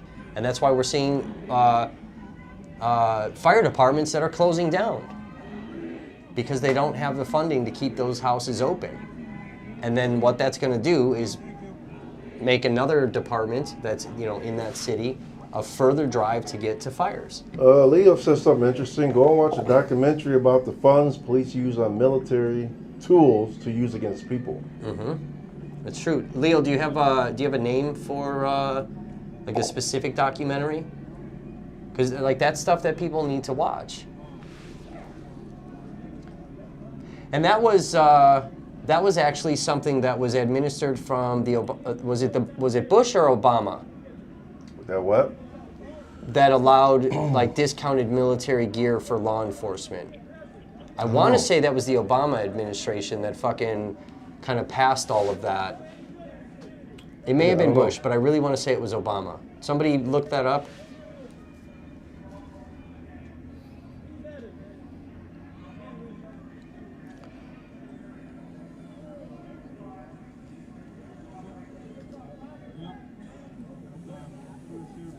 Greg said police departments will run effectively. Yes, they'll run a lot more efficiently and cost less. Most importantly, they act humanely.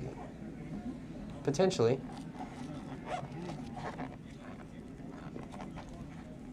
Some of it, though, I will have to say, with a lot of research that I've done, where you do have police departments that are trying to have a tighter ship and have no bullshit inside of their police department. Issues of banning chokeholds, things like that, where police departments are saying, you know what, there's really not a need for chokeholds. We don't need this, so yeah, let's ban chokeholds. And then the police unions are getting involved and saying, if you decide to ban chokeholds as part of our,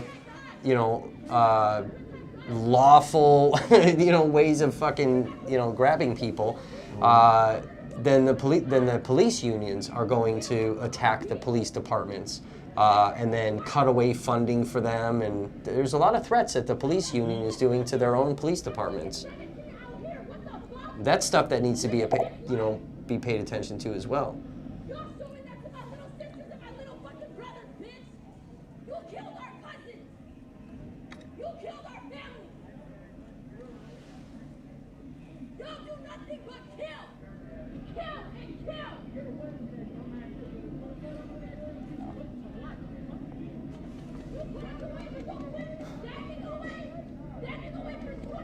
It's just it's a lot of arguing about misinformation that's going out there and misrepresented facts, statistics. And I get it. Our lives, we don't have time to be digging and diving into all this shit, and we take the clips and sound bites and we use that as fact. And unfortunately, that's just not always how it is.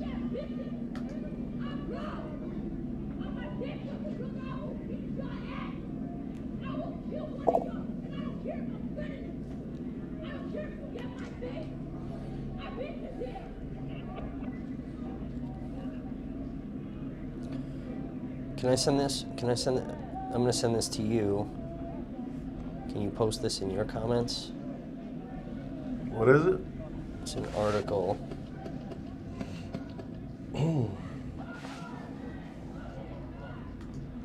So I'm gonna post the article I wrote in regards to like the insurance companies and how these places are funded and all of that. Lionel, am I still recording? So you guys can take a read and understand how this shit all works. You know, and Greg is so big on his rights. There's you know, there's things that these cities are implementing called shot spotter. So when there's gunshots that are fired, this acoustic device that's raised 20 feet off the ground to sense the specific acoustic of a gunshot to alert police, and then they know exactly where these gunshots are coming from. Okay, these things are actually not effective, and they cost thousands and thousands and thousands of dollars for law enforcement to implement these into the city. And what's more important is that the company, ShotSpotter, as well as these law enforcement agencies, are saying that this device can only pick up the acoustic level of a gunshot. It cannot pick up the sound of voices. It cannot record voices. What's absolute bullshit is that ShotSpotter can pick up the sound of voices, and it has recorded voices, and it has been used against people in cases that have nothing to do with fucking guns. So if you and I are standing on a corner, and you're like, hey bro, I got this fucking weed, you wanna fucking buy some? And I'm like, oh yeah, give me a fucking, I don't know what the lingo is, give me a dime bag. The ShotSpotter is gonna record that, and then now you and I, who might just be friends and you're not a drug dealer, you're just selling me a fucking dime bag of an eighth that you fucking picked up. Now we're fucking going to jail as drug dealers because this thing illegally picked up our voices. See what I'm saying? So it's Privacy Act situation. It's shit like that. And then if you look at the actual statistics of the ShotSpotter, it's fucking, it doesn't really have a good good rate of being accurate. The same as automatic license plate readers. They're essentially 99.9% failure rate. And one of my articles that I wrote blocked a $49,000 grant in Kenosha, for Kenosha to get automatic license plate readers from one article because of how dangerous those things are.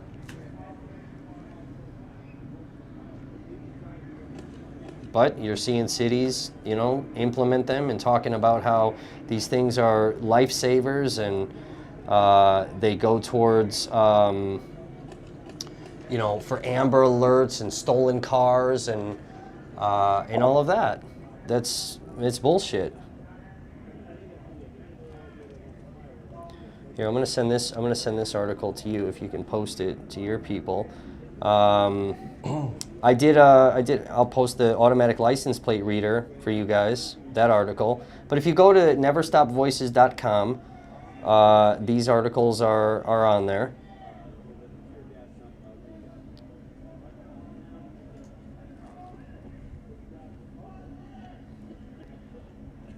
But I'll post this automatic license plate reader article I did.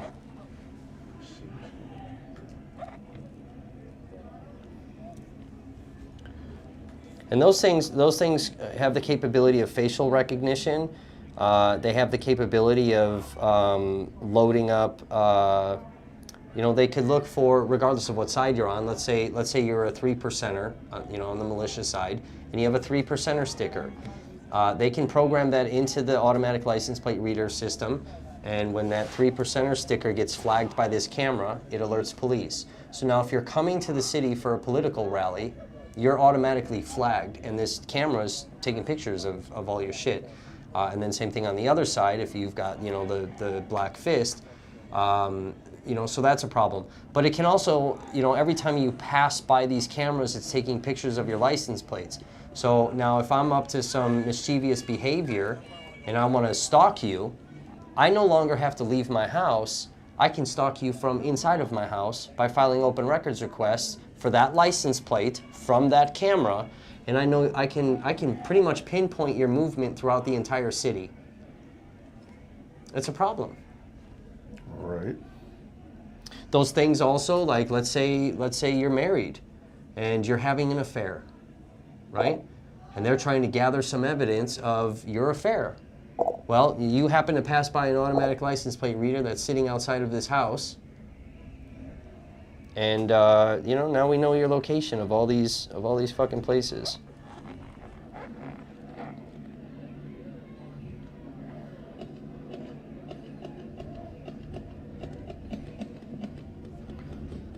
Here, this one.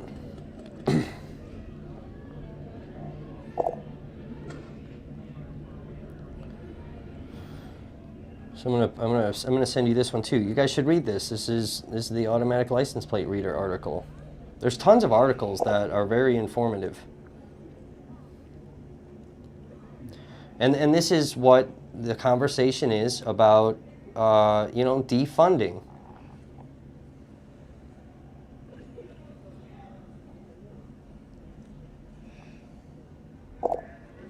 See, Greg, this is where we'll definitely agree on some stuff for sure.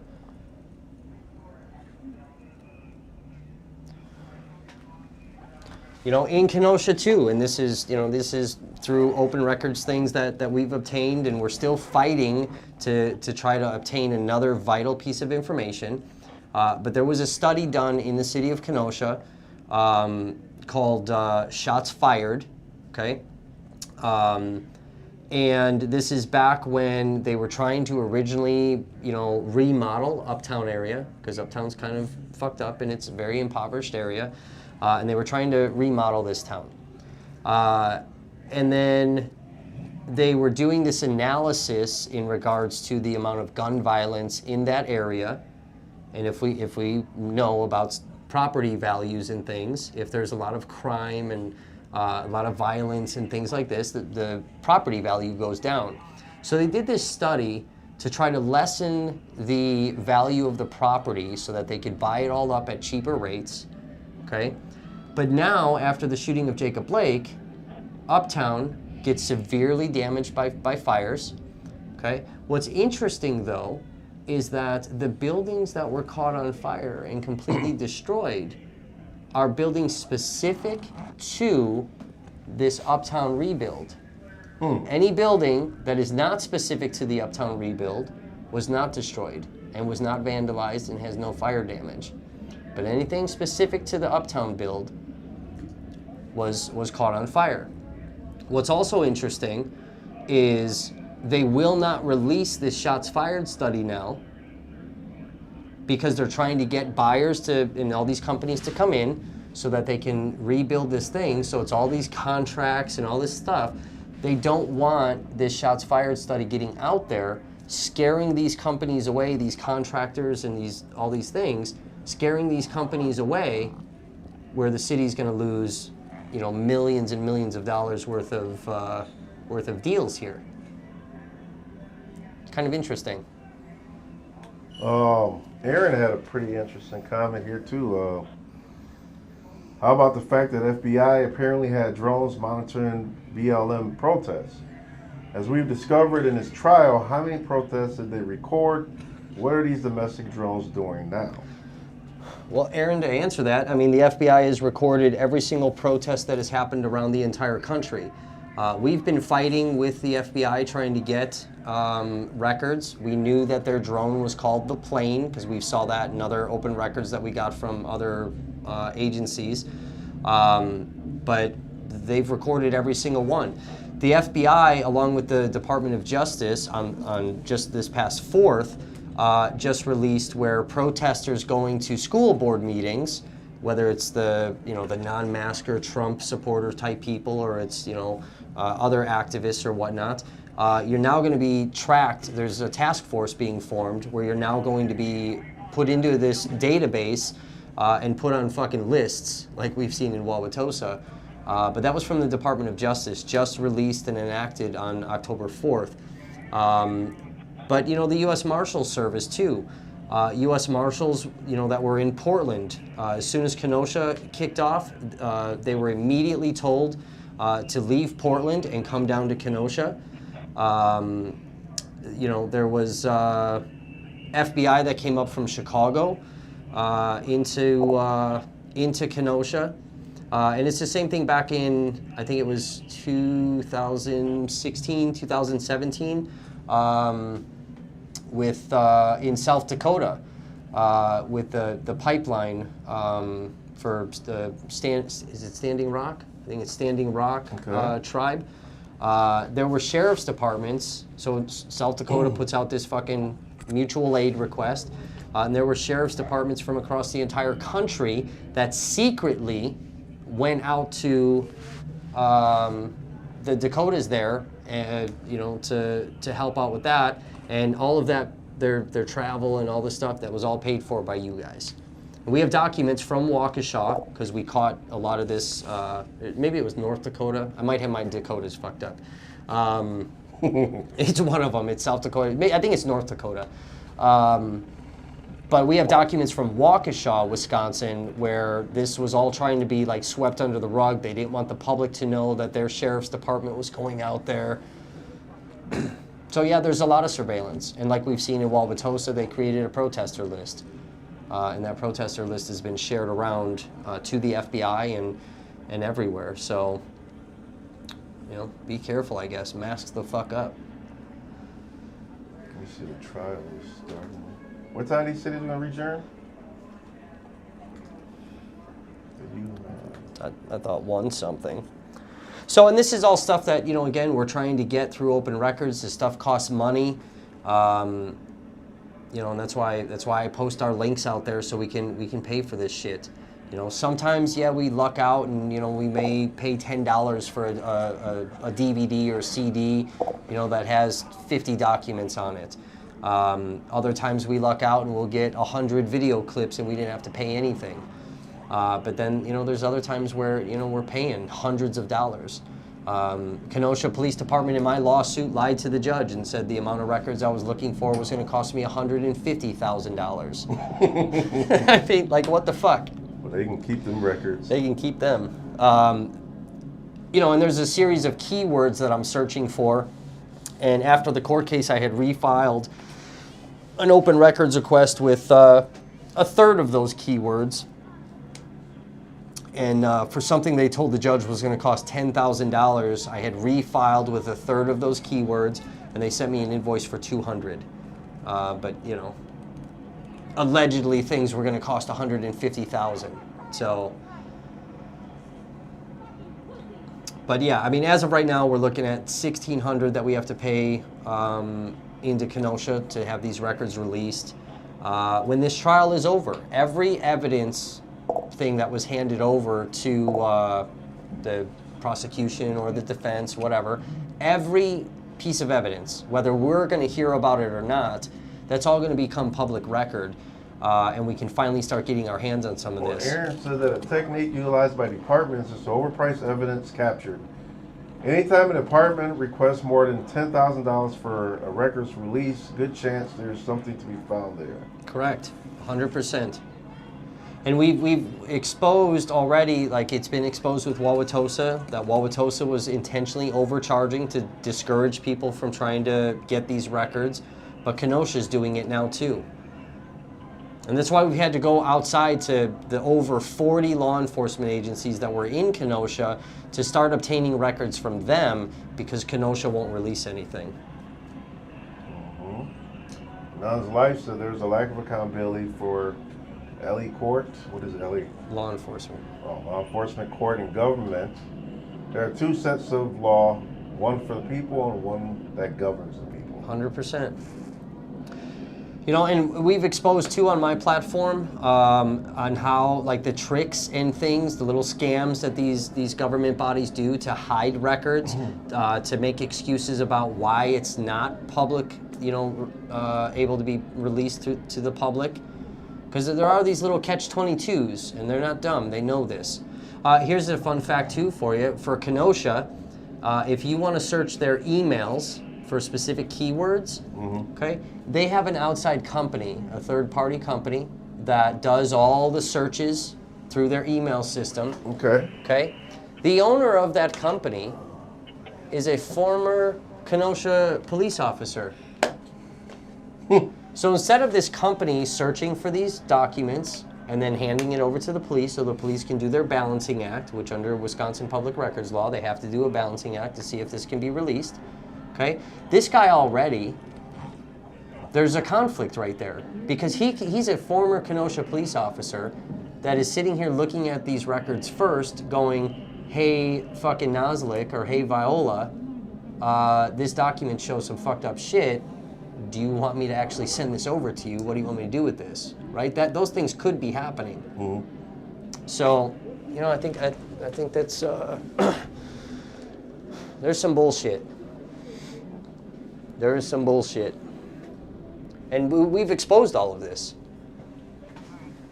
You know, that's why people don't like me. I'm too dangerous. I'm too fucking controversial. I mean, do you guys remember when I released the articles about a fourth victim with the U.S. Marshal document and Waukesha Police Department document, plus the audio scanner from the police? We knew there was a fourth victim. And Kenosha Police Department publicly bashed me and tried to discredit me and came out and said I'm lying, right? Put out a press release about an independent journalist. That's never happened. And then here we have where in the criminal complaint, the unidentified person is a fourth victim, and the Detective Howard said that they were investigating 4 victims. Now, obviously, some of the details are, you know, people are confused about, did this person get shot? Were they dead? What the fuck happened? But there are 4 victims. It's clear. They just can't identify one. Or well, I think that did we? I thought it was in the video. I seen that the one guy seemed like he limped away. Looked like he was hit by some, what do you call it, shrapnel or... And he could have been grazed. He was close enough to have been hit. Yeah, I don't know how the fuck. Both shots fired at him, and he didn't get hit in any fucking But he way. did limp away. He did look like he got hit. And maybe he just didn't want to go to the hospital or... It may not have been a bad enough shot like we saw with the others. You know what I mean? I think it was just some shrapnel that hit him maybe or something. But he was limping away. Yeah, and there's a million reasons why this individual doesn't want to come forward. There's a million reasons why. But to try to discredit me over documents that we received, you know, that anything I say is bullshit, and then you have the fucking detective sitting on the stand talking about that. There's a big article that's coming out tomorrow from a reputable media outlet. So I'm waiting to release my article about the 4th victim stuff until this article comes out. Plus, we do have text messages too with Kenosha Police Department, where they're also talking through text message communication about 4 fucking victims. So, Kenosha Police Department, you know, I'm waiting on your fucking apology. Just put a fucking press release out about that. Call me a fucking liar. And I always admit, I've always admitted when I'm fucking wrong. I will always retract something or tell you guys, hey guys, I fucked this up. Whatever it is, I have no problems with that. But yeah, those articles are on the website as well.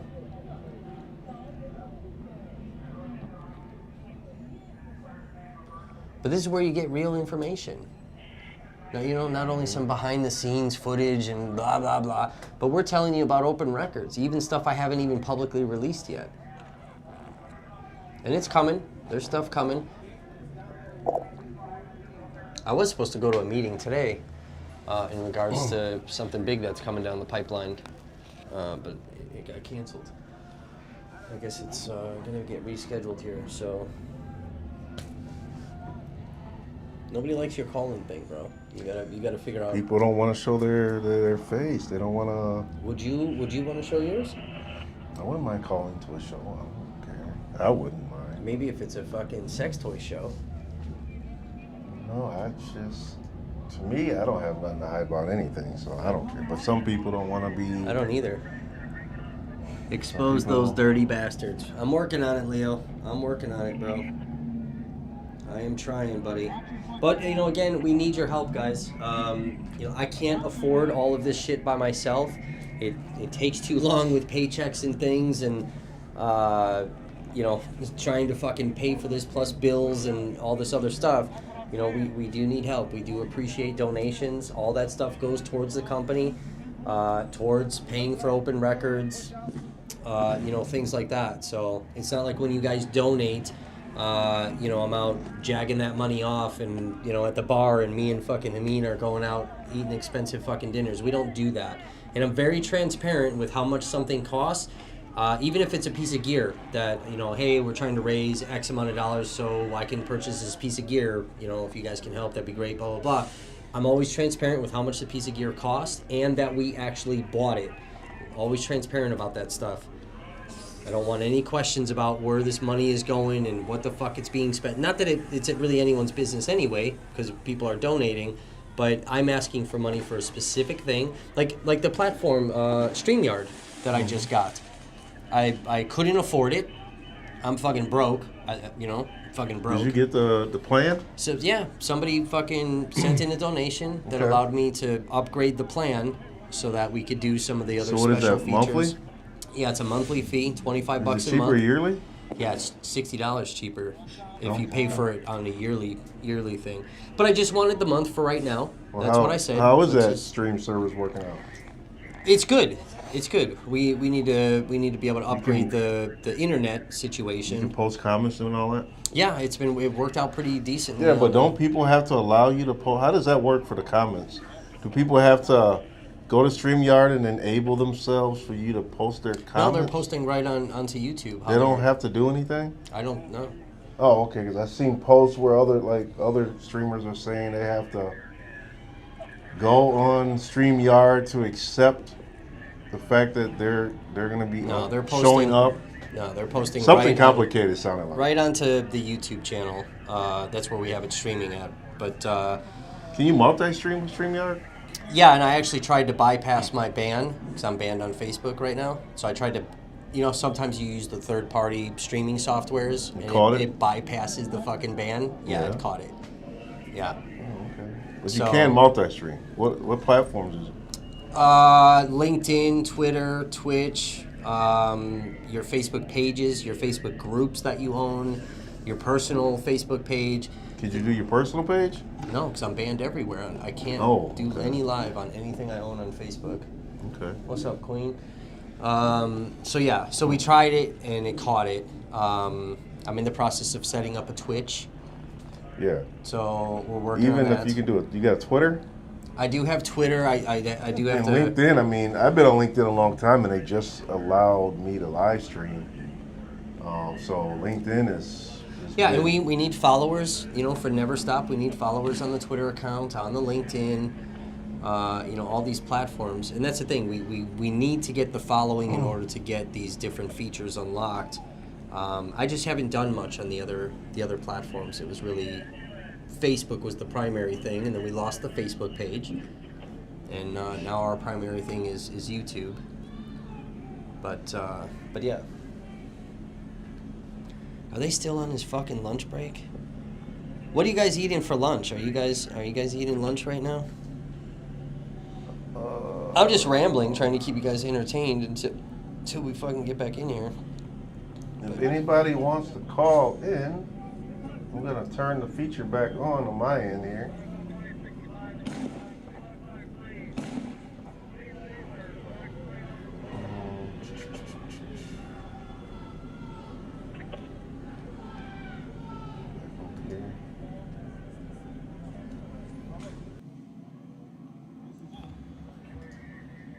Okay. My last stream just ended on me. I'm gonna try to pick up where we left off. You guys want to call in, check out that link. You think that was a canister or a bullet? At the top of the ticker there, there's a link. You guys can use that link to call in, and we can talk about it on video. You guys can do a video call. Were you there for any of the Tosa shit? Besides, like, when we went down there with Randy J? No, I missed it.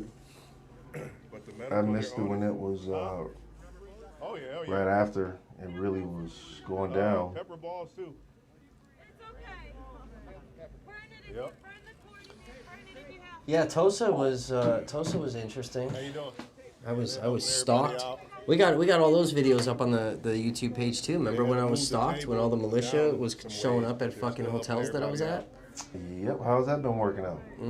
I mean, everything was good until they announced my name as a fucking witness in this goddamn court case. And then, you know, some of the super fans have fucking come out of the woodworks again.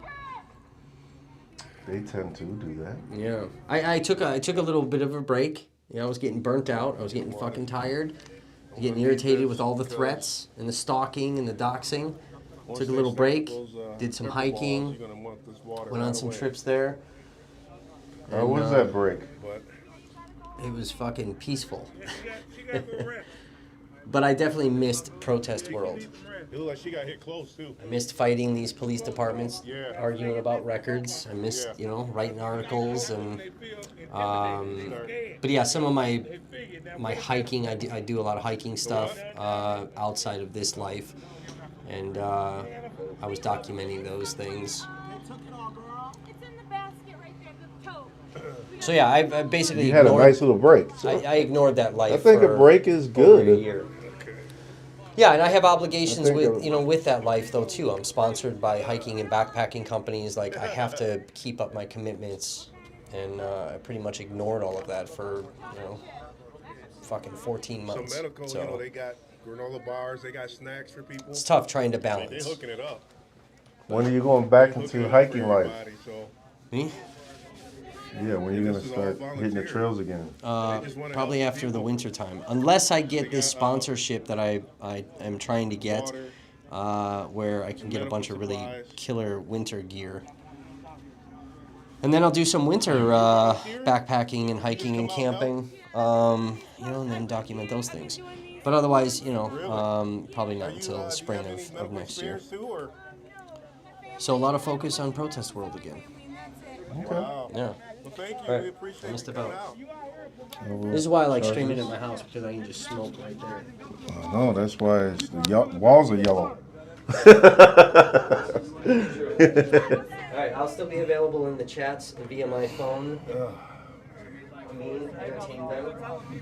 I'm waiting on some video chats to come in, man. Some video calls. Tell them more about the acquisition of the Never Stop and the t-shirt I'm wearing. Yeah, as they know, Raw Topic has purchased Never Stop Media. So Never Stop was sold. You guys are watching day one. This was my video from day one in Kenosha. So this is the first day. She tripping. You all right? Yeah, I'm good. You good? You ain't got hit yet, huh? No, I mean, I did, but I don't, it kind of just hurt. What did you get, the gas? Pepper? Yeah, I had it. As you guys can see, Oh, did you? there were people out there drunk that night. I had this on, so my eyes It was crazy that does work? night, day one. Yeah, I protected For the eyes? so the holes. Nice. See, that's So this did help my eyes, but it didn't help my see, that's how you gear up right there. Yes. Turn it up a little bit. Well, man, once you breathe it in though, and it gets in the throat, that's a wrap. Like people get on their knees when that stuff.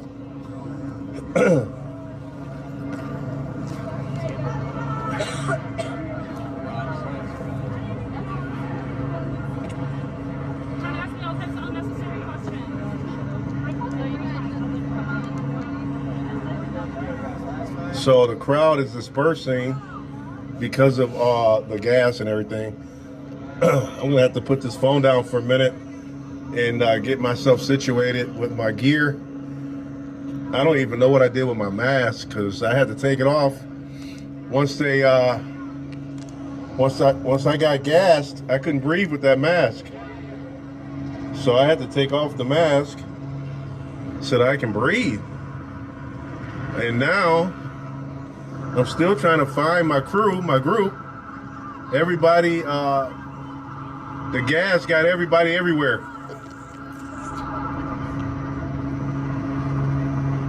Helicopters are surveillancing the crowd.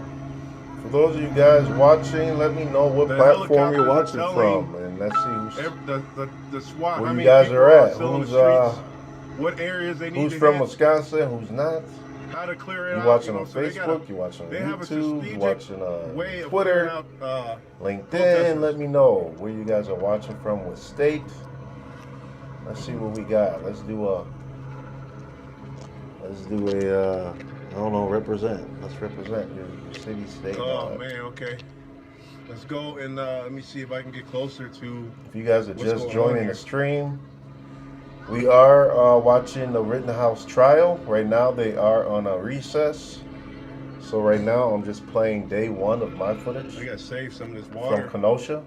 because I'm about to need this. We've also played footage, body cam footage from the police officers that were out there that night.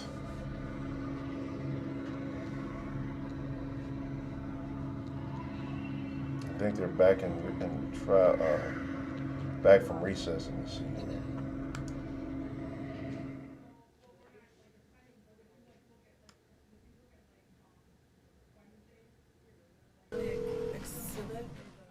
I think they saw. Would you come down, please? Yes. Thank you. All right, so the examination will be allowed as has been discussed.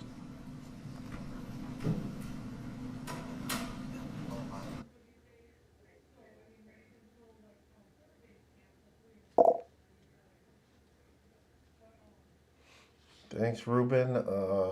Yeah, we are on it. They just silenced the sound, so they're calling the jury back down, I believe.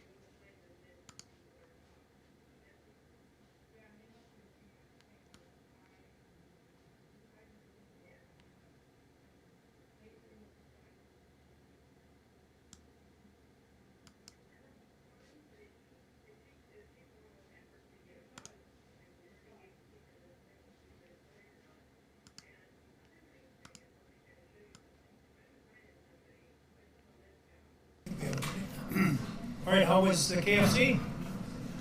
Very good, huh? Okay, and did you have it on? Okay, let's proceed.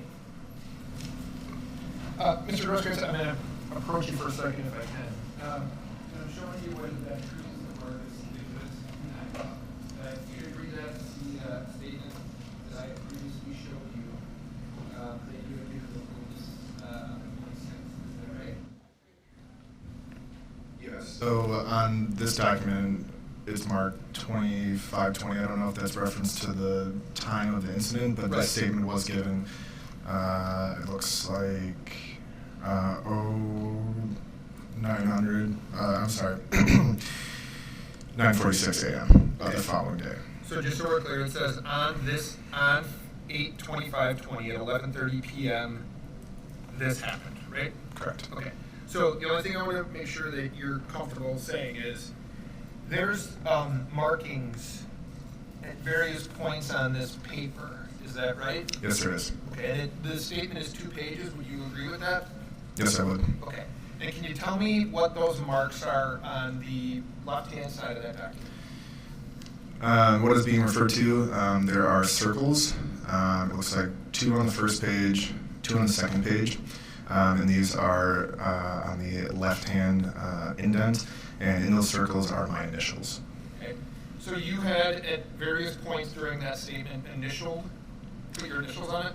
Correct. I wasn't able to, I'm right-hand dominant, so I wasn't able to write. So the officer that, I'm not sure which officer that was, but the officer was taking my verbal statement, transcribing it, and then throughout I would initial either, so you can see here, there's the word approximately was crossed off. I signed that there's a correction there made. Okay, so can I ask you this? Where it says, I told multiple officers that I had dropped my firearm, right next to that you put your initials, is that right? Yes, I did. Okay.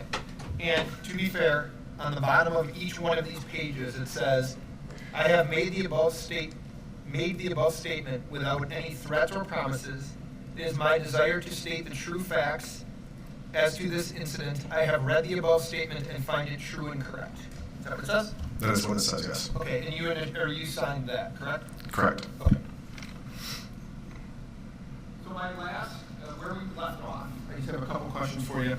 I had asked you if you had any regrets of that evening, and that you had said that you did not. Correct? Correct. And I had asked you if you know a person, Jacob Marshall, correct? Yes. And Jacob Marshall may not be today, but he was your roommate. Yes. And you had said that he had visited you in the hospital. Yes. And I'm going to show you what is marked as Exhibit 70.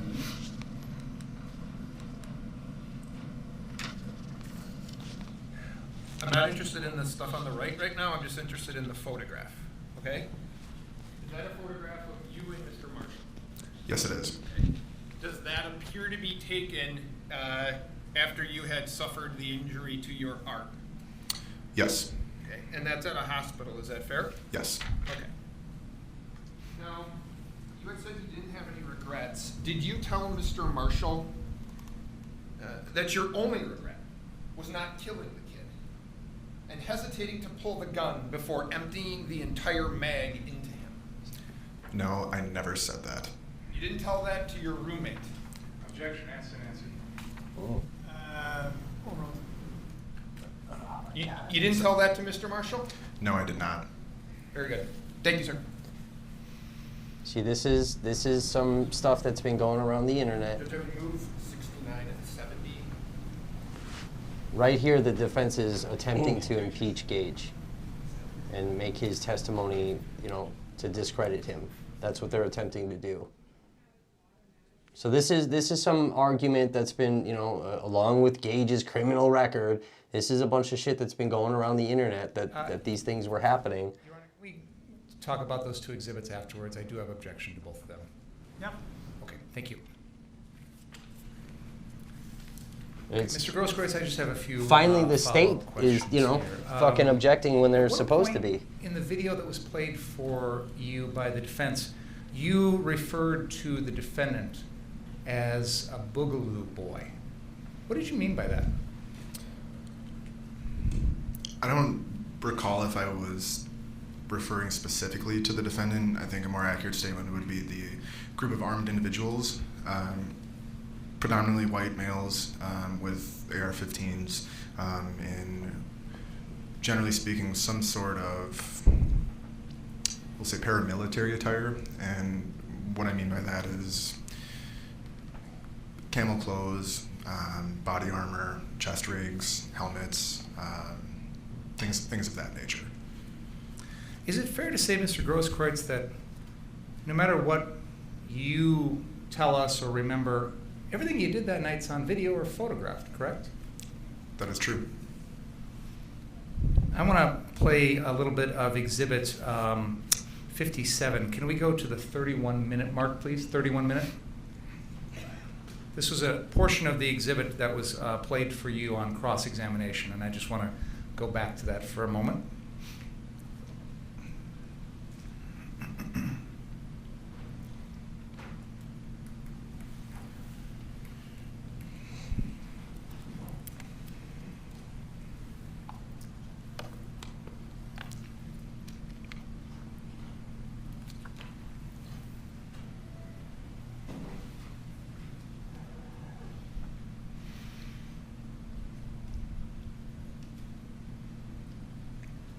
Can we play from there, please?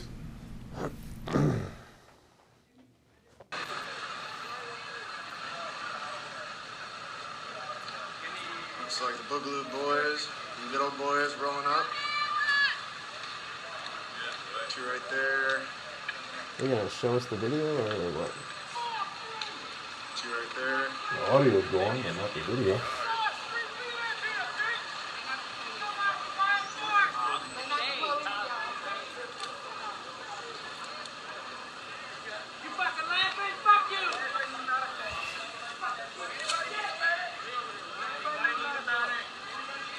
Yo, we got our own medics. You're good. You can go home. The voice that's heard there saying, "We got our own medics, you can go home." That's your voice, right? Yes, it is. Why did you say that? It was my interpretation throughout the events of August 25th that these armed individuals, whether they were Boogaloo Boys, Proud Boys, etc., all had we'll say a homogeneous appearance, again, meaning the rifles, the body armor, and what I had inferred throughout the events of that night, that these groups of people weren't received very friendly towards other demonstrators, and in specifically to reference the defendant, it was also my interpretation that the defendant lacked the necessary experience, potentially the necessary knowledge to adequately fulfill his self-proclaimed role as a medic. Can we now go to the 57-minute and 36-second mark in this video, please?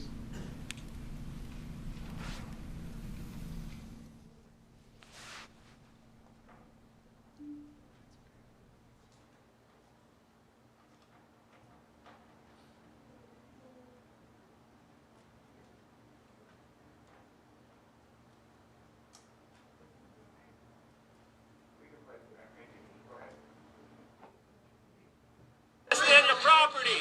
That's why you got problems already with people.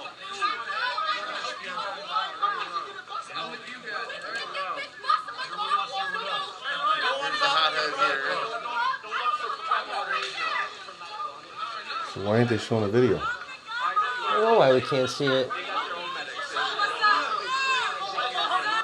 Unless they don't realize that, like, the public is not seeing The this. defendant's reaction at that very moment in time when he was told by someone, "Don't go out in the street, stay on your property," and you were asked if the defendant reacted in any certain way. Do you know if he came and spoke with anyone about that comment at that moment in time? No, I do not. Okay.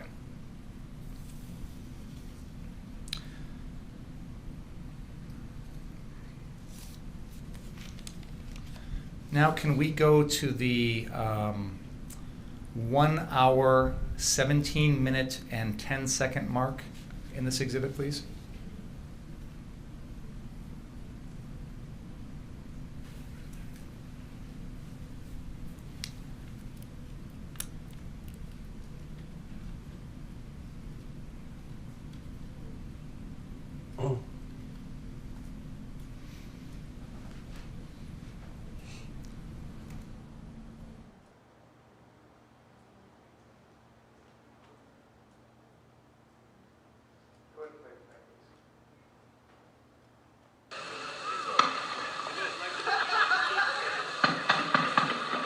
It sounded like gunshots. It sounds like multiple gunshots. People are scattering. Now this is southbound on Sheridan. This is, I was just at 60th. Looks like they even set up a recliner. Oh, 110%, bro. Yeah, dude. 100.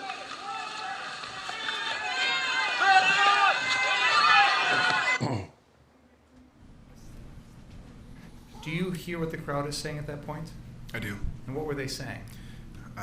Sounds like they're yelling medic Is repeatedly. is that what caused you to start running? Yes, it is. Okay, go ahead.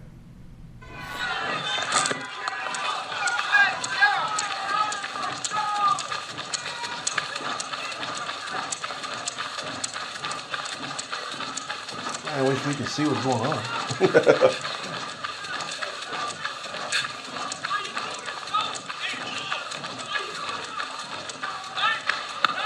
Shots.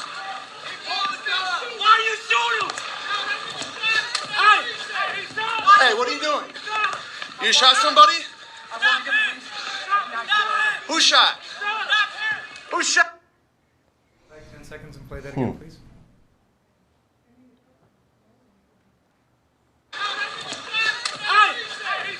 Hey, what are you doing? You shot somebody? Who shot? He said I did not shoot anyone. Who shot? I'm going to get the police. I did not shoot anyone. Fair to say, Mr. That's what Kyle Gross, that says. what was just played on the screen gonna ask is the him. only We were arguing about this words yesterday. exchanged between you and the defendant after the defendant killed Joseph Rosenbaum. Yes. And you've already explained what you heard at that time. We've already heard the video. Was there ever a time in which the defendant said someone pulled a gun on him? In hindsight, no. In your statement the next morning, you told the police you'd heard the words, something to the effect of, he pulled a gun on me, from the defendant. Is that right? Correct. With the benefit of hindsight, we can see that never happened, correct? Correct. At the time you gave the statement to the police the following morning, how long had you been awake?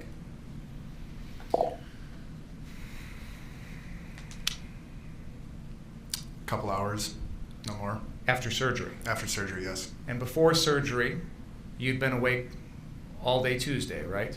Yes. And in the time period between you were shot by the defendant and the time you spoke to the police officers, did you even have possession of your phone? No, I did not. Had you watched this Facebook live stream? No, I had not. Can we continue that video now, please? Hey, stop him! This is the only time I've seen the prosecution so far like really doing their job the right way. About time.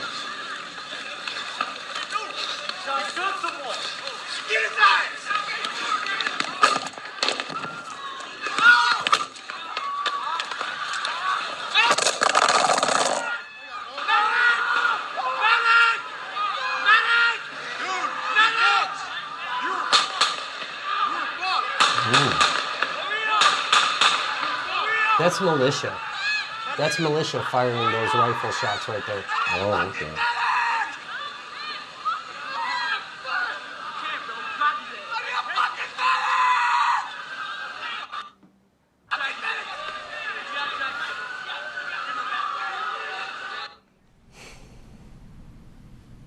Mr. Grosskreutz, we can still hear audio, but there's no video coming from your live stream. Do you know why that is at this particular moment in time? Yeah, because he dropped that fucking phone. I believe it's because I dropped my phone after being shot by the defendant. Bro, that phone slid across the ground. To the best of your knowledge, did the That audio was that we just spooky captured or to watched rather, fucking did watch that that, capture bro. everything Wow. that you said I watched it a month later, and when it, you it, are, like, fucked me after up. you talked to the It was defendant, super had that little scary to listen exchange to all that. until you got shot? Yes. At any Yeah. point in there, did you say anything about you're going to kill the defendant, you're going to shoot the defendant, make any threats to the defendant of any kind? No.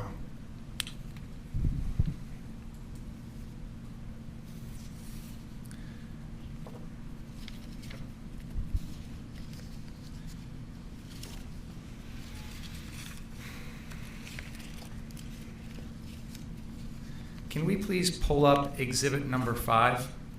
See, the defense in this situation they need to prove that this is something that Gage said, and so far the defense has not been able to prove this. And this is just more social media fucking rumor bullshit, you know.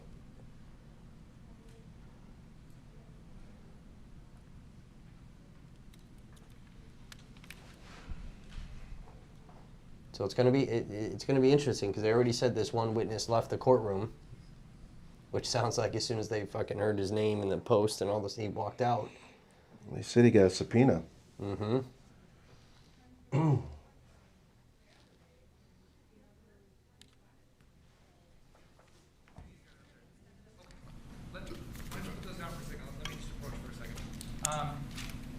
while we're getting ready for Exhibit 5, let me just ask, But the prosecution's doing a great job right now Mr. of Gross blocking Croix, this. The defense has shown you a photograph which has been They're marked as actually- Exhibit number 65. They're actually I'm just gonna fighting. hold that You for know, you. we're Does seeing this that for the show first you time. with your hands raised before the defendant shoots you?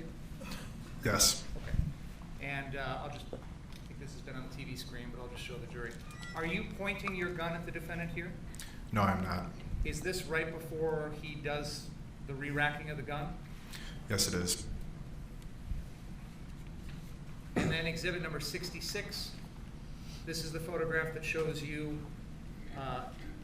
moving towards the defendant after he re-racks the gun. Is that fair to say? Yes, it is. Now, you were asked if you are pointing your gun at the defendant in this picture and also in exhibit number 67. Do you remember being asked those questions? I do. At any point during that encounter, did you intentionally point your firearm at the defendant?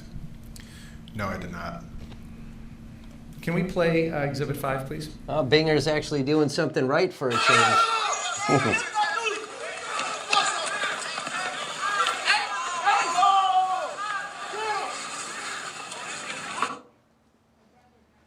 At this point in the video, there are people that are running in the same direction as the defendant. Are you even on screen yet?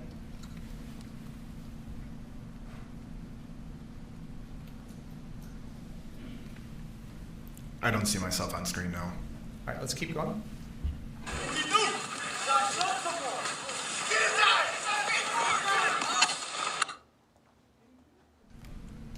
The person that attempts to kick the defendant has flown over the defendant. Mr. Huber is approaching the defendant. Are you even on screen yet?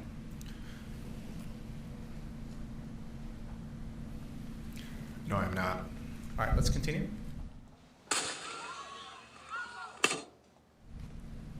Now, at this moment in time, you are on the screen, and it appears that you're sort of crouching, like crouching down as if what? What were you thinking at that moment? Why were you doing that?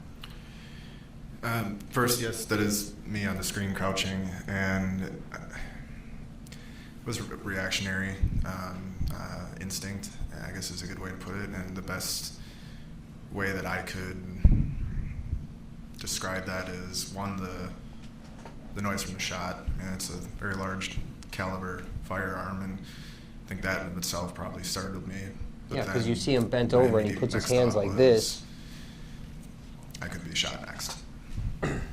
Makes If sense your to me. intent was to shoot the defendant with your Glock pistol, would you have gotten that close to him? If that was my intent, no. If that was your intent, you wouldn't have done that. Exactly. Right, correct. Let's keep going for just a second, please.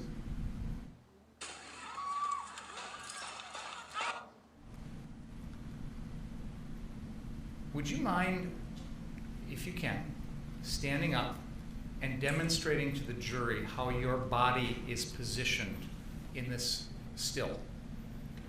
It's kind of awkward.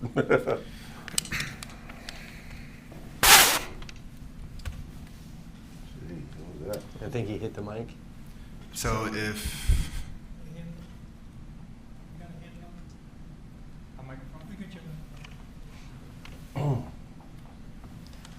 So this is the first time that we're seeing the prosecution fighting hard to keep evidence out during the trial. They definitely did some fighting, in the pretrial motions and whatnot.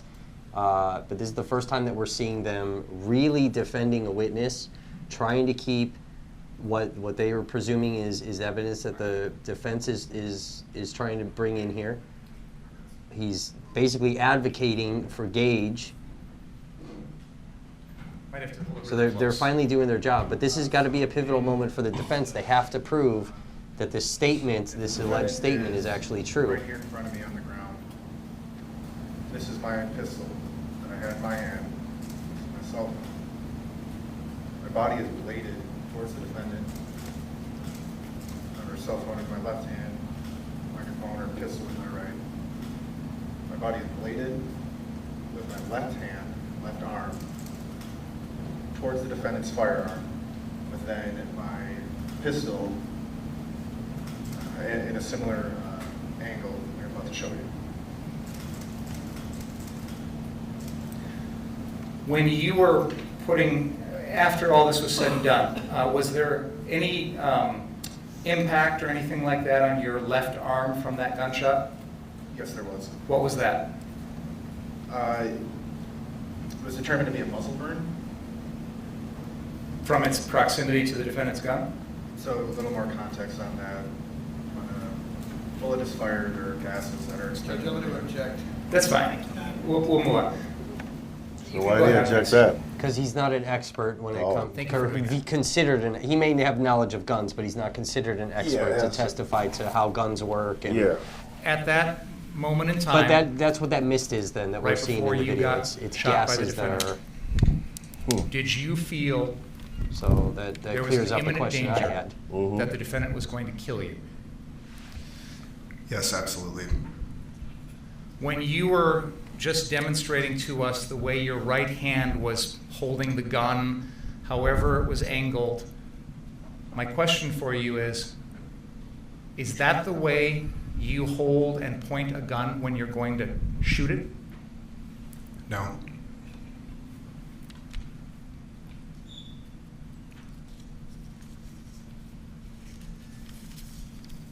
This is so critical for the prosecution, bro. Binger has to fucking nail this.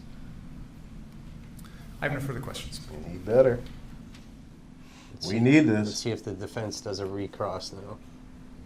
I'm assuming they are, because it's taking a minute. So, Mr. Grosskreutz, you watched the video that Mr. Binger played when Mr. Rittenhouse was walking past you, and you had said something along the lines of, "No medics are needed here, we don't need you," right? Yes. Okay. And you were saying that, oh, here comes some Boogaloo boys. You've never met Mr. Rittenhouse before, have you? No, I have not. You had no idea who he was, any affiliation with any group, nothing, right? No. You were just spouting off guessing. Yes? I was making an inference. Yes. No information. Yes. And Mr. Binger asked you if you ever threatened verbally with words Mr. Rittenhouse. Do you remember him asking you that? I do. And your answer was he did not. Yes. You'd agree, people don't have to use words to threaten other people. They can do it by their actions, correct? Yes. Like running after them down the street with a loaded firearm, right? Yes. Like approaching them, loading their foot and moving their gun forward while the person's on their butt sitting there, right? Those are non-verbal things that can be used to show aggression, correct? Yes. Ooh. Now, you had been asked by Mr. Binger, and you had shown a demonstration of this blading maneuver, as you call it, and I'll take your word on that. Can you bring up 67?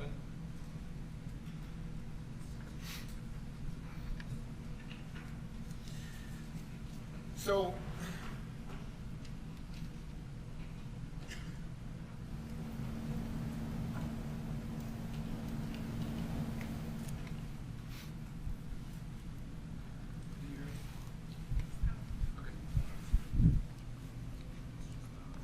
I'm like at the edge of my fucking seat, bro. now, Like, you can talk about what your mental intention was. You'd agree what everybody's looking at is you pointing a gun at a person's head, right?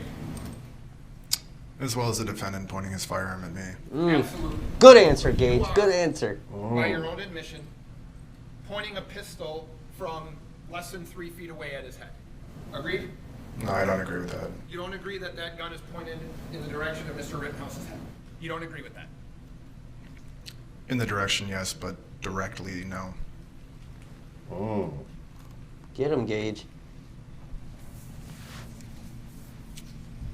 You know, and if you're holding the gun and you fucking put your hands up, I don't have time to. The gun's not gonna be. As you're running, you know what I'm you saying? don't Like say you're just like you're holding the fucking gun, bro. Yeah, it's in your direction. I mean. Yeah. You never say anything. It would have been hard to communicate that over gunfire. My question to you is, you Yeah. never said a word to him other than approach him with your gun out from 3 feet away, right? Yes. Gage is good, I bro. have nothing else. Ooh, there we go. See, is Binger gonna step up again? When you asked Here we go. Here we the go. defendant Nailed it. if he'd shot anyone, he lied to you, didn't he? Yes, you did. And even though Good question. you've been asked questions about what he said at various times or things like that, did he make threats or anything like that to people, anything like that?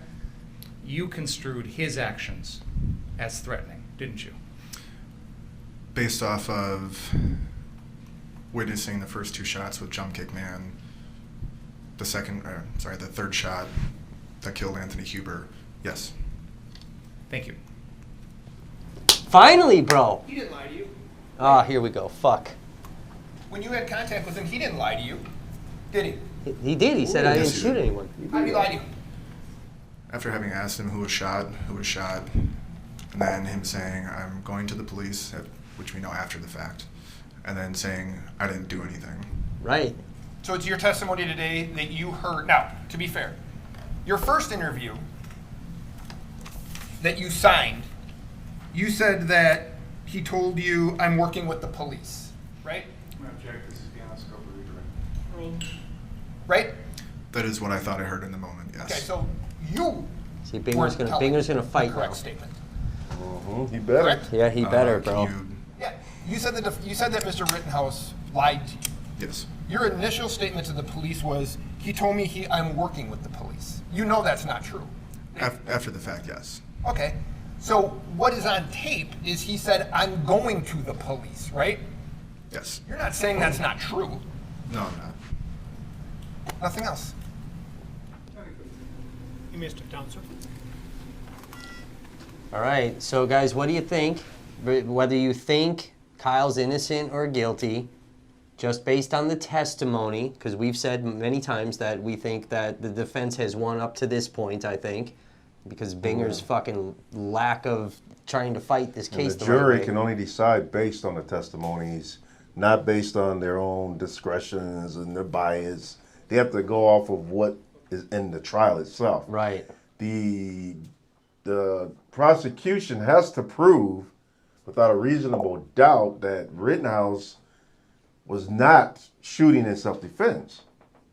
So the question is the prosecution doing that? Is the prosecution proving that Rittenhouse was shooting willy-nilly style?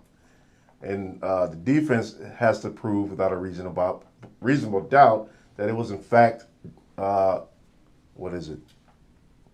it was self-defense. So they have to prove that. Yeah.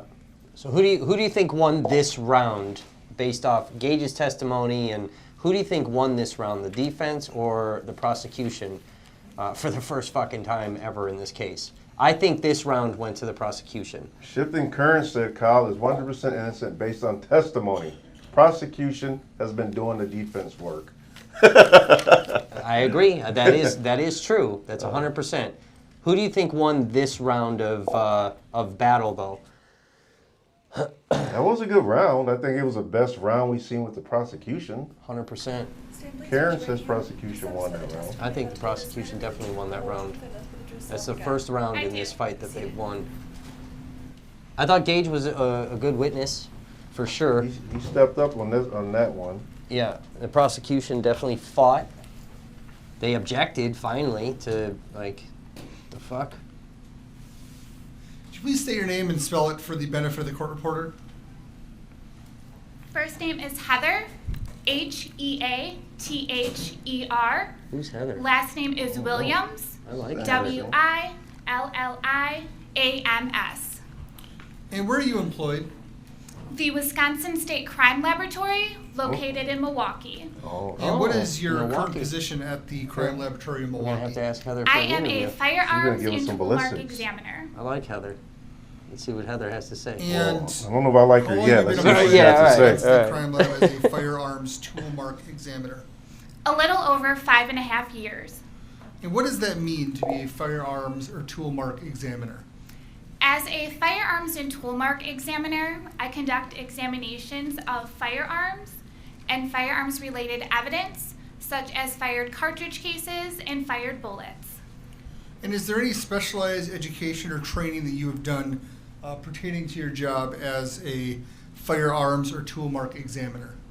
Yes, I first hold a Bachelor's of Science degree in Law Enforcement and Justice Administration with a minor in Forensic Science that included a 525-hour internship at the DuPage County Forensic Science Center. I also completed the Wisconsin State Crime Laboratory Firearms and Tool Karen, I Mark think this is Examiner the Training prosecution's Program. witness. It's an apprenticeship Yeah, these training are all program, much state like an witnesses. electrician Defense or a hasn't called a plumber, single witness where you yet. get both hands-on and classroom-like instruction. And what exactly is... So you got a question, is firearms it even necessary identification? at this point for the defense to Firearms call a witness? identification is Because all the these fucking comparison people have analysis been of fired evidence. helping their case It anyway. compares Right. bullets to barrels and cartridge cases to firearms. And what process is used when examining a firearm that is submitted to your section? One of the first tasks that we perform when a firearm is submitted to the firearms section is called a function test. The purpose of the function test is to first make sure that the firearm is a functional firearm and that it is also safe to test fire. During that function test, I'll check the condition of the firearm along with all safeties that are associated with that firearm. And then what do you do next with when examining that firearm? Once I've determined that that firearm is safe to test fire, I will test fire the firearm. This is done to make sure that the firearm is working properly and the way that the manufacturer intended for it to work.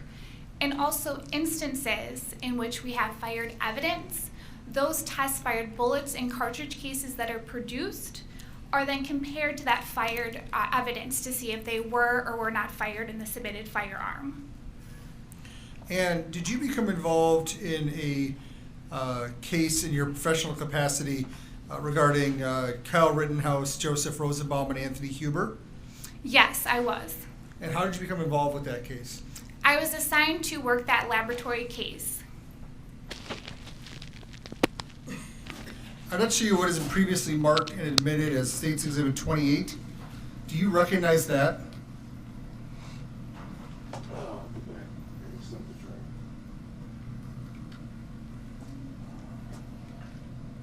Yes, I do. I recognize that as the firearm that I analyzed for this specific case. How I recognize that is on the firearm in silver marker, I have indicated that laboratory case number associated with the case, the item designation of that item, my initials, and the date that that was examined. So is it my understanding that you would have actually examined this exact firearm and fired it? Correct, yes. Okay. I think that's good. Thank you. So what do you use to test fire it with? We're going to use ammunition that is part of our reference collection. When we choose the ammunition for our test fires, we try to choose it as close to the fired evidence that's submitted to that case. What is a cartridge? A cartridge is unfired ammunition that's going to consist of 4 components. You'll have the actual cartridge case, you'll have the primer, you'll have the propellant or gunpowder, and then you'll have the projectile or bullet. So what is a cartridge case? A cartridge case is a portion of a fired cartridge that is left over after it's been fired in a firearm. You may have commonly heard it referred to as brass. And how do you determine if cartridge cases were fired in the same firearm? You're going to look at markings that are transferred onto the fired cartridge cases during the firing process. Those are the markings that we look at to determine if they were or were not fired in the same firearm. And then instances when we have a firearm, we're able to determine if they were or were not fired in a specific firearm. So what's the difference between a cartridge and a bullet? A cartridge, like I said, is going to be the full unfired ammunition. So it's going to be those 4 components. A bullet is just one of those 4 components. So it's the projectile portion that you'll see on an unfired cartridge. So what is a fired bullet? A fired bullet is going to be the bullet that is expelled through the barrel of a firearm. is going to have impressions that are going to be left on that from the rifling or that spiral pattern that's going to be within that bore of the barrel. So how can you determine if bullets were fired in the same firearm? You're going to look at those rifling impressions that are left on a fired bullet from the barrel that it's been fired through. Is your crime lab accredited? Yes, we are. And who accredits your crime lab? We are accredited through ANAB, ANAB. It stands for the American National Association Standards National Accreditation Board. And are there any quality controls or procedures that are used, particularly in your discipline at your crime lab? Yes, in the firearms section, we have a 3-step quality control procedure. The first step is called the verification process. This is when any type of identification, elimination, or inconclusive results of fired evidence is then looked at by a second qualified examiner in the section. Once that verification process has been completed, there is then a peer review process in which all notes and reports are looked at to make sure everything's clear, complete, and accurate. That last step is going to be administrative review. That is going to be when a supervisor will once again go through all reports and notes to make sure everything is clear, complete, and accurate before the report is submitted to the submitting agency. I'll let you know is marked as State Exhibit 72. Do you recognize that? So this is all procedural stuff that has to happen. I Yes, do. This is the This gun. is the report Yes, that I it was issued for fired. this specific case. I know that based upon the laboratory case number, as well as it has my name as well as my signature, and then it also has information on the second page with my initials showing that I did complete both of these pages of the report. And is that a true and accurate copy of the report that you issued in this case? Yes, it is. I'd like to move Exhibit 72 into evidence. I don't have an objection. Let's you know is marked as State's Exhibit 71. Can you please explain what this is?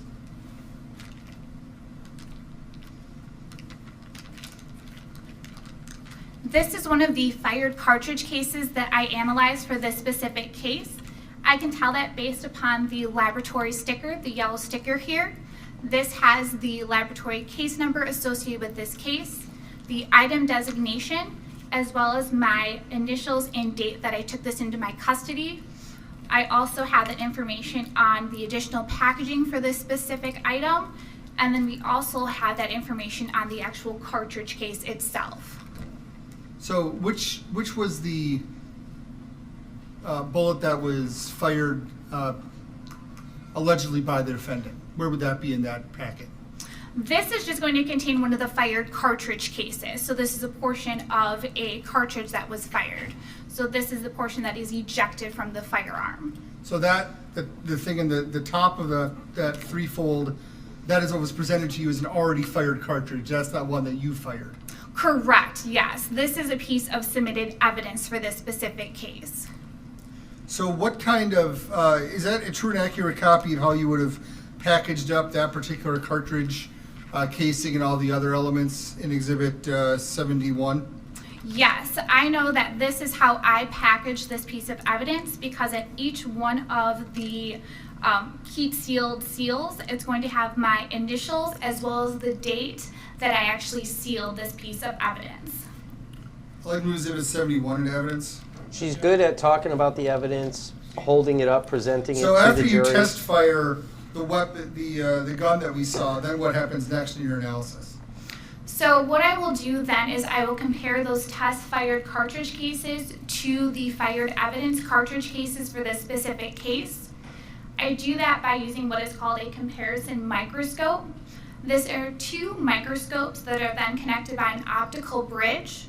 It allows myself as an examiner to look at two objects simultaneously side by side. That way I'm able to see the markings that are transferred from the firearm during that firing process on the cartridge cases to look to see if the submitted evidence was or was not fired in the submitted firearm. So what did you do in this particular case? In this particular case, there were 8 fired cartridge cases that were submitted. Each one of those 8 fired cartridge cases were then compared to the test fire cartridge cases that I produced. so that I could be able to determine if they were or were not fired in the submitted firearm. So you were submitted 8 of the, if you hold Exhibit 71 briefly, you were given 8 of those cartridges on top?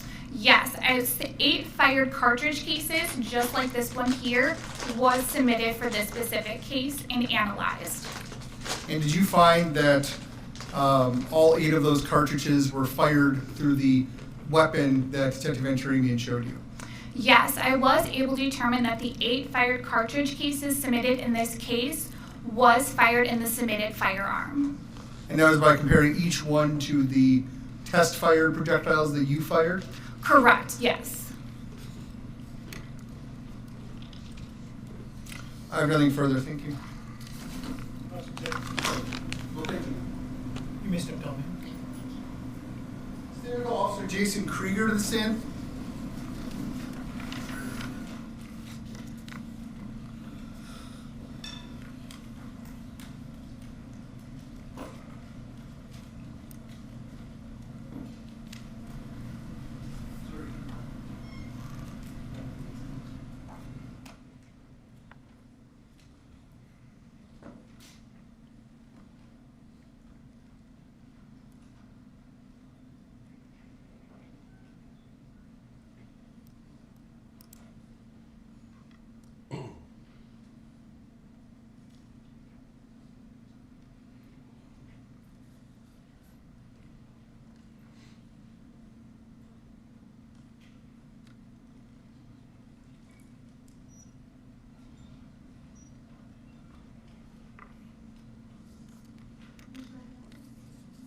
Testimony about to give this matter, the truth, the whole truth, and nothing but the truth, so help you God. I do. You be seated. Pass that over to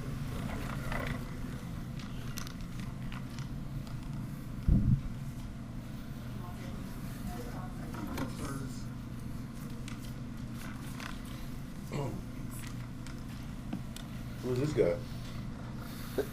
Officer Krieger, this is the one of the cops that was in the car that Kyle walked Sir, up can to. you please state and spell your first and last name for the record?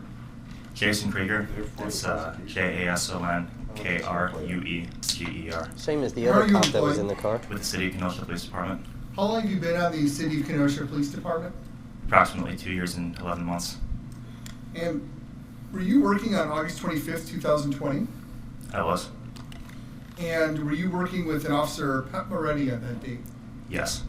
Had you been working in the previous days during the civil unrest that was occurring in Kenosha? Yes. And on August 25th, what was your assignment, your general assignment with your partner, Officer Moretti? So on that date and time, we were assigned to second shift patrol. We were patrolling the downtown area as well as handling calls that popped up throughout the city, anything in progress. So is it fair to say you were focused downtown, but if there was a reason to go to another part of the city for a domestic violence or a burglary, you would still respond to that call? Yes. Is that different than how let's say the night before was in your duties?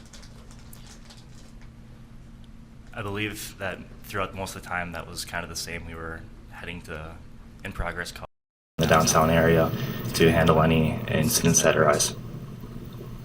Now, on the night of August 25th, at any point were you ever asked to respond to a potential shooting?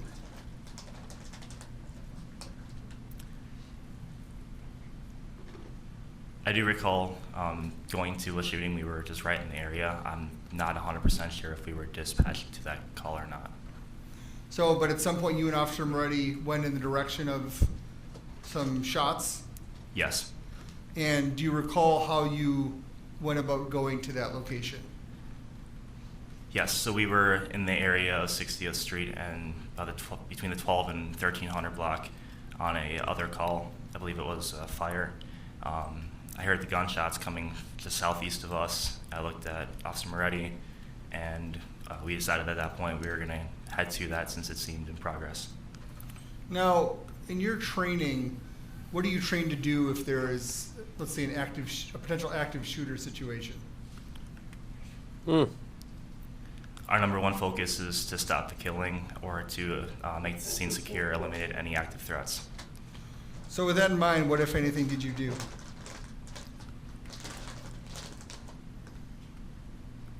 When we approached the scene, we had approached slowly just to try to attempt to gain any visual information that we could see. We had just been with a few other squads, other armored vehicles in the area, so we were assuming they were behind us. And we approached the scene very slowly to determine if we could at least get a visual on the any threats that we could see. We were hearing gunshots, we just couldn't see where they were coming from at that point. Did anyone approach your vehicle? Yes. Who approached your vehicle? There was a younger male. He was dressed in a t-shirt and I believe cargo shorts, and he was carrying an AR-15 style assault rifle, and he had his hands raised, and I believe he was carrying a medic bag as well. Did you hear anything that the crowd was shouting in relation to this individual? I did not hear any specific phrases. There was just a lot of noise, a lot of background noise, and in my mind I was more focused on hearing the gunshots and trying to figure out where they were coming from. I didn't necessarily hear any specific words the crowd was shouting toward me. Do you, at one point, I'm going to represent you, there's a video that shows you getting out of the squad car and running to the trunk. Do you have any idea why you did that? A lot of my equipment I use on duty is stored in the trunk. Gas masks, vests, things like that. If I would have retrieved something from the trunk, it would have been to keep me safe on the scene if there was an active shooter. I do not recall the exact item. By vest, do you mean like a bulletproof vest? Yes. Were you already wearing a bulletproof vest?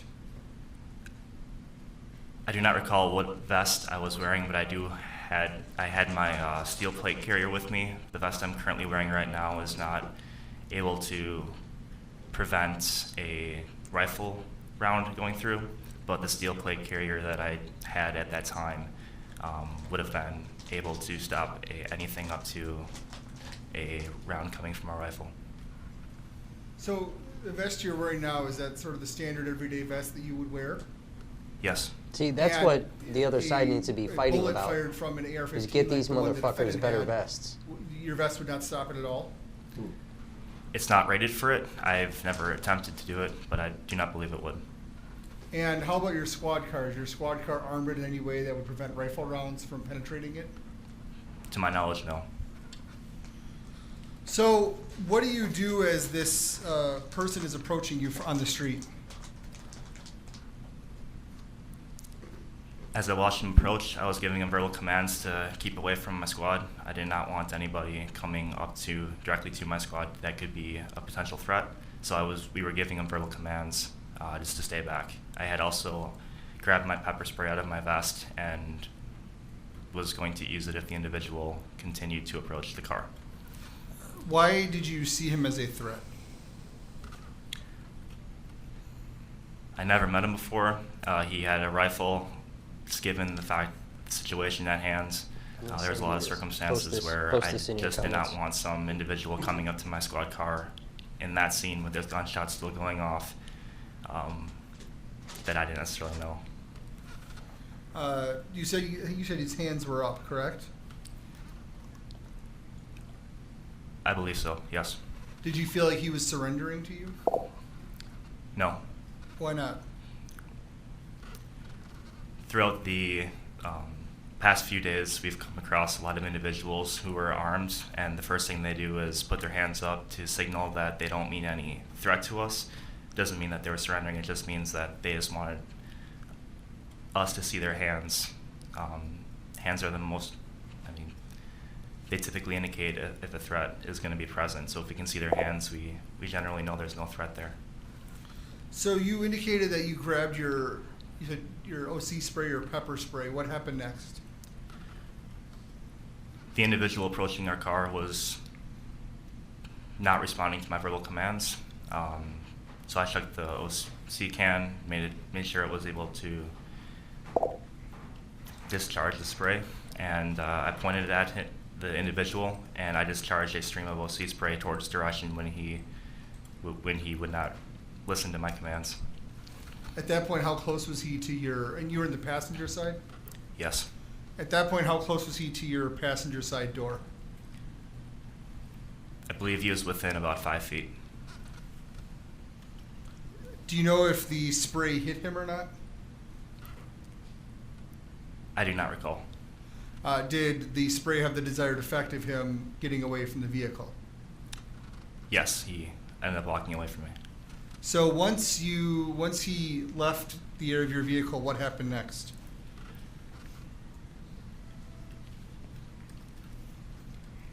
I began to see other squad cars and armored vehicles coming to the area. I believe I took up a position on the east side of the road towards the parking lot and just kind of held it there to attempt to gain eyes as more officers came on scene.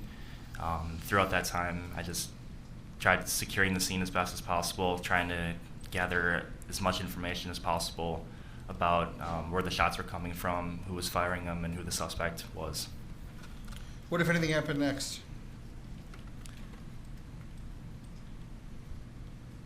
We were approached by one of the mutual aid tactical teams who informed us that they had an individual with a gunshot wound to the arm. I believe that individual was Mr. Groskwitz, and they did not know how to access the hospital.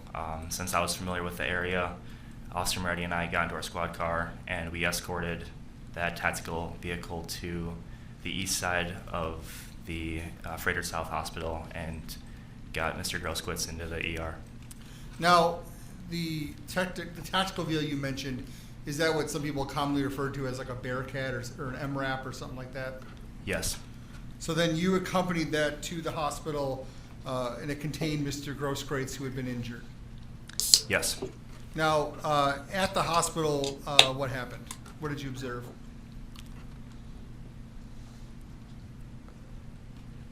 So we got him into the hospital. I believe he went back to the ER. I stayed in the lobby. I was approached by another individual, Richard McGinnis, who kind of talked to me about that. He gave me information that he believed that he had the suspect on video just prior to the shooting. So I talked to him briefly, obtained the cell phone, and obtained the individual's ID card.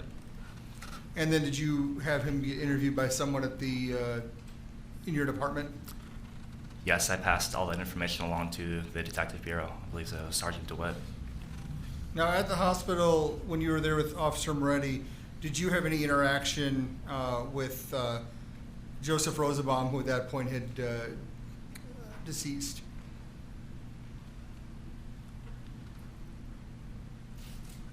I believe that I helped Officer Moretti process and collect the evidence from one of the deceased. I do not recall which victim it was. I have no further questions. Thank you. They're allowing all the victim stuff, bro. We've heard victim, victim, victim, victim. Afternoon. What was the So I point don't of have a whole lot of Schroeder questions for fighting you, so but, much on this? And then he's allowing it So anyway. if I could, and we've heard Officer Moretti testify. Okay, so do you hear what you believe to be rifle rounds around 11:50 or so on the 25th? I heard gunshot rounds. I could not tell if they were handgun or rifle rounds.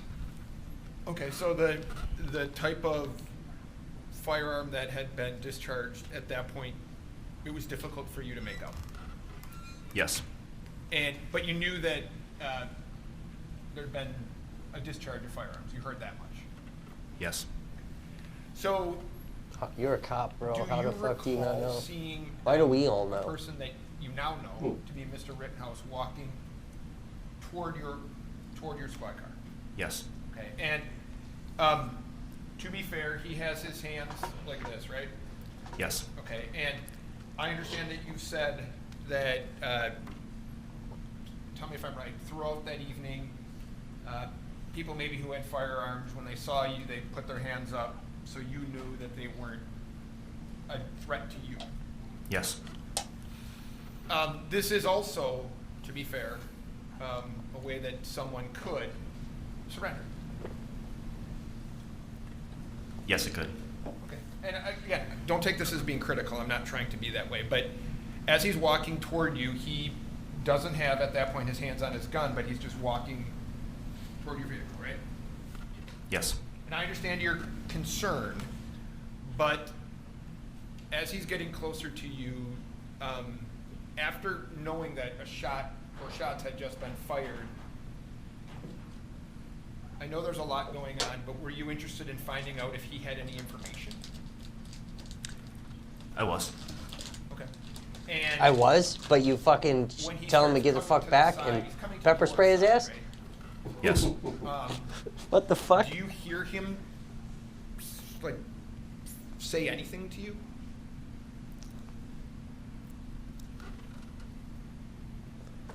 The only thing I can remember him saying was You see how he something paused? about a shooting.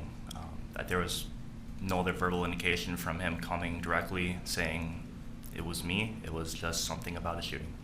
Okay. And Did you see how he paused? And from the Dominic Black fucking statement, Dominic says that Kyle told him he walked up to this motherfucker. says something about a shooting, right? That's Kenosha. So you knew. I mean, Yep. his exact words were not something about a shooting, but He says something included in that. That's something Kenosha is the trying to word cover their shooting. fucking asses, Yes. bro.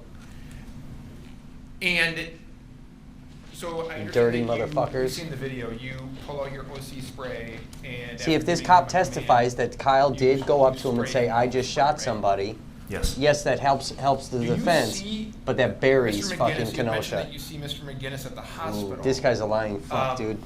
He shows you the video. yes. Do you say to yourself, "That's the guy that's walking with his hands up that I just saw"? Ooh. I did recognize the individual from the video, and into my mind, I believed he looked familiar.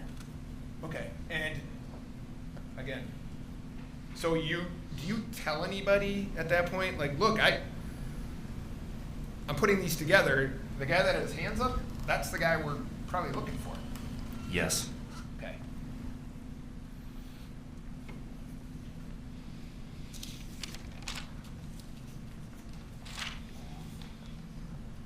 Oh, come on. Who did you tell? I want to know. Ask that question for me. Oh, I do have two other questions. Can we call the defense and have them As ask he's walking questions up for to us? Yeah. I mean, CJ can Do get you a hold ever of ask them. him, and I understand it's a chaotic situation. I have questions. Do you ever ask him Call for him. identification? No. Do you ever ask him or do Karen said anything he's twitching. with the Yeah, fact that he's yeah, I see possessing it, an Karen. AR-15? He's got to be real careful. No, He's got to be real careful about what he says. This is Kenosha just protecting themselves. This guy needs to tell the truth, so it helps the defense that Kyle did Were try there to other turn himself people, in, not and then necessarily in Kenosha's front of fucked. your vehicle, but and then around the area? In Kevin addition to wins the Mr. argument Rittenhouse? that they did know. I've been saying that for 14 fucking months. They did know, and they helped this little motherfucker. Fucking. Were other people trying to give you information regarding a shooting or a potential shooter or anything like that? There was a lot of voices shouting. Nobody directly came up to my squad car window like Mr. Rittenhouse did, but there was people after he had left the side of my squad car as I got out of the squad who did give me information about potential suspects as well. Now, when you and Officer Murray are trying to get down to the scene of the active See, shooter, now I'm going to clip Dominic Black's what police is your primary statement goal? with this cunt's fucking statement Stop the killing, today. stop any threat. Same as I is did with that the other cop. consistent with getting identification Kenosha knew. and speaking to an individual approaching your vehicle? No. Thank you. So we're gonna clip those things. We're gonna put them out. Both these cops knew. I fully believe Dominic Black that Kyle told him that he told the cops. And I fully believe that actually happened. 100%. I fucking believe that. And by this cop's reaction when asked that question, I fully believe that this cop knew more give this matter be the truth. Dirty motherfuckers, bro. So help you God. Yes. You may be seated.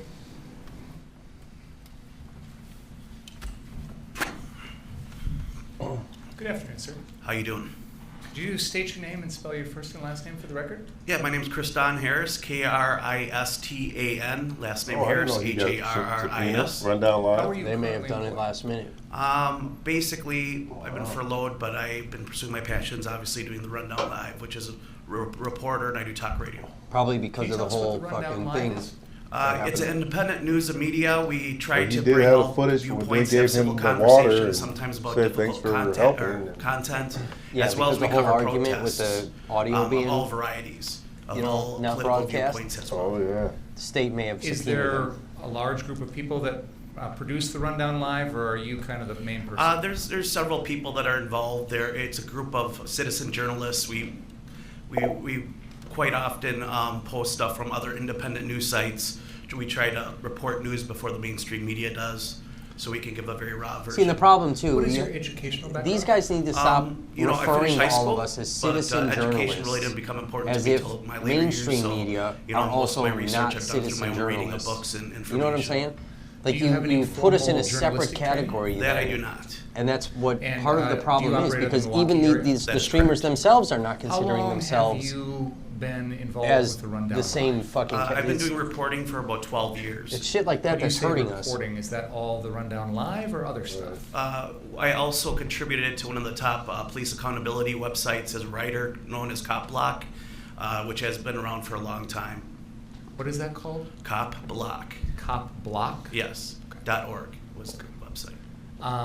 And when you say you contribute to them, does that mean you're like a reporter for them? I used to write for them, though it's a defunct organization that was banned amongst a lot of other websites. Okay. Yeah. When did you first get involved in Rundown Live? It's probably around 2011. Did you form it, or did someone else? Someone else formed it. And then you joined it? Yes, that is correct. And that person is no longer involved. Do you have any sort of title with that organization? I believe I'm the editor. And you said you've covered a lot of protests. Can you tell us more about that? Sure. Since about 2013, I probably covered over 100, 150 protests. I don't know the exact number. What types of protests would they be? Everything from something basic as Second Amendment rights and healthcare workers, against mandates, to BLM, Minneapolis, the burning down of the 3rd Precinct, DC, obviously January 6th, as well as Kenosha and probably countless BLM protests. I believe I am the editor. There were some things there that I just want to make sure I understand what you're saying. You said the burning of the 3rd Burning down district? the 3rd Precinct of Minneapolis, yes. Okay. That was the date. I don't know the date. That's how I recognize it. That was one of the things that happened after George Floyd was killed? That is correct. And you... Sorry, Karen, do we need to slow down? Sure. Court reporter can't keep up. Whatever she says, so we got to make sure. You also mentioned January 6th. Is that with regard to what happened at the United States Capitol on January 6th of this year? That is correct. Were you there for that? I was. Okay. And were you covering that for the Rundown Live? That is correct. You mentioned Kenosha. Were you here in Kenosha for the events that followed the shooting of Jacob Blake? I was on scene within an hour or two of the shooting of Jacob Blake. Were you then,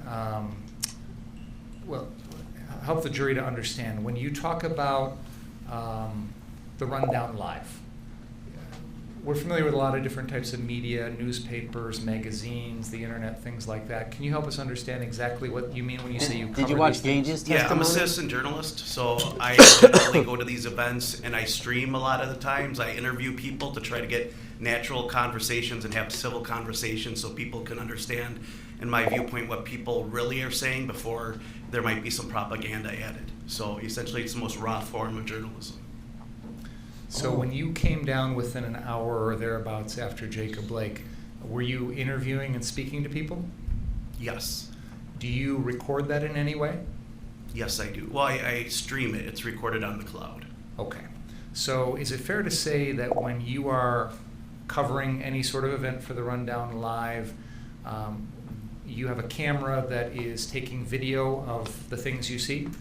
That is correct. I usually use my cell phone, which is a high-end device. And then that video is live streamed to the internet on whatever site you use so that people can watch it pretty much live. Is that fair to say? That is fair to say. Okay.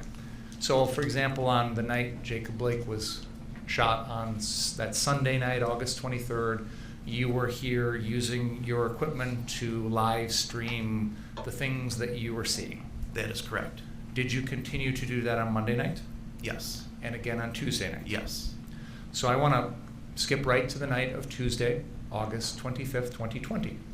Were you here in Kenosha that night? I was. Were you live streaming for the Rundown Live? As well as collecting B-roll, correct. I'm sorry? B-roll is footage that you take because you can't stream live because your internet connection is, so it's actually recorded straight to the device. Yep. Okay. Do you recall approximately what time you would have arrived in Kenosha that particular day or night? Yeah, around 8 o'clock, 8:15. Where did you go once you came to town? I headed down to the courthouse because that's where things were happening. And then did you start your live streaming at that point? I attempted to, but courthouse internet isn't the greatest. So. We've all learned that lesson. So what did you do then? I recorded video straight to my cellular device because this way at least I had documentation I could publish later. Did there come a time in which your internet connection improved? Yes. How did you manage to make that happen? It started to improve when I first started to head towards 59th in Sheridan. Did you ever see a judge like interacting with witnesses that made this that much, better? bro? Yes, I ran into an interaction between Ryan Balch, I believe, and Gage Grosskreutz and other people that by the courthouse, and I asked if there was more armed individuals because the night before there was a video that went viral of people protecting property, and I felt it would make a different story than getting the same story I had the last 2 days. And I do want to talk about what you just mentioned, but I think I didn't ask my question very well. You talked about being here and having poor internet by the courthouse, but then it got better when you went down to a different location. That is correct, so I could stream your channel? What was it that made the internet better or stronger? Oh, it is on my channel. Do you know? I don't know if it was just I had poor cell phone service or it was just better location. That's the only thing I can think of is that location on my way there, it improved. I attempted to go live again, and I was able to. So is it fair to say that once you were able to go live, you don't come on my platform with this Kyle's a hero shit. Throughout most of the rest of the immediately banned. That is correct till my battery ran out. It's been that way for 14 months. And did there come a time in which you went to that 59th Street car source location? Yes. Okay. And you've been here in the courtroom throughout parts of this trial. Is that fair to say? That is correct. And you have seen other witnesses testify, such as Mr. Balch and Mr. Lukowski? Yes, that is correct. Okay. And when you were out live streaming that night, you went to that car source location and interacted with those individuals on some level. Is that fair to say? That is fair. Okay. I want to focus in on a period of time in that evening when there was a dumpster that was pulled out in the road out in front of the 59th Street car source. Do you I'm going to ask two separate questions. First of all, do you independently remember that happening? Did you also get some video of that? I did. It was streamed live. Okay. And then from there, did you continue to remain physically at the 59th Street car source location for several minutes after that? I did. And were you in close proximity to either Ryan Balch or the defendant, or both of them, during those several minutes afterwards? Probably within 20 feet. Okay. Could we begin, I'm going to, hope our TVs are on, if not I'll turn them on. Could we watch a little bit of your live stream, which has been marked as exhibit number 18, and we're going to go to the 1 hour, 22 minute, and 14 second mark. We're going to hear audio this time? They had to subpoena him just to be able to play the audio? This is where I was saying, like, this is where we would start coming in. They'll send these subpoenas.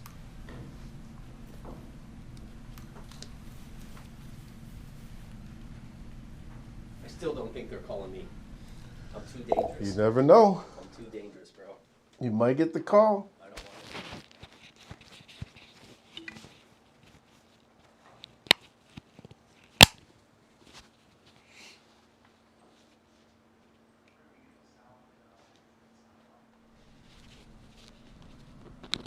Let me just ask Mr. Harris, do you recognize what is up on that screen? I do. Can you tell us what that is? It looks like a dumpster that is in the middle street.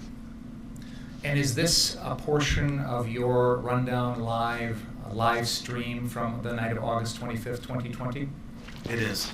And would you agree with me that we are looking, you personally recorded this, correct? Correct. And this is taken from the 59th Street car source lot looking into Sheridan Road facing east. Would you agree with that? At this frame, yes. Okay. Can we please play the video? And militia are up there.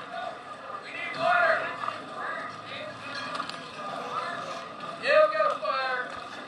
Where? Oh, dumpster fire? Yeah, just a dumpster fire. Hey, it's just like the year, man. Yeah, right? If 2020 was a blunt, it would be just a fucking stem. It would just be stem and seed, man. I could use a doobie right now. It's kind of annoying they're not playing the Continue video. the video for just 1 second, please. I would like to see the video myself, but I don't know why they're not playing the video anymore. They were playing videos for a while.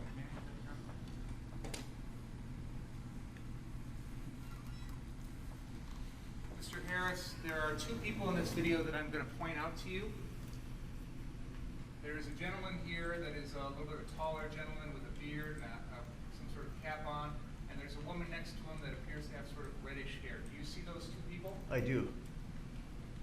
I'm going to ask two questions. First of all, that night, did you have any idea who those people were? I did not. As you sit here today, do you know who those people are? I believe one of them was the person who shot the fire behind, or the gunshot behind Rosenbaum, and I don't know who the other one is because their back is turned to me. Okay. No dispute, that's Joshua and Kelly Zeminski? No dispute. Okay. So I'll represent to you, sir, that the taller gentleman is Joshua Zeminski, and the woman next to him is Kelly Zeminski. Okay. Please continue. All right, let's.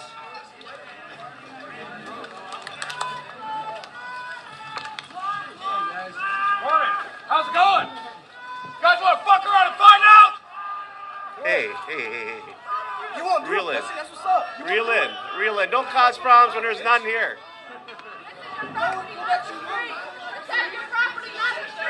Yeah, that's true. Just stay on your property. Otherwise you're gonna cause. There's way too many of them.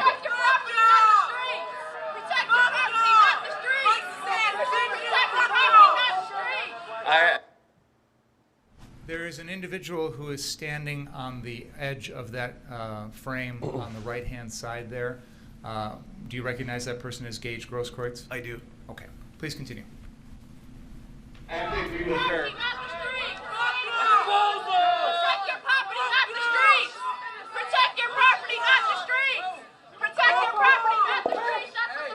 I have to agree with her.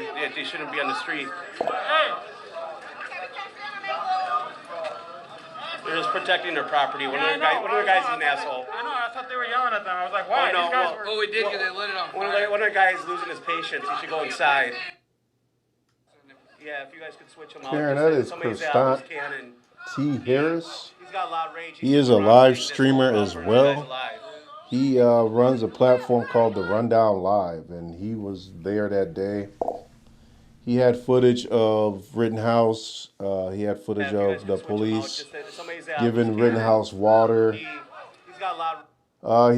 He had a lot of footage that Again, I want the jury to see that in the middle that's of the very screen useful there is a for the taller prosecution. gentleman with his hands in his pockets. I have That is streamed Joshua with Zeminski, him and, quite a bit. On the TV screen, to the so I left do of know him. With jeans on, that is Kelly Zeminski. But yeah, he's a live streamer as well, and he was also streaming This whole crowd burns you guys that alive. day. Protect your property. They're respecting that. Just keep it there. Jamie, I don't know why they're not showing a video. They were showing videos early on in the trial, and now all of a sudden they're not. I don't know why. Maybe they're having equipment just trying to failures or protect the something? property. He doesn't want anything. He has no problem with you guys. He just doesn't want anyone to burn down his shit. I can't blame him.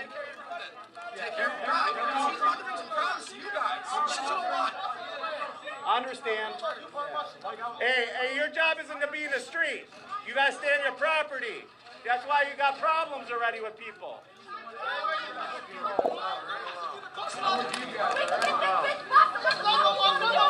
No one bothering your property. Don't look for trouble or anything. A medic? I know you are, but like they got their own medics. You know, if somebody's close by, take care of them. I know you're just trying to make peace. I get. As this video is playing, we hear your voice speaking to someone in the background. Do you hear that? Yeah. Who are you speaking to? I believe that was an interaction with Kyle Rittenhouse. Do you recall anything about what he was saying to you at that point? That he was a medic, and that was it, pretty much that I got from that. You said at one point they have their own medics. Did you hear that? Yes. What did you mean by that? I cover a lot of protests, so I become familiar with a lot of the BLM organizations over the summer, especially during the George Floyd marches. So I felt a little bit more comfortable, per se, because I have had more interactions. That's all basically I was. Sure, but you indicated they have their own medics. What does that mean? Basically, the medics are, from my understanding, are individuals who volunteer to help out and take care of individuals that were injured, and I've seen them on multiple occasions, 8 individuals that were injured in protests. Continue. At that, but they don't look at it that way. They look at you guys as it's a different. It's as much as you guys were afraid of them before they marched down here. I know, but like when the conversations were having. So you made a comment there about how they don't look at you that way or something along those lines. What did you mean by that? A lot of the protesters identified the armed citizens as counter-protesters. They didn't identify them as just protecting their property. Would it be fair to say that it was your impression that... That was my impression, correct. Sure. Would it be fair to say that it was your impression that the people in the crowd viewed the people around Mr. Rittenhouse as a threat? I wouldn't say that. I would say that there may have been some individuals that had it, but not in the majority. I can't speak for everyone. I don't know what they were thinking. Okay, you know. Let's continue, please.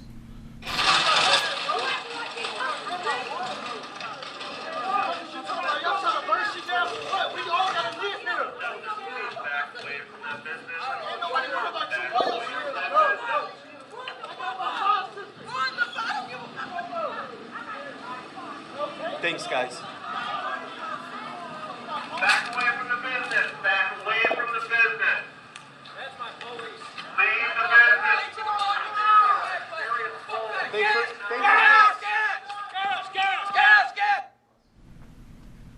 It appears that Mr. Balch and Mr. Lakowski are running towards you yelling gas, gas, gas. Would you agree with me on that? That is correct. What was going on?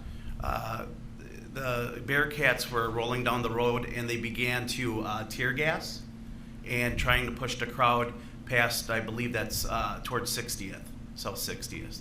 Okay. Have you recently watched this portion of your video? I have. And would you agree with me that for a few minutes after this, you are in close proximity with either Ryan Balch, Kyle Rittenhouse, or both of them at the same time? I don't know for exactly how long, but yes. Okay. I'm going to have the video played further, but I'm going to have the sound turned off. Okay. And then I'll let my colleague know when to stop the video, okay?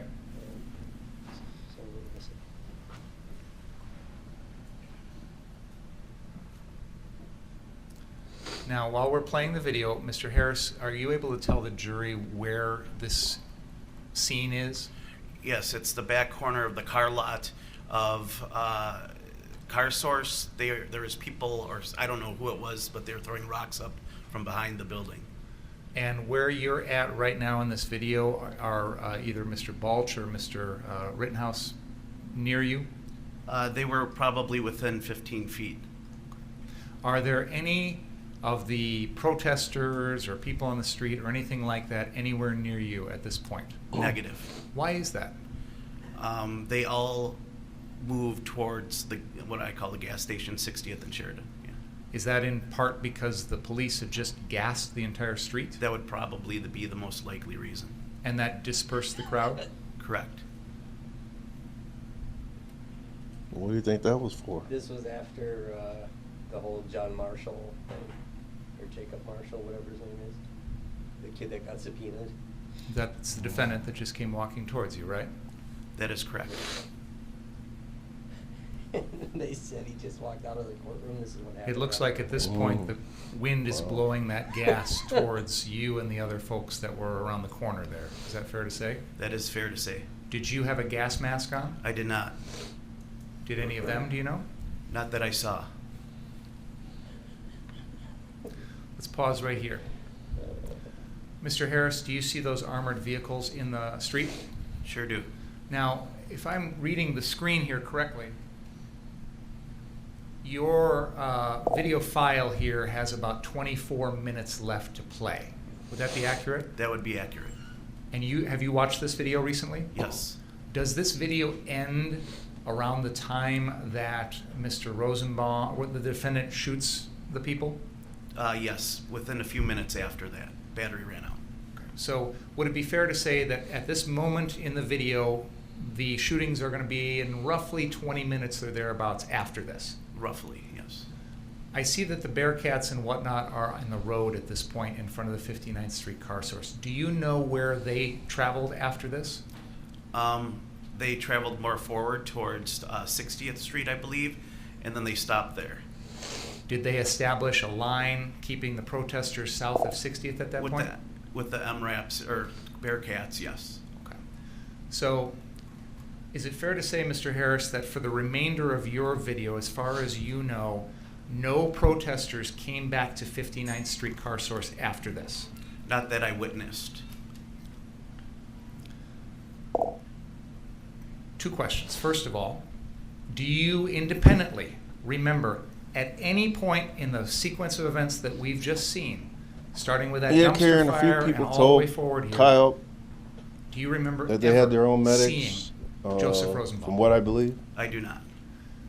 After rewatching your video, is Mr. Rosenbaum in this video at any point during the series that we've just watched? No, not that I can see. I have nothing further. Need your mic? Oh, yep. Sorry. I was ready to go home. Oh, He took off. They were like, oh. Yeah, he thought he was done. It's Monday. That's what I said. Shut up, Schroeder. Scumbag. No, it's all right. First time.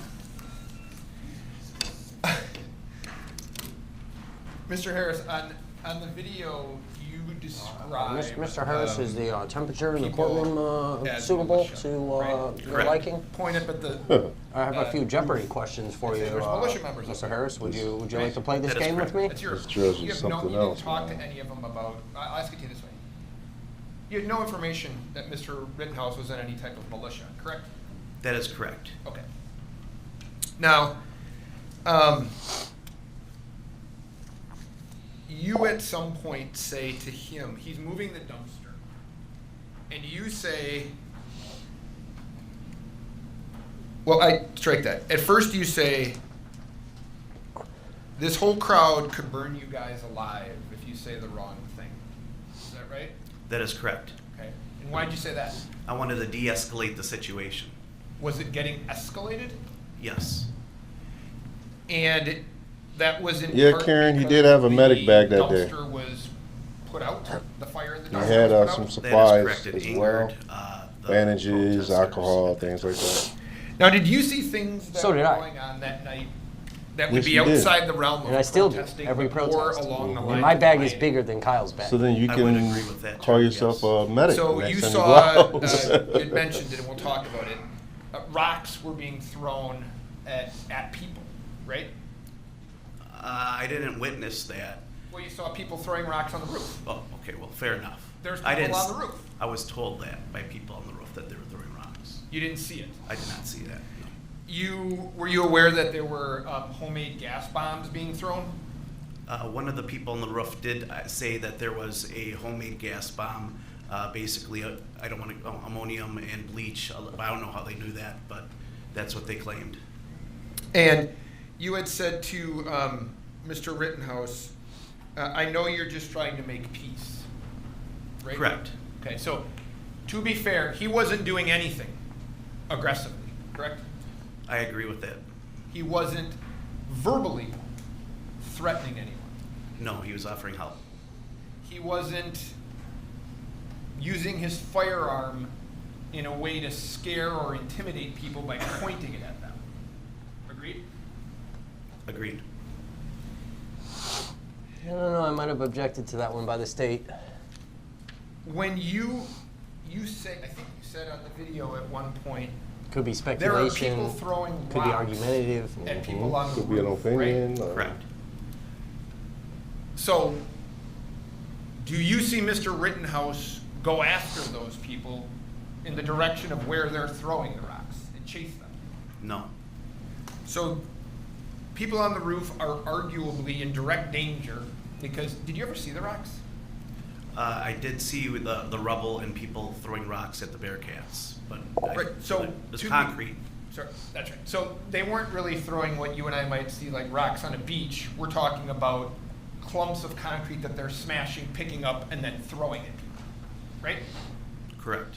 And knowing that, you didn't see Mr. Rittenhouse go after those people who were actually causing danger to others, right? No, I did not. Did you have contact with the owners of that the car source that night or the next day? Not those 2 days, but I did see him pull up, I think, later on in that week. The two brother, if you know. I don't know. All I know is that whoever the owners were, they pulled up, and I briefly walked by and said something to him. I don't recall.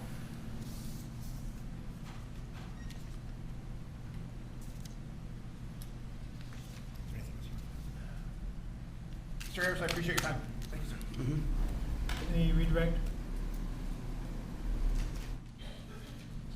Mr. Harris, the people that you saw at 59th Street Car Source, you characterized as the militia. Was the defendant dressed the same as them? No, he was not. He had on sort of an army green colored shirt, correct? Lime green, army green shirt. He had a weapon slung around him like they did, correct? Correct.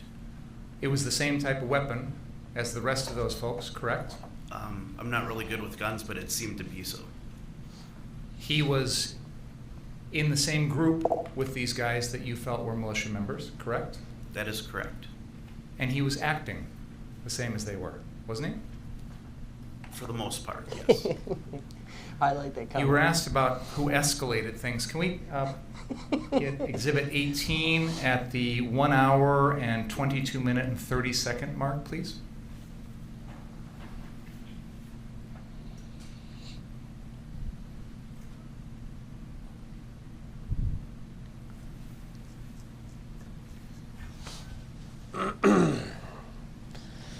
KPD got a lot of explaining to do.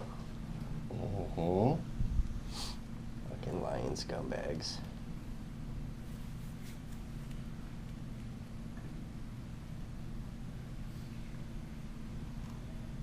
I mean, look, bro, we're going to talk about guilt and innocence. Let's talk about law enforcement's guilty ass. Okay. I mean, they've taken no Let's play from there with responsibility. sound, please. In any They get of off this. the hook pretty nice, I'm just saying. Yeah. If 2020 is a blunt, it would be just a fucking stamp. It would just be stand and see, man. I could Hey, use we were it talking right about this on now. my stream yesterday. You know, what's the problem with militia, you know, guarding the property? Well, replace those militia with National Guard. How's it going? You guys want to fuck around and find out? It would have accomplished the same thing, right? But people wouldn't have gotten shot. You guys want to fuck around and find Mhm. out, right? Immediately after that, you basically scold that guy, don't you? I believe, well, whatever you want to call it, I tried to de-escalate the situation. Because he was escalating it, That is wasn't correct. he? By what he was saying. Yes. You guys want to fuck around and find out. Did you interpret that as a threat towards See, the other they people? say fuck in court, bro. I didn't really think about it. If I but got could called, see how I it could say be fuck. interpreted that way. I'm And testifying. that guy's wearing an AR-15, isn't he? I'm testifying. I think you said enough for everybody. In fact, that same guy went around back, and when those people were behind the place throwing rocks, he said to you he was going to take his gun and start shooting rounds through the fence at them, didn't he? Oh. I don't recall or remember that. Can we go forward on the video to about... Get his ass, Binger. Let's go to about 1... Finally, we're starting to see how dangerous these fucks were. Nothing. What is the relevance of this? There were questions about what the response was to people throwing rocks. The response of whom? Of the group. The group. The group's not on trial. Mr. Rittenhouse is on trial. I'll leave it there. Thank you. The person that was yelling on that case, that's not Mr. Rittenhouse, right? That is correct. Nothing else. Oh, you may step down, sir. He should have fought a little We're bit gonna break. harder. But I do see how Let's this... take a break. Please don't talk about the case. Because it's not We coming watch from your Kyle, testimony it's in the coming court from trial. Dustin Collette. See you in a little bit. I Maybe see how 350? Schroeder would not allow that. Maybe. Maybe not. And we may end up seeing this in some future civil cases where that section of testimony and that video clip is gonna highlight some civil lawsuits. So I can see where Schroeder put the kibosh on it. I get it. Yeah, he shut that down. But I will give credit to Binger where he got it out. It was heard. You know what I mean? So I'll give him some credit there. It seems like the prosecution's put up a little bit more of a fight this round. Yeah, today they're doing their job finally. Kyle's got his little Trump tie on. Look at him. Let me adjust my suit. He's fucking unbelievable. Man. What do you think he's thinking? Like realistically, what do you think Kyle's thinking? You think he's like, fuck, bro, this is still... He don't seem to be concerned to me. Yeah. He seems a little bit too comfortable right now.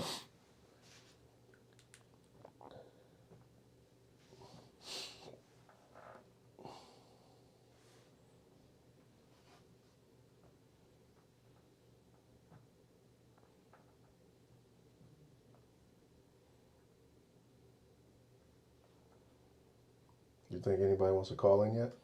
I mean, you can try it again, but I don't think they want to participate in your video call. Do you guys want to call in with any opinion of what you're thinking so far, what's going on? My last stream just ended on me. So, the ticker shows the URL. If you look at the ticker above, copy that URL down and put that in your web browser and give us a call, you guys. It is a video chat, but you can, block your camera if you don't want your face shown. And then we'll just hear the audio and be able to interact with you. Somebody's got to call. Poor Ross Hoppick over here wants one caller. Yeah, I just want to see that people want to talk about this thing. They want to be in the comments section. Now they're saying That's his name, that's Jacob about Blake. it.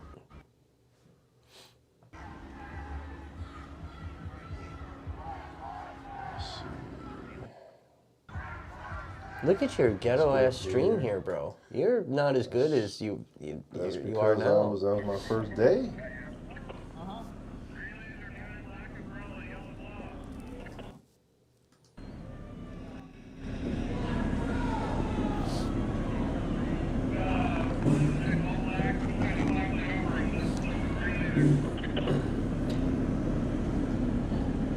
Yeah, I definitely think the prosecution won today so far. we're finally seeing him fight. We're finally seeing him ask some good questions. You know, there's a couple that were still kind of like, what the fuck are you doing? But so far, I think the prosecution took today's round. Rubin said when Rittenhouse approached the police car to surrender, the cops responded with pepper spray. That's white privilege. What do you think? I mean, after filming hundreds of protests and things that I've witnessed, even, you know, throughout Kenosha, I definitely think there would have been a different response. I think it's very interesting that the cop we heard testify on Friday, to Rittenhouse approaching the car, his version of events, and then we hear this officer today, where you see him smile when he specifically asked, did Kyle tell you that he just shot someone? And he pauses and smiles, and then his response is, he said something about a shooting. That's Kenosha covering their ass. The defense really needed that. They needed that to really support their thing that Kyle was trying to surrender. I wholeheartedly believe that the kid was. I really think he was. I think he made a valid attempt to do so. I believe Dominic Black when he told Antaramian, hey, Kyle told me he walked up to this car and told them I just shot somebody, and they fucking told him no go and pepper sprayed him. And we're hearing versions of this, and then we hear this cop on the stand today where, you know, did Kyle tell you? And he kind of smiles like a little kid who just got caught stealing a cookie. And then his response covers the city's ass. Yeah. You know, and instead of helping the defense like his testimony should have, he's covering the department, the city. So, you know, I think that moment there really speaks for itself on whether or not, you know, Kyle really did try to surrender, and the city just, you know, still covering up any type of, you know, blame, you know, by them. And that really shows that they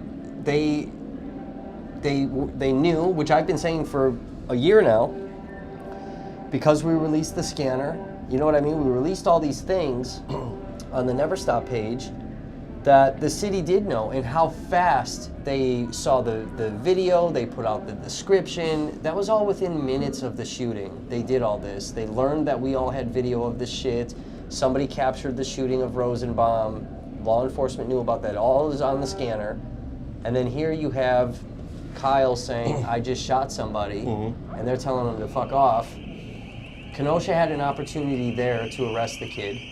We hear the Detective Howard, how he's talking about how all the highways are fucking shut down. Okay, are they coming up here? And they're stopping all of these vehicles coming and going in the city. And this kid gets out of the fucking city? I don't know. I mean, I don't know how. Where did they find him? Where did they pick him up? Was he in Illinois already? They didn't pick him up. He went to fucking.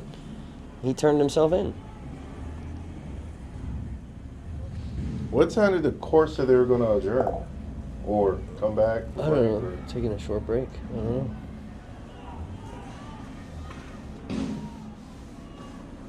So, you know, I think Kenosha's more concerned with covering their ass than, you know, law enforcement doing the right thing here. So we have law enforcement on the stand lying about shit just to protect the department in the city.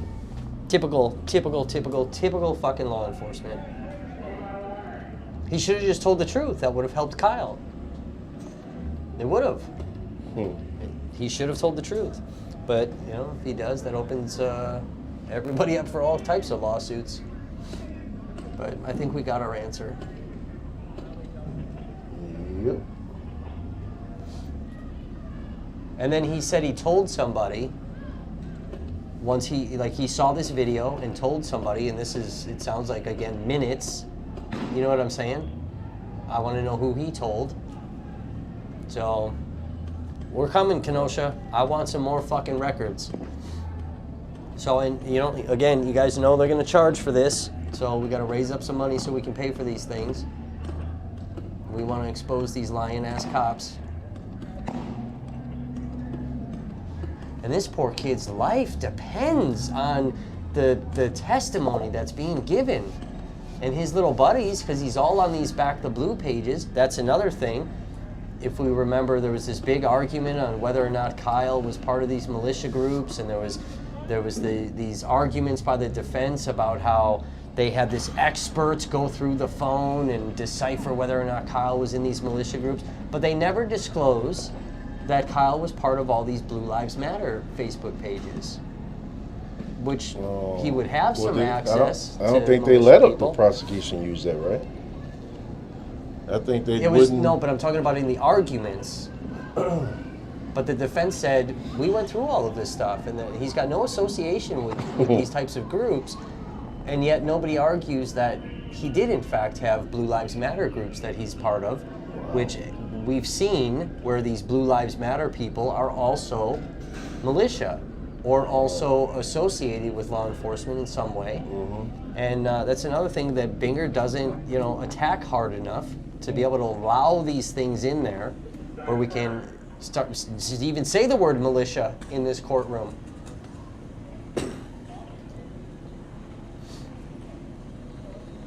And Dominic Black in his police statement to answer Hamin, he's telling him that Kyle is part of these groups.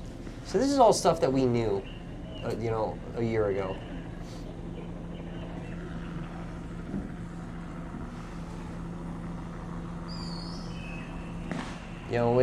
These guys can't use the word militia in this courtroom. There's constantly muted mics with the militia thing. There's muted videos when there's militia. There's obviously been a few slips here, but they don't want this word militia. But rioter and looter is totally fine. And if I'm correct on the judgment from Schroeder on the rioter or looter thing, the defense had to show that Anthony Huber was rioting and looting, and that Joseph Rosenbaum was rioting and looting. Did we see any of that evidence when they were calling these people rioters? Of course not. I didn't. And here's another thing I want to point out, and I wanted to point this out earlier, but I forgot. When we're watching these videos, right, and then there's the subtitles on the bottom of the videos, and it says rioter, and and then it has the subtitle of what's being said in the video. That's not the live streamer. It's not their subtitles. That's the subtitles that are added onto these videos. And then if you guys pay attention to, and you go back to other days as well, and pay attention moving forward, but when they're pulling up the video and the mouse is kind of hovering over things, you're seeing the title of these videos. That's the prosecution that titled the video. So you'll see stuff like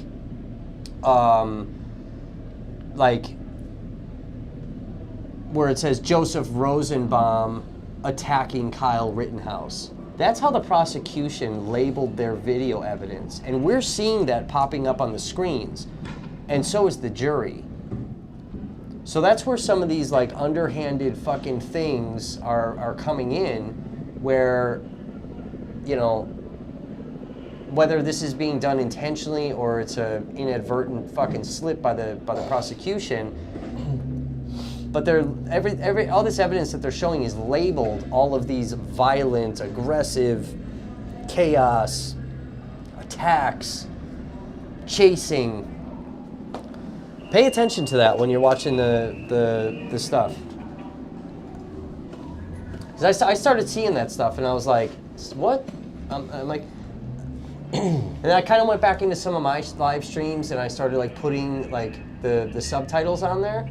And then, my live streams are not saying rioter, and then, whatever that person's saying, because how the fuck would the live stream know that this is a rioter? You know what I mean? And then protests, where it doesn't say protester, and then, what they're saying.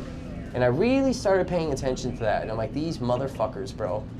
That's the prosecution labeling the stuff. What do you say? The labels are due to KPD.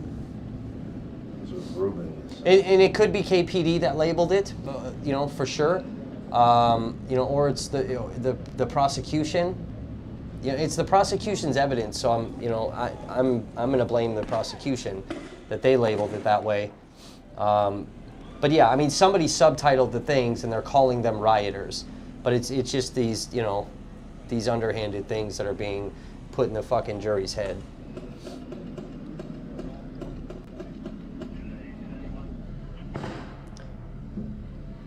You know, because I mean, even when you live stream, you know what I mean? It doesn't say fucking Hamin or Raw Topic and then whatever you're saying, and then it doesn't say the other person's name, whatever label they have. So, you know, I think that even if KPD did it, the prosecution should have recognized that. I think that's carelessness on the prosecution's part. And the defense doesn't care. That's perfect for them, because everything's labeled so negatively. You know? Yeah. These are things that I've been picking up in this fucking case. And it's just, you know, the underhanded comments by Judge Schroeder when he's talking to the jury about militia members, and you're going to hear this militia stuff, militia, and then he immediately goes right into, we need to support our troops and all of this military style stuff, and the military is good and our troops are good. But right before that, he was talking about militia. And now this is what's in the jury's mind, is that these militia guys, who we end up hearing, some have some military background with, you know, Iraq and Afghanistan, and support these guys because they're our military, they're our troops. These are the good guys, these are the heroes.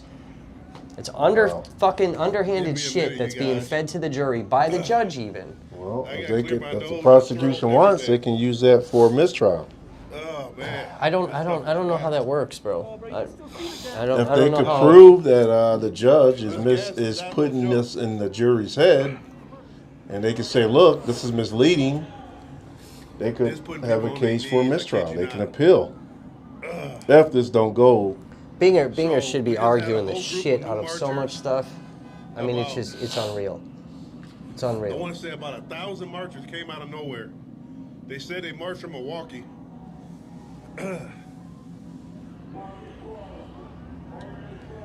That gas is still in the air, man. Damn. Where's all your videos at? You just cannot Are these get on away your from it. page? Really Are all your streams and shit from Kenosha on your page? Super effective. Yeah, on Facebook. So I can go look at them tonight? Yeah. So you might have evidence that you've been withholding from my investigation? It like clears out They everything. didn't subpoena me. This motherfucker, bro. Yeah. 14 months and there's video footage I I've haven't got seen. footage that no one has seen. Footage that people should see. Because it's amateur? Because it's amateur hour with your fucking... Well, I was new to it, with but your vertical filming. You made fun of me the last time I was in your office about my fucking shitty ass footage. I told you I did it too the first day I went out. This guy, bro. It was a mess. Amateur. I didn't know what I was doing when I went out there. I wish everything I know now from the hundreds of protests I've filmed, I wish I knew that stuff back in Kenosha. I'm way more observant now. I'm sorry. You know, he was last. there's a lot more that catches my eye. Stable condition. But somehow, I mean, I happen to capture a lot of really important shit. He is in stable condition. I don't know how. I don't know why. Still do not like. He's right. What happened? He did make He a was good shot point so on that many one. times. Remember who owns you. Look, I will let you guys. You guys never stop has finally stopped. Basically, is what I'm trying to say. Never stop. Pretty much fucking stopped when the Facebook page got fucking removed permanently. But people still want to protest. I lost a lot of shit when that happened. A lot of pictures, a lot of evidence. I lost a lot. Yeah, I lost a lot of evidence that we weren't able to back up. Yeah. So that stuff goes away, huh? The videos, photos, it goes away? Yeah, it's all on the Facebook page that I don't even have access to. I can't even see it. Like, it's gone. Yeah. It's not like, you know, being you know, banned or something and you still have access to your shit. Yeah, it's gone. I thought they said 315. They'll be back. I will let you guys repurchase me back. Free me from the rule and control of Raw Topic. Everybody donate $3. I think everybody's happy with this merger. Everybody donate $3. I think it's fair to say everybody is happy that this merger happened. You're gonna lose your platform because I'm here. Well, let's just. Is it gonna be Raw Topic / Never Stop Media, and then eventually it'll just be Raw Topic? Yes. So you're. Yes. The minute I'm attached to Raw Topic, you're gonna. That's why we got a system of how we want to weave you out slowly. Weave me out, so I'm not even gonna be a reporter in this. Yeah, we want to weave you out slowly and then just boom, just get rid of you altogether. Can I be like an outdoor adventure journalist? Can I do that? Yes, I would love you to do like. That's fine. Stick with what you're good at. So Hiking. I'm not good at investigative journalism and exposing corruption and racism within systems. Just a bunch of F words. Just a bunch of F words. But your hammocks, I like how you hang those. I mean, I do have some good. You hammock can stuff. make a hammock for anybody at any weight. I do have. I do have some good hammock videos. I'll give you that. I definitely do have some good hammock videos. I'd show you guys that page, but not all of my stalkers have found it yet. I can't see that. But there's good videos on there. This is a good hiking and outdoor stuff and gear reviews. Should we do some gear reviews here? Definitely not. Definitely not. The last time I did my here's a gear review. This gimbal right here, this Joby gimbal is the biggest piece of shit in the world. I started with that gimbal. I know, so did I. I hate that thing. But now I use my professional rig, which I'm liking. I know, I'm gonna have to try that system. It's dope. We gotta get some donations so I can up my system. Everything. We gotta enhance my internet so we get flawless streams. How was the stream last night when you jumped on? Or did you just jump on to yell at me to fucking make sure I was awake this morning? Oh yeah, that looked pretty good. Did you stream at lower quality? It Yeah, seemed more smoother than before. 720. Yeah, but you were always at 720, weren't you? That's all they have is 720 and 1080. They don't got 480. Yeah, I can't adjust the 480 unless I use my cell phone as a webcam. But because that's connected to the Wi-Fi too, you could tell it was like twacking out the fucking video. And even I was like this, like a fucking robot. Like see now, if you use your cell phone though, at least you can hardwire your cell phone to the. If I use the USB, I gotta check that out and see if that's that'll put less lag on your PC because your Wi-Fi won't be. Yeah, but the fucking webcam is hardwired in too. Take a minute, share so it's the same thing. So the webcam's not, it's the internet that's the... How are you liking that software? Let people know what's happening here in It's Kenosha. relatively easy to work. Try to get justice. Pretty, I'm trying to figure out, because I did want to have where I had... Let me see your phone real quick. So I have the webcam, but I did want to try to set up another, like have my phone as a webcam, so I can switch angles and you can see me. Oh yeah, I could do that. Like right now we're using the camera, but I could turn on the webcam here. We'll have an angle here and here. Now that'd be a hot setup, bro. And then when I'm talking by myself, you don't have to be associated when I'm gaffing off on people. Well, yeah, I can have a camera in front of you and one of me, but Ruben says it should have been declared a mistrial a long time ago. 100%. I agree. Like, yeah, no getting used to it. I agree. But yeah, it's yeah, I like the software. So, the only thing that sucks is like, so we had somebody donate so that I could upgrade to the better plan, so I could be able to do other features. But what sucks is that I'm limited to a 6-hour stream. So when we're streaming court cases, and they're 8 hours long, my videos will be in 2 parts instead of 1. So in order to have that 10-hour long stream, I gotta it's $50 a month instead of $25. So that sucks for court case streams. they got the volume muted right now, so.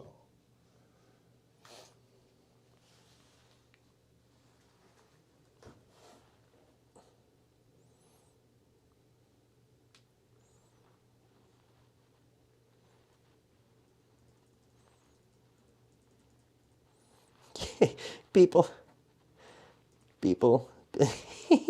are going to think the banter going on is fact. I'm not testifying because I wasn't called to testify. I've said that a million times. There's 200 of us that are on a witness list. Only some of us have been subpoenaed. I have not been subpoenaed. So once again, let's clear that rumor up. I know it's been said on many other people's live streams that I was subpoenaed because they heard my name and happened to recognize my name, but I have not been subpoenaed. And I don't think I will be called to testify because I am too dangerous of a witness. Well, now that you're on by Raw Topic, I would definitely rebuke that subpoena. You should fight it. As my Raw boss. Topic does not go to trials or court or any of that. We do not. Last time I went to court, I never made it home. So we are definitely staying away from any courthouses in Wisconsin. Definitely don't Proceed, go. Judge. Not in this fucking The state. state calls Detective Ben Antaramian. Oh, finally, this cop. Let's see what this guy's got to say. My interaction with Antaramian, I really liked him. I thought he was okay, but you know, there's many Antaramian in Kenosha that are in charge of different things. A-N-T-A-R-A-M-I-A-N. So let's see if I still like Ben Antaramian. I'm a detective with the City of Kenosha Police Department. How long have you been with the Kenosha Police Department? 10 years and some change now. And how long have you been a detective? About 3.5 years. And do you recall what your assignment was on the evening of August 25th, Leo said, 2020? who was this cop? This is the We were in a main modified detective role where that traditionally we're investigated all this. investigators. We were initially assigned at the beginning of the shift to go to local gas stations and ensure that their pumps were turned off to prevent further fires that night. They should have called him before When they you called say Howard. we, who is the we? Detective Howard and I believe Detective Valeri was also with us. Is that Detective Brandy Valeri? Yes, sir. And so, other than going to the gas stations, did you have any other assignments that evening? We were just assisting in general patrol. Any areas that needed help, we'd respond over and just see what they needed. People who were being taken into custody, we'd assist with that as well. Now, I think we're all aware that beginning on Sunday night, August 23rd, after the shooting of Jacob Blake, there was a lot of unrest in Kenosha that continued on Monday night. What was the story behind this cop? response and what? planning and whatnot Well, Leo's just for asking, Tuesday what's the night? story?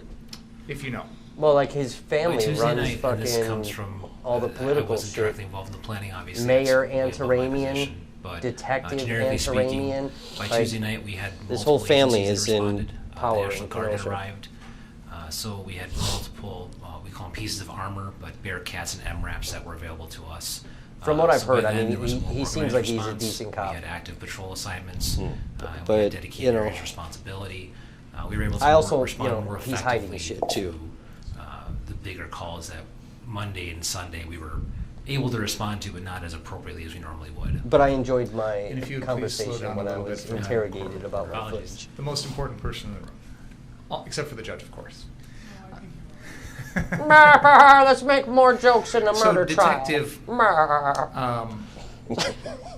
If there were Motherfuckers, bro. situations that Tuesday night where there was some sort of report or a 911 call in some other part of Kenosha other than this downtown area, was the Kenosha Police Department equipped to handle those types of calls? Absolutely. I want to focus in on the downtown area, and there's that map that we've all been referring to. What was the... Karen, I don't think he's a corrupt cop. I don't know much about this guy, but the strategic plan. I wouldn't guess, say the he's tactical corrupt. I plan don't have for, an. I don't think there's handling, enough evidence any to say issues that that. arose in that area, the downtown area, on that particular night, if you know. Again, speaking more generically, as it's not my pay grade, but we had dedicated I will SWAT say teams this: along when I with- talked to we him, call them when Cedar, he was but questioning me essentially about a my riot footage, team. one We of had the dedicated we units were that were talking assigned about to like respond to officers specific calls. So fighting if the there was a system fire, and we'd trying to have a make dedicated changes SWAT and team or a SWAT and whatever. And response, he said that along he with, is one of the riot team officers to at ensure that KPD whatever problem we that had has, be properly and this is when Chief Miskinnis was still the chief. Is that it fair to he's say one of that the officers that wants way during more part of that evening, transparency there with was that also department. a large number of police I officers did that were believe the here statement. outside the courthouse? Mm-hmm. Correct. The other units that you've just described, were they separate from the people that were out in front of the courthouse? Yes, those were auxiliary personnel. And you mentioned if there was a fire. So, for example, if the Howard 59th seemed to Street be car okay. source or the 63rd Street car source. Who? had Detective Howard? A structure fire or a house seemed fire along legit. in one of those Yeah. areas or something like that. Was there enough resources in law enforcement to respond to something like that? To the best of my knowledge, there were, yes. What about if there were smashed out car windows? Was that something that the law enforcement was going to come in and respond to? No, unless it was a threat to life, we weren't going to be going at that point. Is it fair to say that the response depended on the type of crime, the type of report that needed to be handled? Correct. Good, here we go. So with if it law was just enforcement property saying they damage, didn't do shit like on broken purpose. windows or something like that, was that something that police were going to respond to? Not at that time, no, not emergent. What if it were a threat to life, such as a house fire or a shooting or a serious violence incident, something like that? Were there enough resources that night for the police to come in and respond as quickly as possible? Correct, there were. We've heard a lot of testimony in this case about the defendant shooting people that night. I want to put that aside. Other than that, was anyone else killed here in Kenosha as part of all these protests, riots, civil unrest, whatever you want to call it, on the night of August 25th? No one else was killed that night. Was anyone else seriously injured? To the best of my knowledge, no.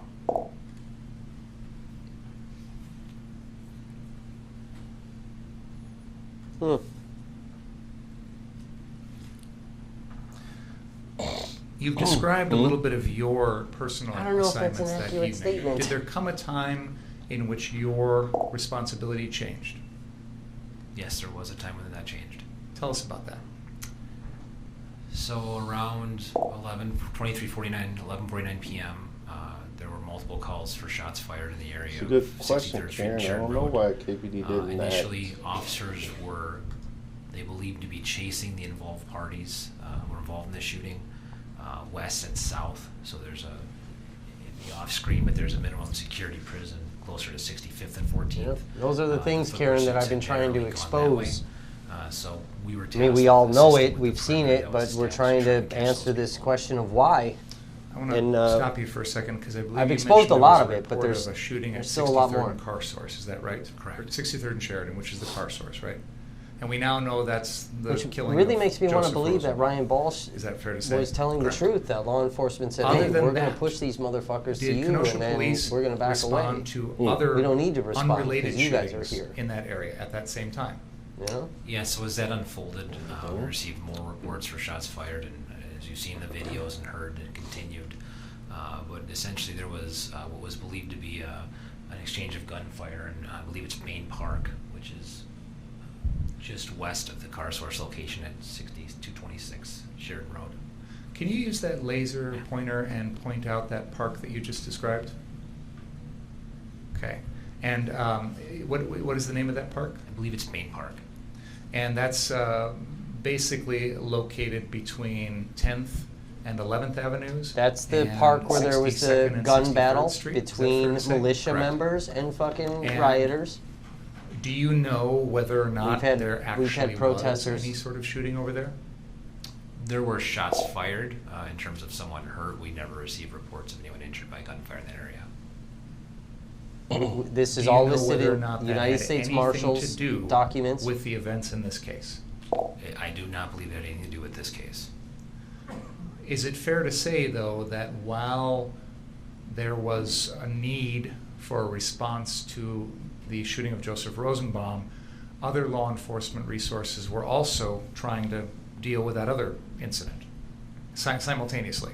Correct. There were multiple squads. I believe there was actually a piece of armor that was utilized. There's like a daycare. Yep, that is true. But what he's not saying Just is behind that the law car source, enforcement there were drove reports right of a past the shooter militia regarding that was theirs. firing at There were- those people, There was a large amount of police personnel in that area. and that law enforcement arrested the Now, rioter you mentioned people that at some had point in the pistols, evening, but your not the militia responsibilities that was changed. firing at them. That's And listed in I the know U.S. talking Marshal about the document about this 63rd gun battle. and Sheridan Wow. shooting. Did there come a time in which you, as a detective, were assigned to handle that investigation? Shortly after midnight, I was given the news that I'd be the lead investigator assigned to this, along with Detective Howard. And is it fair to say that since then you two have been the primary investigators in this case? Correct. Do you recall when it was that you learned that the person who had done those shootings was the defendant, Kyle Rittenhouse? Within a few hours, we were aware that it was Kyle Rittenhouse. Did there come a time in which you and Detective Howard went down to the Antioch Police Department to meet with him? Yes. Did you determine how old Mr. Rittenhouse was on that particular day? Yes, on the night of August 25th, 2020, he was 17 years old. And his date of birth is January 3rd, 2003. Is that correct? Correct.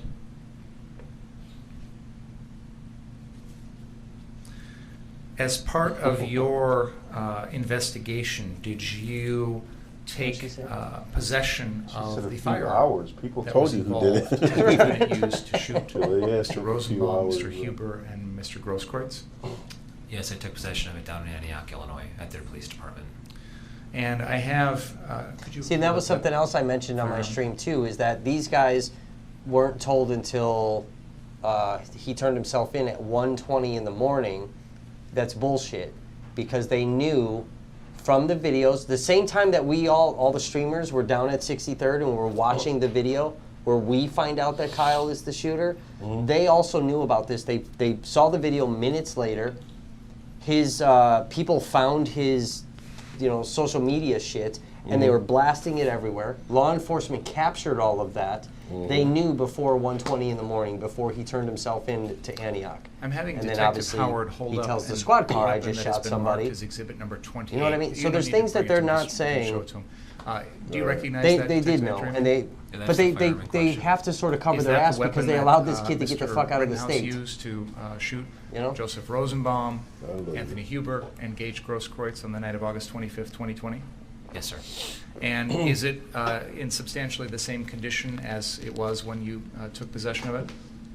Yeah, that I would call it an optic, but the sight that was separated from it, when I took possession of it, that was still attached. I had to remove it so we could fit it into one of those gun boxes. Detective Howard, could you hold that up one more time, please? I'm sorry. Making you use a lot of gloves here. I apologize. Is Baylor afraid to touch a gun? Is that why he has the cops touching it? I don't know.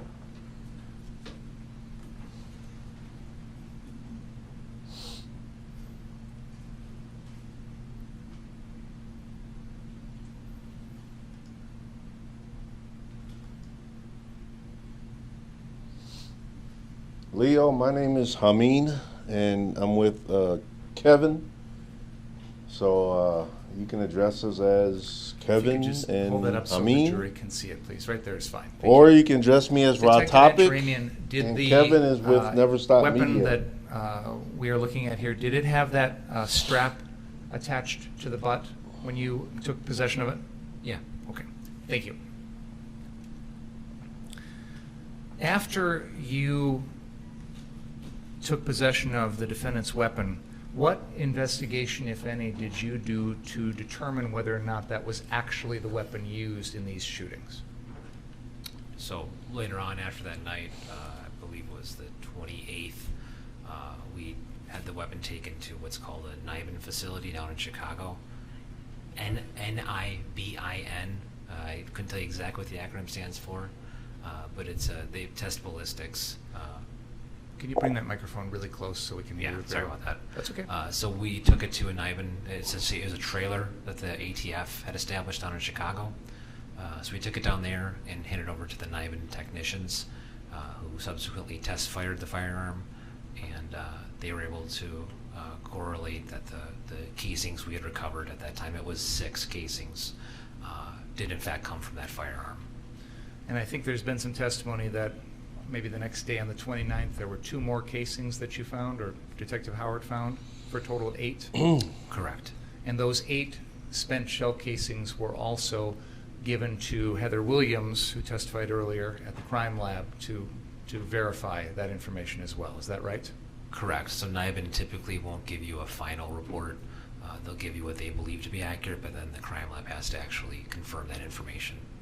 So then you had Heather Williams at the crime lab verify that the shell casings, the 8 shell casings, came from the defendant's gun. Is that fair to say? Correct. Prior to having the defendant's gun brought to NIBIN or the crime lab, was the swabbing done to see if there's DNA on the gun? Yes, the firearm was turned over to an evidence technician who performed the standard evidentiary DNA swabs they take from the firearm. And that was Officer Jeff Van Wee? Correct. Is it possible for additional DNA testing to be done on an item in a case, a gun, a phone, any sort of physical item later on in the case? Yes. After that initial swabbing was done, did you ever receive a request from the defendant or his attorneys to have additional DNA testing done on the gun? I didn't hear what you said. You were objecting why? I'm sorry. That's right. I should use my microphone. It's burden shifting. Rephrase your question. I'll ask it this way, Detective Antaramian. After the first swabs were done by Officer Van Wee, did you ever receive a request from anyone to have additional swabs done on any part of that gun? No. If you had received such a request, would you have followed through with that? Yes.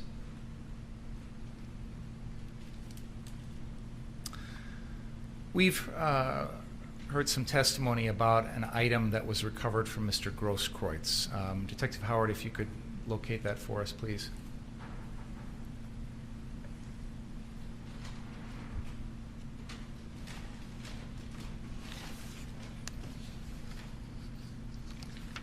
What is the exhibit sticker on there? 61. This is an item which has already been introduced into evidence as exhibit number 61. Do you recognize that item? Yes. Can you tell the jury what it is? So, and I'm not an expert on this, but those are devices used by both our SWAT team and then our CDERT or riot teams. They're typically referred to as like a gas bomb, if you will, in layman's terms, but it's like a nerve gas, non-lethal, that is used to disperse crowds. Is this a device that is used by law enforcement? Yeah, some people would also call it tear gas. Is this a device that a common layperson could create on their own at home?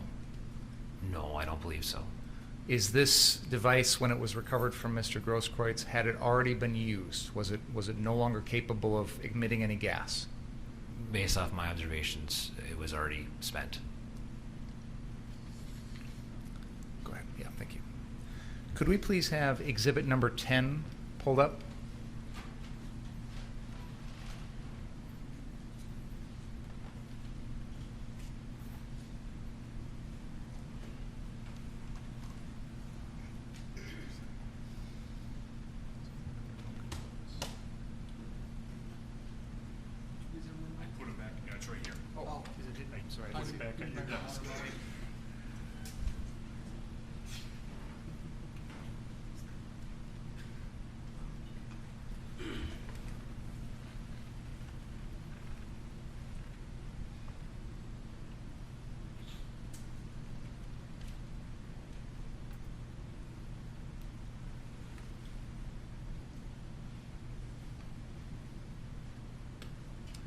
Now, Detective, as part of the investigation in this case, did you and Detective Howard work to acquire video that was recorded by various people of the shootings?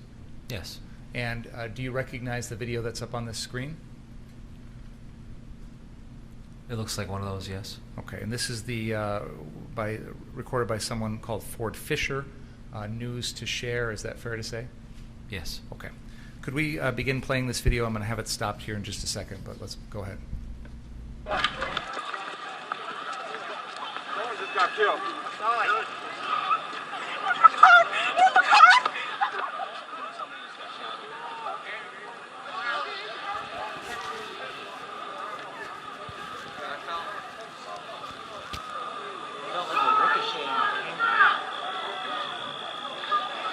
Looks like they're finally back to playing videos again, so that's good. Nice to see what they're talking about.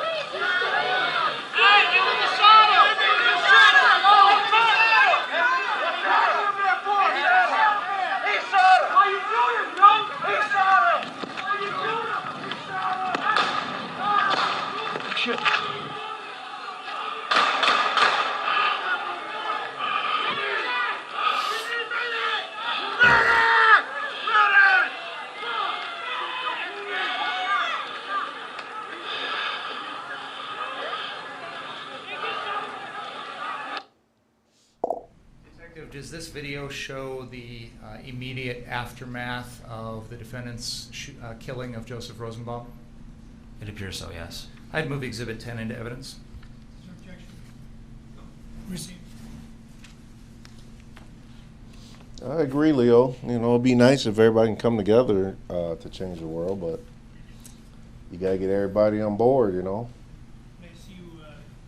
We live in a very hateful world. All right, looks like the court muted the volume.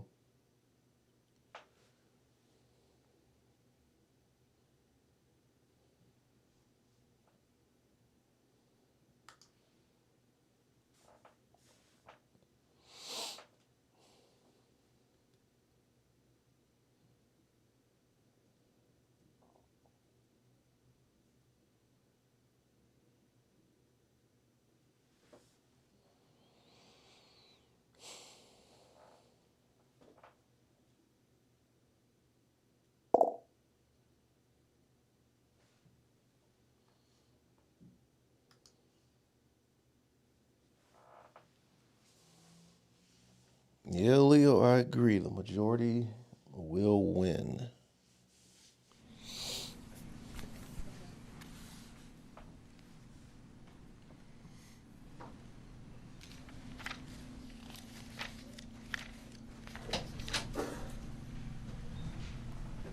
I think they need to keep showing Kyle during all this. Okay, and then finally, Detective, can we please pull up, I think it's Exhibit 73. Is that the one I gave you?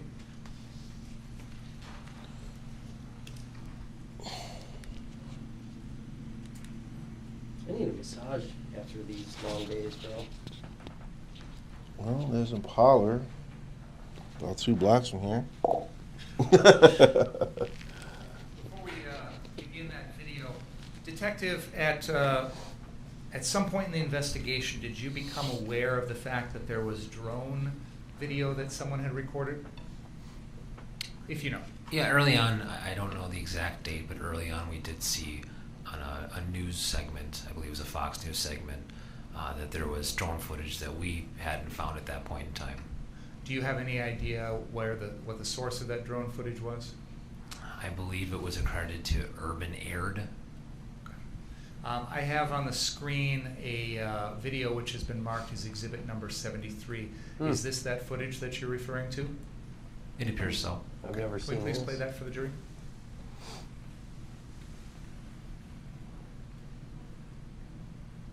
This was part of one of our open records requests for all drone footage. We were denied because of this ongoing case. Oh, shit.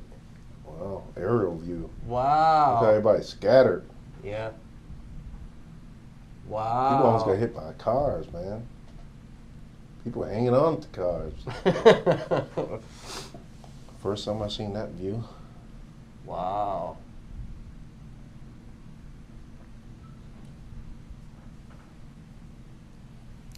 Detective, just to help everybody understand, that was footage taken from a position south of the 63rd car source lot looking north into the lot. Would that be roughly accurate to say? Yeah, it'd be right around that area, looking northbound. And does that show the shooting of Joseph Rosenbaum? Yes. Okay.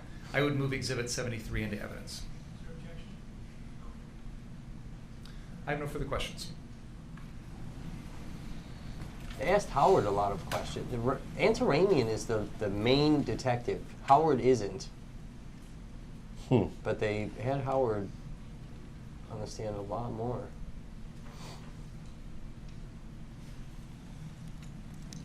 Good afternoon, Detective. Did you, I know that you've shown us the gun. Did you ever measure the barrel on that gun?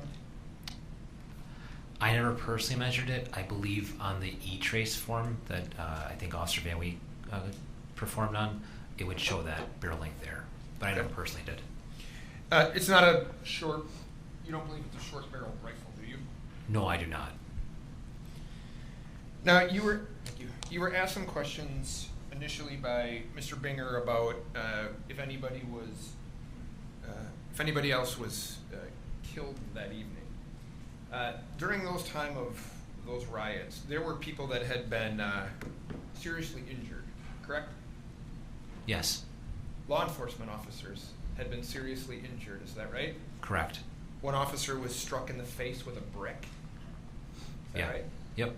And then a man who came out to help that officer, somebody had filled I think it was a bottle with cement and hit that person in the face, is that right? Breaking his jaw? I don't have firsthand knowledge of that aspect, but the brick one I know for a fact.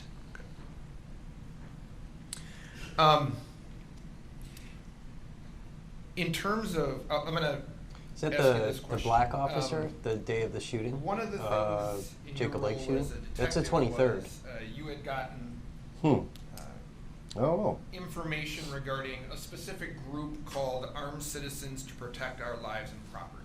Is that right? Correct.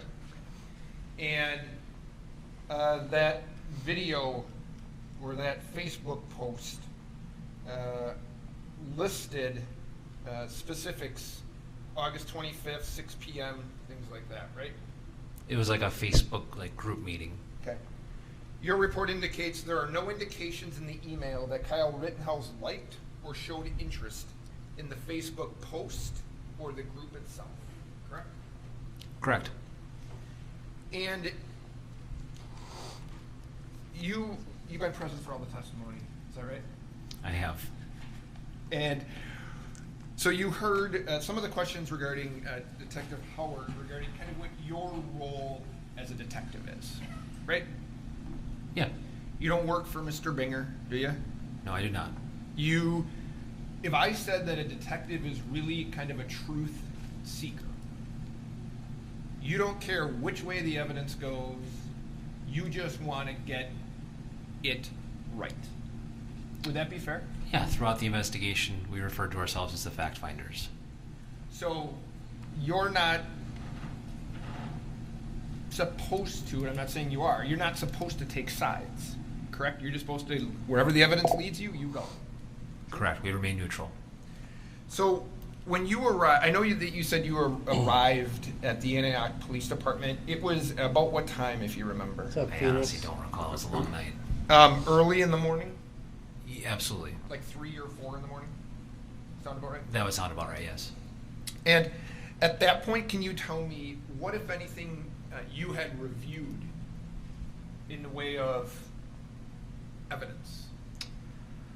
We had seen at that point, I believe, 2 videos that were circulating on social media that were pretty grainy, shared secondhand. We really didn't have the original source of it that showed, I believe, the first shooting of Joseph Rosenbaum, and then I want to say the next 2 as well, in separate clips. At that point, you didn't have any, because of the time, you didn't have any, no statements had been taken yet, as far as you knew, correct? None that were relayed to me. And obviously at that point, none of the forensic work or anything like that certainly was maybe being collected, but it wasn't completed. Correct. Okay. And this was even before Gage Grosskreuz's interview with police. True? Yeah, because first shift conducted that, and that'd be sometime after 6 or 7 a.m.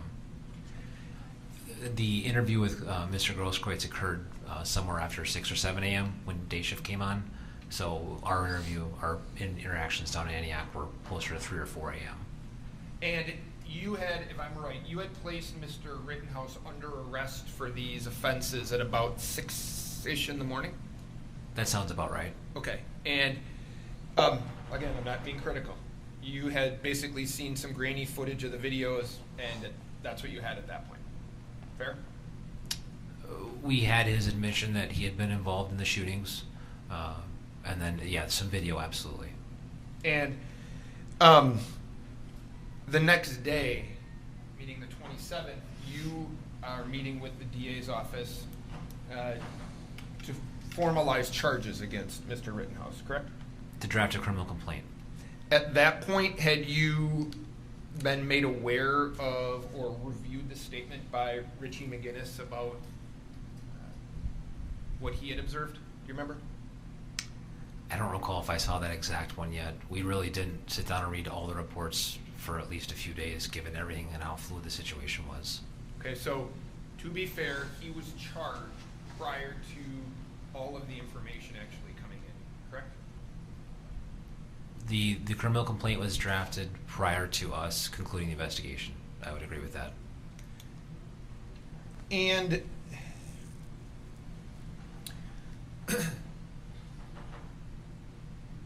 you and I might deal with warrants kind of on a regular basis. You ask for search warrants kind of in the regular course of your job, right? Correct. And so how it works is you write an application for a warrant, putting forth why you believe there's probable cause that the thing that you're looking to search will contain relevant information in your investigation, right? Correct. Commonly referred to as an affidavit. Okay. And you swear that affidavit out, right? Correct. And you present that to a judge, and the judge reviews that. If the judge reads it and says there's probable cause, then the judge will sign that warrant, and then you can execute it. Is that fair? Correct. No, I have in not this case, received you a subpoena, you guys. Neither has Kevin. The phone belonging to Gage Grosskreutz, right? I don't know if it was me who drafted the affidavit or Detective Howard, but between the two of us, an Where were affidavit you at was the time of the drafted, shooting? correct. Were you out And there? that What's affidavit up, was Cortez? presented What's to wrong? Cortez. Who reviewed it and signed it. My man. Yes, sir. Peace and love, brother. How you doing, man? Valid. I got 2 live streams about you, Cortez. I've been defending your ass. I know there's been snapping on these information or conversations motherfuckers. about this Marcy's law. Tell them, Cortez, that in your live video the other day, You've been an officer for how were long? referring to Yes, my video you that I sent to you of the had a defense taking search motherfucking warrant signed pictures. by a judge that you did not execute. Yes. I've been trying to clear the air ever here, had a search Cortez, warrant because that they're you did not taking your execute live in out a of context. And I've been trying to tell them that I sent to you my video of the judge and all that shit. It's possible. Sometimes you have. And that's what warrants your for live was about. just That these maybe motherfuckers you are in there realize you taking messed up an pictures. affidavit. There's been times I have not served an affidavit or a signed search warrant. I can't say with certainty whether or not it was on a homicide investigation, though. If you don't execute it, is it most of the time because of what you just said, you believe there might be something faulty with the search warrant? That's the common reason, but you can have times where new information comes forward and you determine you're not going to execute said search warrant. Did new information come forward in this case as to why you would not execute a search warrant for Gage Grosskreitz's phone? As was discussed previously. You can call in, Cortez, if you want, but we got this. I don't know if people want to. People are watching the trial. During a break, Cortez, you can call in. So when you say the attorneys, Mr. Yeah, can you send them the link? Let's do during the next break, Cortez. Let's have you. You want to call in, Cortez, on a video chat? Yeah, let's clear some shit up on the break. Let me see if I can get him a messenger and send him the link. Yeah, because your live went viral on the fucking, the other side. You have a valid search warrant. And don't execute it. I've been snapping on all these fucking YouTubers that are posting about it, telling them that they don't know the back end details, the conversation you and I had, the video I sent you. Have you sent Marcy's Law? Trying to tell them, like, I sent him the fucking video of Schroeder and Mark Richards with this fucking pictures taken bullshit. And that's what you're talking about. Since it's gone into effect? Saying that We've these, had there's conversations, motherfuckers up in here the taking aftermath, pictures. But I don't recall not searching one solely on that basis. So this is, if I'm fair, it is the only one that you recall using Marcy's Law as the basis for not doing it. Correct. And it's the only one that you recall ever getting a direction from a prosecutor handling the case not to do it. Pursuant to Mercy's Law, yes. Okay. Now, you, being the lead detective on the You case, got the link you or also no? had an opportunity to try to See if I can interview find one. Gage Grosskreutz about a month or so.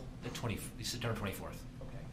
And certainly he's an important, in your mind at that point, he's an important piece in the case, right? Correct. And so you set up a All right, Cortez, I sent you the link. Once they go on break, use that link to come in on a video chat. Had you already reviewed, if you recall, his original statement to Officer Birch? Yeah, I had. And had you reviewed the video in the case as well, involving Mr. Grosskreutz? Yeah. So you knew that he had lied about dropping his gun, correct? There was definitely a discrepancy between what the video showed us and what his original statement to Officer Birch showed. And when you interview Mr. Grosskreutz in September, once you kind of get to the meat and potatoes about what had happened with him, he refused to answer your questions, is that right? He consulted with his attorney, and yeah, we did not get all of our questions answered. Right. Took 17 Did you have seconds an from an opportunity to hour-long live. confront him with Yeah, that's what they do. as you They describe fucking them, they do that all the time. Inconsistencies or They got me on a fucking live describing a conversation with a fucking militia member talking about, you know, how I was talking about how this militia member, you know, he's talking about I hate black people and blah blah blah blah.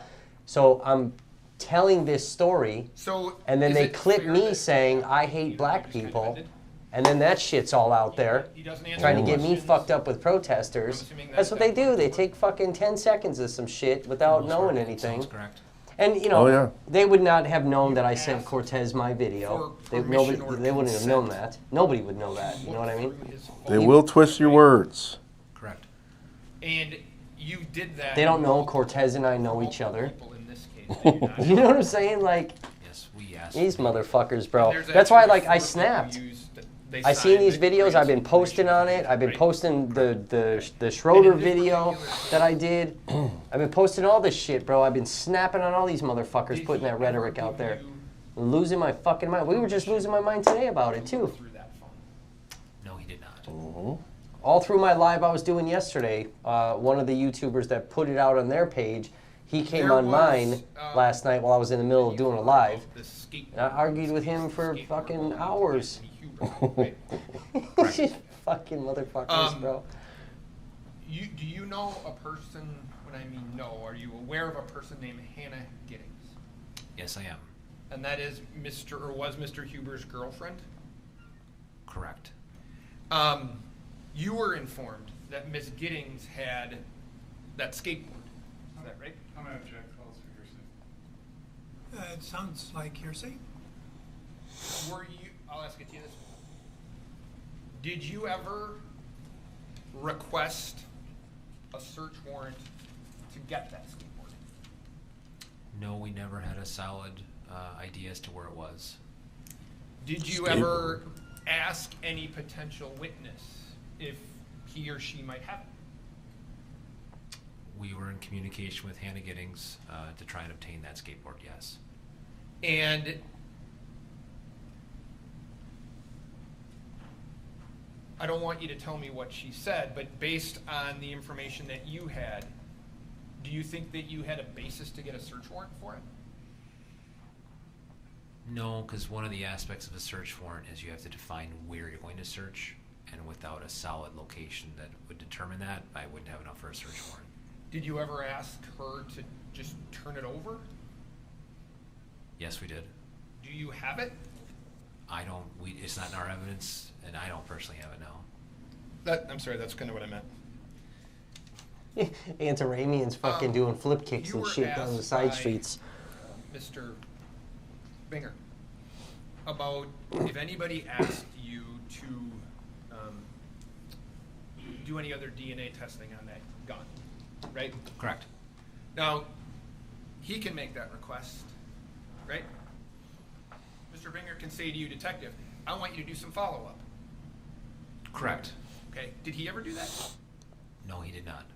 You were aware that Richie McGinnis had made statements about whether or not Joseph Rosenbaum ever grabbed or touched the barrel of that gun, right? I believe based off his statement, he described it as him juking away from him, so there was no indication that there was contact. So based on the fact that, well, I'll ask it to you this way. You didn't tell Officer Van Wee where to swab, right? Correct, I did not. And would there be any harm in swabbing the barrel of that gun looking for DNA? When you say Yeah, harm, I mean, that's the thing, crime Tanya, and limits like, us I mean, even when I was arguing with that swab fucking YouTuber, suspicions on the front end. you know, So I was like, traditionally we have a standard why don't you operating draw procedure for attention firearms. to the defense attorney, Mark Richards, taking pictures of fucking witnesses when they're walking by? You guys will ignore that. And then Schroeder the next morning saying, oh, all I was commenting on was the length of testimony. But he knew he was fucking commenting on catching Mark Schroeder, taking fucking pictures. Correct. But they're gonna ignore that shit. You got a search warrant to do that? Even with my videos, we played it over and over, dozens and dozens of fucking times. They'll ignore that, but they want to blame BLM. Made that impossible at that point. And supposedly this kid, we were talking about this earlier, supposedly this YouTuber has some dude sitting in a car outside watching the same live streams that we're watching. Voluntarily And provided you information that unlike that person can supposedly see BLM in the courtroom snapping fucking pictures of jury members, even though none of us have seen that. And I'm obviously not only doing the live streams, but I'm also fucking reviewing these videos and watching for shit. They're full of shit. Is that fair? I'd include the 23rd. Bullshit rhetoric. 23rd and 24th.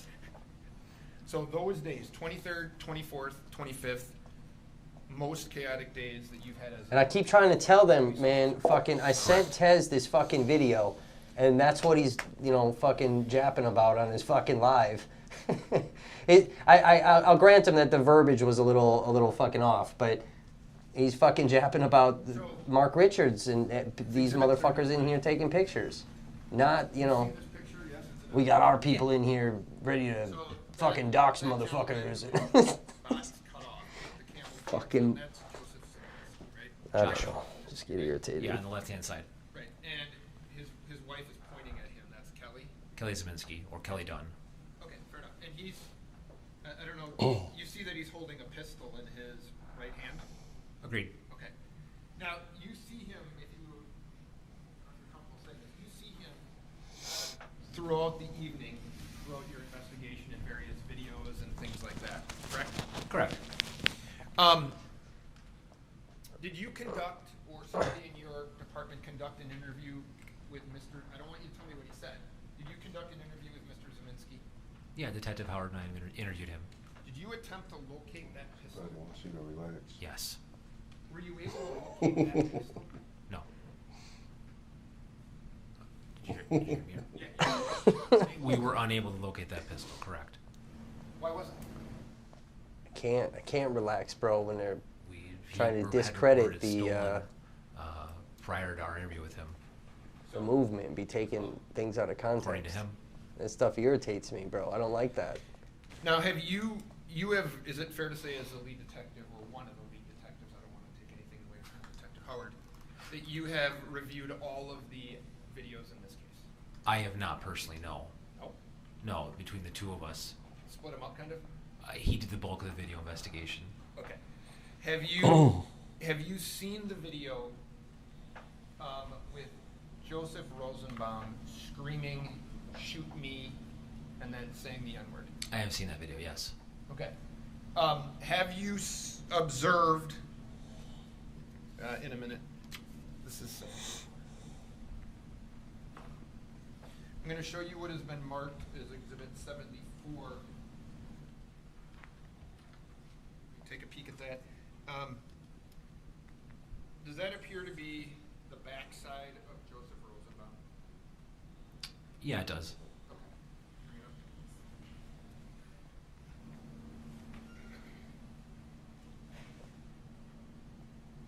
Can we see the evidence, please? This is really frustrating.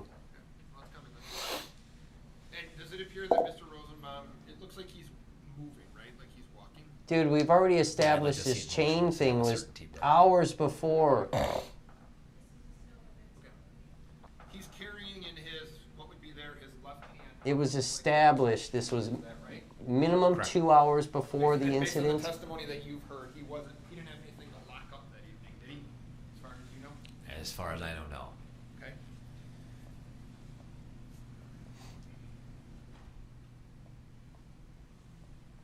Going to show you Exhibit 75. Judge, I would move 74.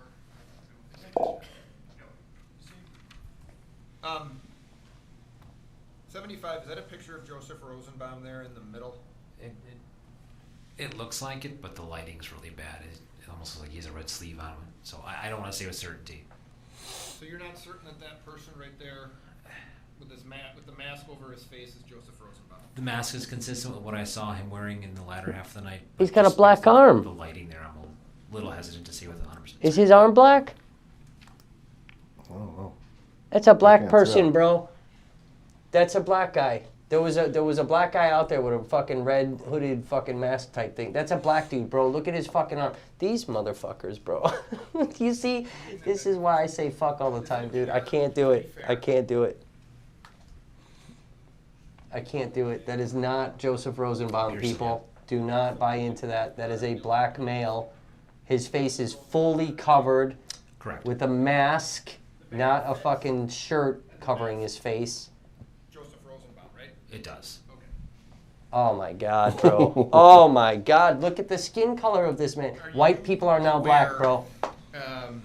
I've been saying it all Why ain't along. the prosecution saying something? These are my people, bro. Why ain't the prosecution saying something though? Oh my God, dude. Why aren't they like, dude, that's not him? I can't do this anymore, They're bro. not saying anything. Bro, that is a black male, bro. Can I call the prosecution like CJ called the defense? Call? I think I might have video of that fucking marooned masked individual. I gotta go through footage, bro. Can I call them? Even Ruben says it's not him. Oh man, I gotta go through footage. I'm not that fast. I don't have a whole group of mods and shit working for me.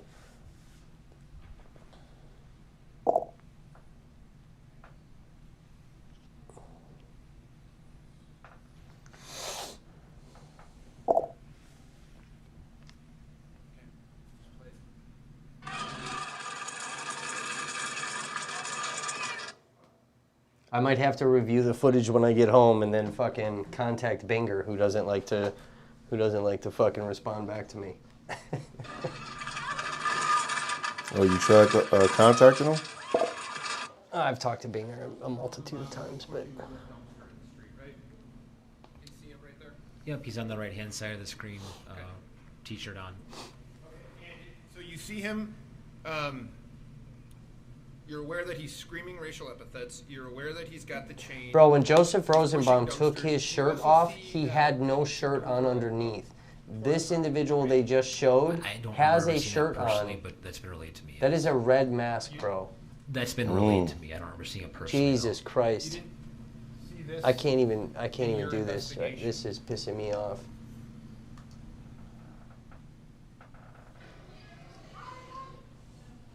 I don't think they're gonna pay attention to that because you got a cop that's saying yes, that's him.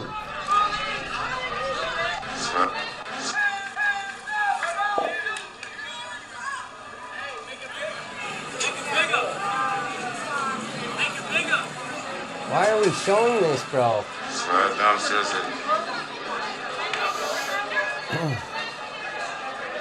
You see what I'm saying? How the prosecution starts working for them? Bro, look at all this footage. Enough with showing this shit. This is enough. Pushing over the porta potty. Would you agree that his behavior is that of somebody who is acting like a rioter? Oh, this is the defense showing it. I was Yeah, like, yeah, Oh, it's a all right, defense. all right, all right, all right. That makes sense. It's though. just a characterization the jury can decide for It themselves. makes sense. Can you read it? To the extent that they need to do so. Repeat the question. You don't have to answer the question. Okay. sustain the objection? I sustain the objection. Oh, okay, I'm sorry. You also heard Carrie Ann Swart talk about him carrying an empty water bottle around with him, or multiple water bottles with him, right? One. I remember hearing one, I don't remember hearing multiple. Okay.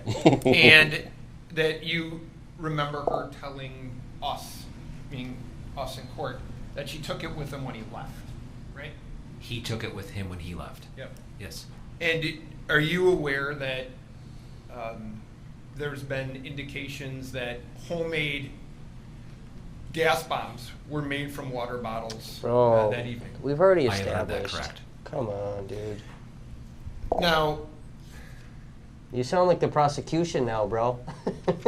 You sound just as dumb as he does. This guy's been pretty unfucking point in this fucking trial, and he sounds just as fucking dumb and incompetent as fucking Binger right now. it's the same one.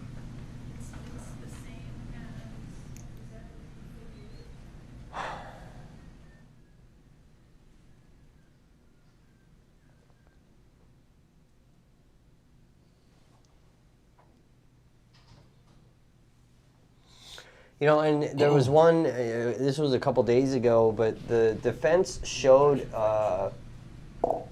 some fire that didn't actually happen on the 25th. It happened on the 24th. Correct. But they said this is from the 25th. Go ahead.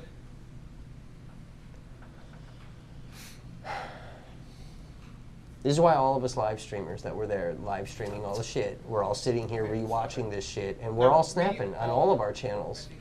CJ's snapping, Andrew's fucking snapping, I'm snapping. We're all snapping on our channels that some of this shit didn't happen. Correct. Dude, we filmed all this and the inconsistencies with these fucking statements, bro. Whether or not Mr. Mr. Rittenhouse was chasing down Mr. Rosenbaum. What you see here is Mr. Rosenbaum, and I'm not saying that he actually physically ducks, but he ducks in between two vehicles to let Mr. Rittenhouse pass him. Is that right? I'm going to object, Your Honor. This calls for speculation, and I think the jury can watch the video and draw their own conclusions. It really is speculative because you're asking the motive of the decedent as to why he took the path that he did, and you're asking the officer to comment on it. Then I'll withdraw the question and rephrase it. Very good. You would agree that Mr. Rosenbaum steps out of the path that he had been traveling and in between two vehicles, right? I object, Your Honor. Same objection. No, overruled. I mean, it may be the same objection, but it's overruled instead. So you see him step between the two vehicles, yes? He is walking southbound, and then he ends up going south-southwest, and ends up, I don't know if I'd say between the two cars based off what I'm seeing, but it's hard to tell with that blue circle, but he's definitely off the path he was currently traveling on. Okay, and the other, play the video if you can.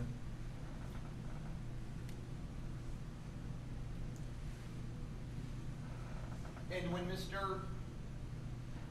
Rittenhouse passes him, he then comes out from the area by the two cars and is now back traveling this way, right? Once the white dot is south of those cars, the blue dot appears to come north-northeast slightly, then continue southbound. And Kelly Zeminski and her husband are right there, correct? When you say right there, they're the green and pink dot, I would say. Yeah, so they're right next to, or the two closest people to Mr. Rittenhouse and Mr. Rosenbaum, right? At that time, it appears so, yes. Okay. Did you hear, I don't know if it's been played yet, did you hear a portion of a tape? So we know Kyle Rittenhouse says, or you believe that you hear friendly, friendly, friendly. That's been discussed, right? I haven't said that, but it's been said, yes. What also was testified to by Detective Howard was gun, gun, gun, you ain't gonna do shit, motherfucker, right? You won't do, I think, is what is said, but something along those lines, yes. And we know that's from Rosenbaum. I'm going to object, Your Honor. There's no evidence on that. He testified that it was what that he said. That's different than we know. If he wants to ask this detective what this detective thinks, but ultimately it's a jury question. You're saying that Detective Howard said that? Yes. That was his opinion as to who was the speaker. Did you listen to that tape? I hear those phrases. I don't know if I could confidently say who says what, though. At this point, then, have you listened to the tape and have you heard the phrase, get him, get him, get him? I have not heard that, no. You haven't heard that? No. And that would be right before Joshua Zeminski shoots the firearm in the air. Your Honor, he just answered he hasn't heard it, so how can he say when it happened? The detective just said he hasn't heard these words. The next question is, those words happened at a certain time. The detective's already said he hasn't heard it, so. Binger's doing his So job. It's your testimony that you do not hear. Does he know? Never stops someone fucking say, watching his get ass. Get him, motherfucker. Get him. This question's been asked 3 times. I want to make sure that is that true? I have not heard that, correct. I want you to listen to the tape and tell me if you can hear that.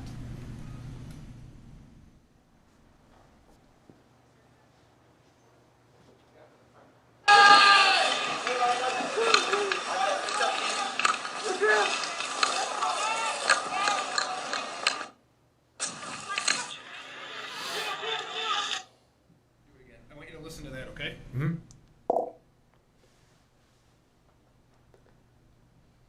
See, you see how all of these.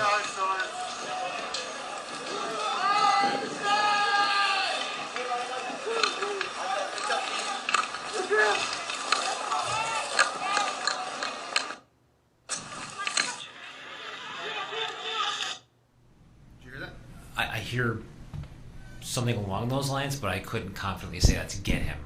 But it's definitely the same phrase repeated 3 times. And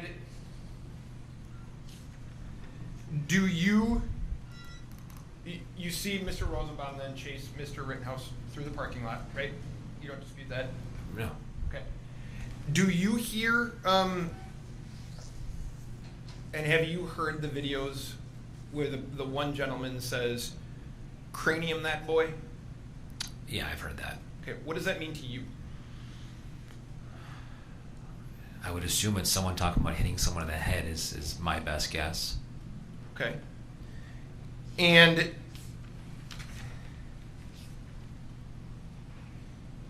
you observe Mr. Rittenhouse speaking to Mr. Grosskreutz, right, after the shooting? Correct. Okay. Would you describe Mr. Grosskreutz based on your observations of him running after Mr. Rittenhouse? Your Honor, I'm going to object this. Characterizing a video we've all seen, the jury can draw their own conclusions. Mr. Grosskreutz has already testified on this point. Overruled. Could you repeat what you asked, please? Did you, based on your training and experience as a police officer, watching the videos, did it appear to you that Mr. Grosskreutz was chasing after the defendant? Chasing after Mr. Rittenhouse? He was definitely running in the same direction. Behind him? Behind his path. Okay. Comment on the witness's answer, either orally or with facial reaction. Oh, the judge is yelling at them about their fucking ignorant ass. What I want to ask you about too. Point for there are Schroeder. multiple times. Wow. We've talked about the times that Mr. Rittenhouse has actually pulled the trigger, right? Yeah. You'd agree there are multiple times, based on the surrounding circumstances, that he doesn't pull the trigger, right? Antiranian I is can not think of one time for sure I've seen where not allowing some of this. when you say he didn't pull the trigger, I these don't. little bait and switch style The answers. gun maybe pointed at someone. You saw the video where the person, I showed it to Mr. Grosskreutz, the person runs up to Mr. Rittenhouse and then steps back, right? Yes, I've seen that. Correct. And no shot fired. Correct. You saw other people that were kind of, it wasn't a 2 or 3 person chase. There were multiple people kind of around Mr. Rittenhouse, some of them brandishing weapons, correct? There were people, and there were people that were armed, absolutely. And those people who didn't attack him, he didn't fire at them, did he? Correct. The only people that he fired at were people that had either kicked him, hit him with something, or pulled a gun on him when he's running down Sheridan Road, right? I would agree with that statement. And after initially when he sees Gage Grosskreutz, you'd agree when Mr. Grosskreitz's hands are up, he doesn't fire. Correct. There's a person to Mr. Grosskreitz's, it would be his left, with a metal pipe. Do you remember that? I know earlier we saw, you called it a wooden club. I don't know, I remember seeing a wooden, or fairly off the distance, there's a metal pipe, yes. And so people who are armed, he doesn't fire at any of those people, does he? Correct.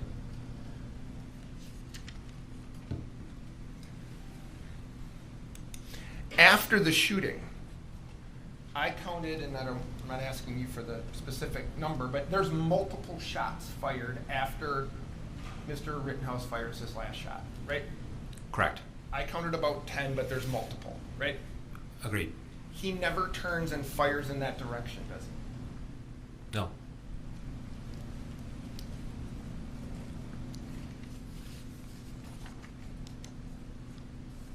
It's a big thing for the defense right now. It's got to be hearing that stuff right there. It's got to be pretty powerful for that jury. Mm-hmm.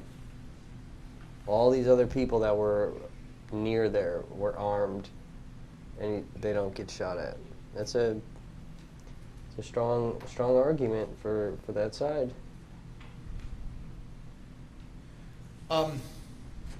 So I think it was the video that Mr. Binger showed you, the drone footage. He showed you that on direct examination. Okay. Do you know where that came from? How you got it, or whether you got it? Do you know where it came from? Someone turned it over to us.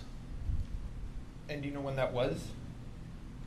I want to say Friday late morning.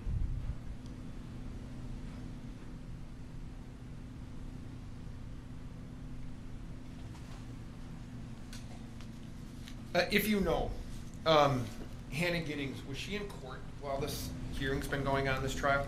I believe I saw her today, but beyond that, I can't say with certainty beyond that. So you believe she was here today? I believe so, yes. Okay. Was there, don't take it as a criticism, was there any effort to get the skateboard, talk to her about that today? No.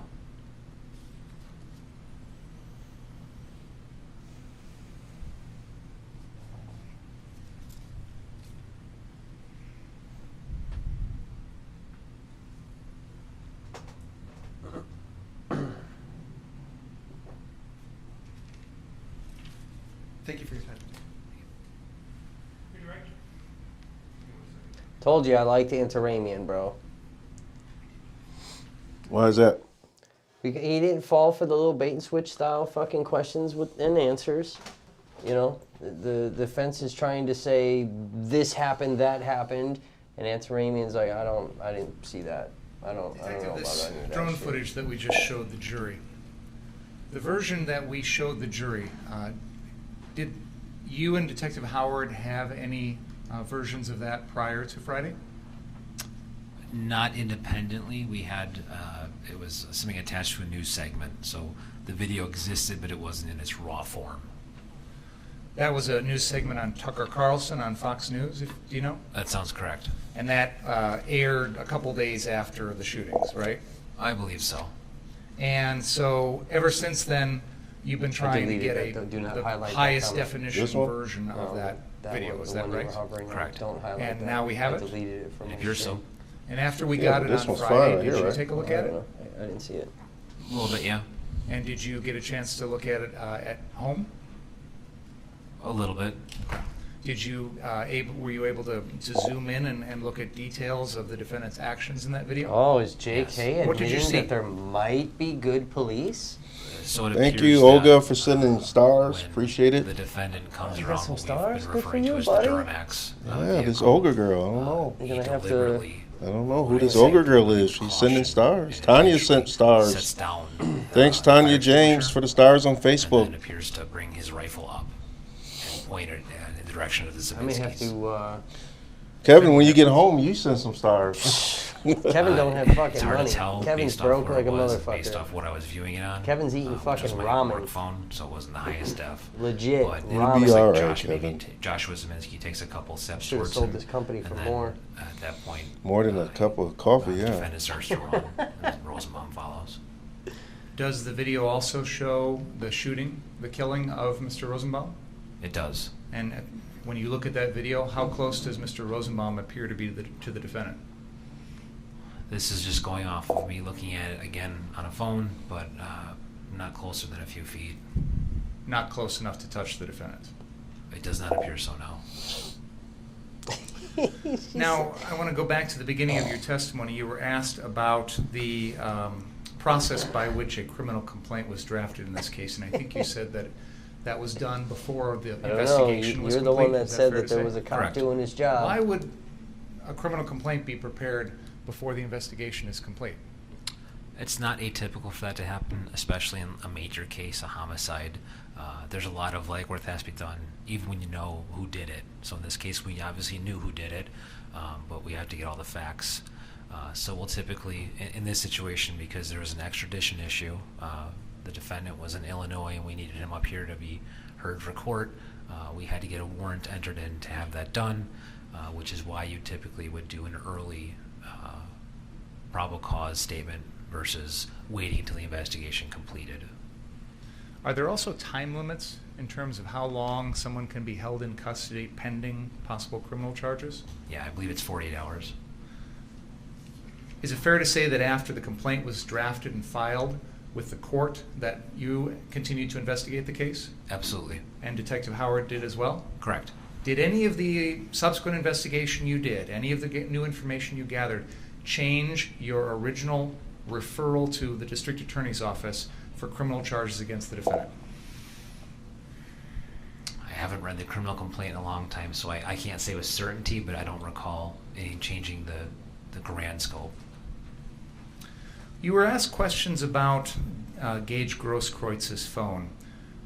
Without having possession of his phone, did you have access to his Facebook Live video? Oh, they're calling us out for shutting the mic off. We had a copy, but I don't believe He's it shutting was the mic off like the the original court. copy.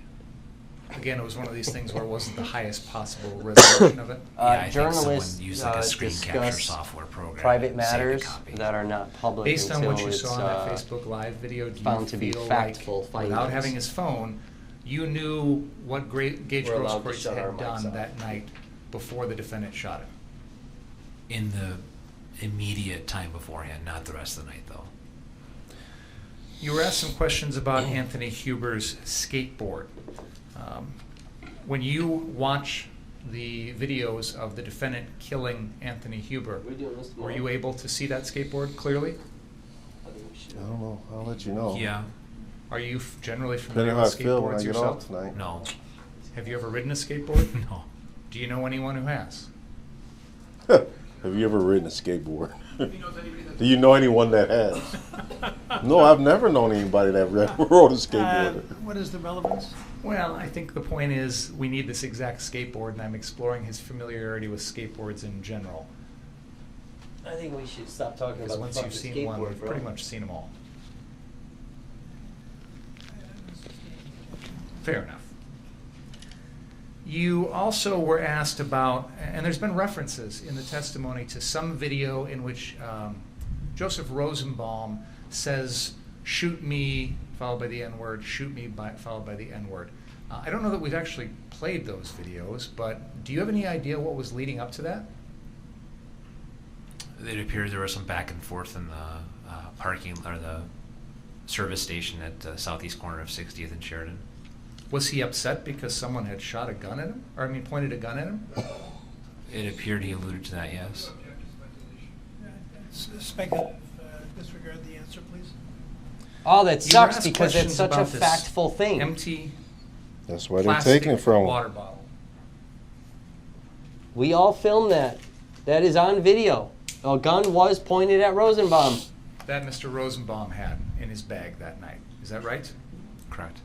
Do you have any indication that Mr. Rosenbaum ever created any sort of chemical bomb or ammonia and bleach bomb or anything like that night? No. It was Do a you have any core indication water that bottle. at any point before he was killed by the defendant, there was anything in that bottle? No. When you see people carrying around empty plastic water bottles, does that suggest to you that they're about to commit a crime? No. What?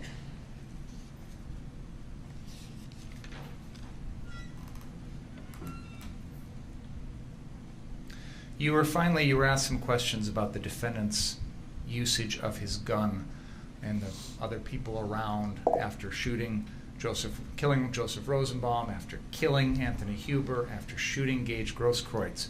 He gets up and he walks away from the scene, correct? Correct.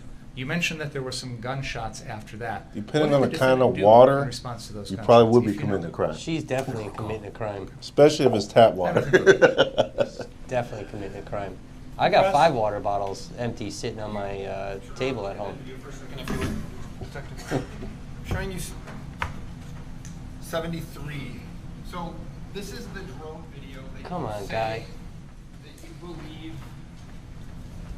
that you can see Mr. They're almost done. So as soon as they're done, the court date's going to be done. And then you got to get Tez in here real quick. You got to let Tez fucking... We might have to wait till tomorrow. I don't know. Time's not looking good for me. We gotta exonerate Tez fucking now, bro. No.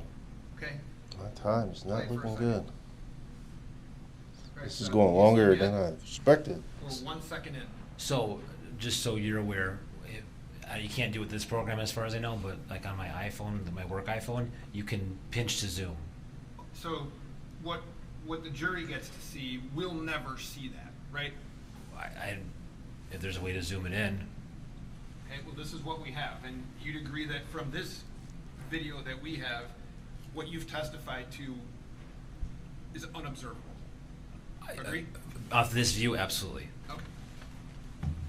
Did you send the video to be enhanced in any way to like the crime lab or anything like that? I haven't personally, no.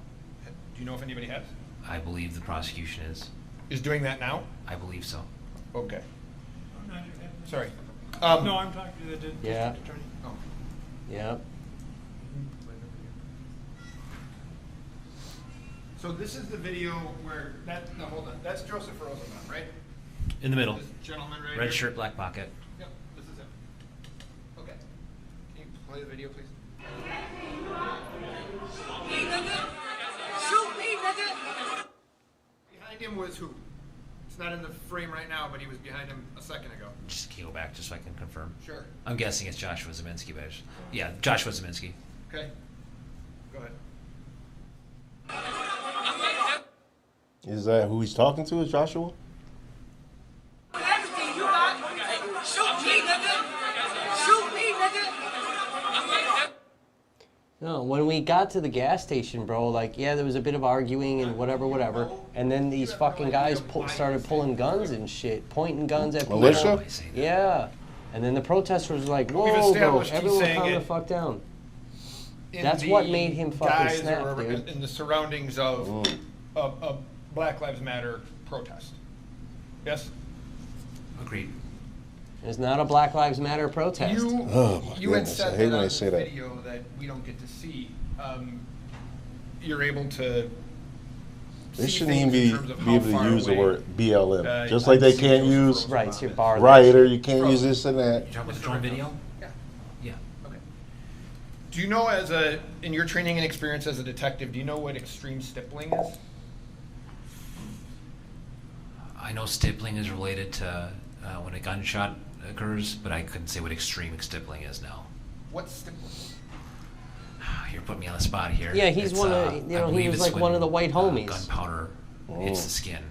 He got, But That you're close enough. he apparently got the card. He's allowed So to if somebody shoots, quote some or rap if somebody lyrics. is close enough to a gun when it's fired, the gases that come out of that gun burn the skin of that person, correct? I'm going to object. This is beyond the scope of redirect, Your Honor. I don't know enough about it to say that that's the textbook definition, but it's definitely indicative of proximity to a fired gun. Based on your investigation in this case, Joseph Rosenbaum had stippling on his body, correct? Correct.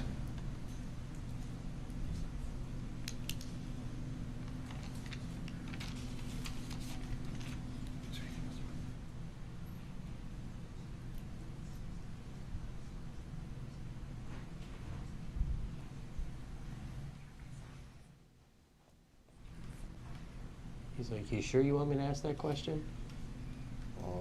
Did through your investigation, do you know if Mr. Rosenbaum had stippling on his hand? I'd have to see the medical examiner's report to say yes or no. You don't have a recollection of that? I don't. Do you have a recollection of where you observed it? I remember seeing it in the preliminary autopsy results, but I don't remember exactly where, no. It was a bad question. When I say where, I mean where on his body? I don't remember, no.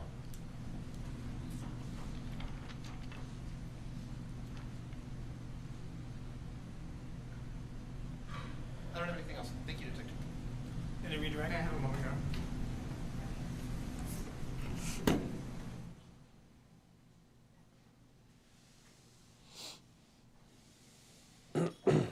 Yeah, I told you, he's one of the white homies, one of the white fellas. What are we talking about? Fucking Rosenbaum with the fucking. Oh. He's one of the fellas that you know. Gets a. He can comfortably recite some rap lyrics, and no. Who was he talking to though? I still don't know who he was talking to. He was talking to the militia. But I think they said that he was talking to the dude Joseph from militia, whatever. Jonathan, Joseph, or who? Joseph? Some dude on militia side? Joseph or Jonathan? Or Locate the full video that was just shown to the jury there. Could I just have a minute to see if I can find that? I don't know. He's yelling at one of the militia. Somebody they mentioned multiple times in his trial already on militia. She says she's complaining about what she sees outside, and she says, I'm going to go home and put pajamas on right away. Hey, just think, it's only about 45 days, and the days will start getting longer.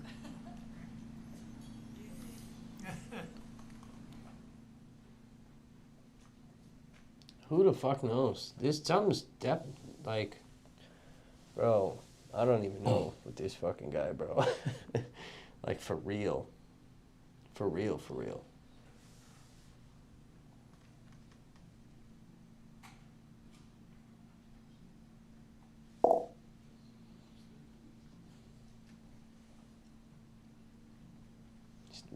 We got testimony going on. This judge is talking about fucking pajamas and shit, bro.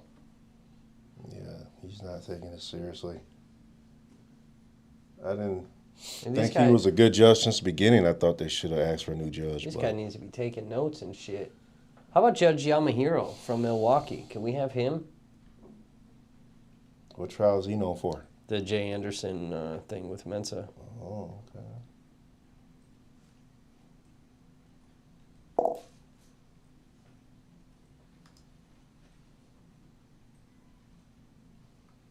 Overruled.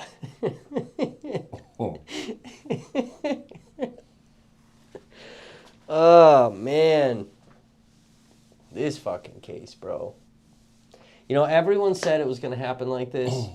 And I was like, nah, dude, I got to believe in this fucking system. I have to. I have to believe in this system. And, man, fuck. Seriously. Well, I don't know. Prosecution really didn't nail it, man. They did a good job today. They're doing better, but they need to. Prosecution won this round. With what they have, they should be doing way better. Way better. 100 years old, and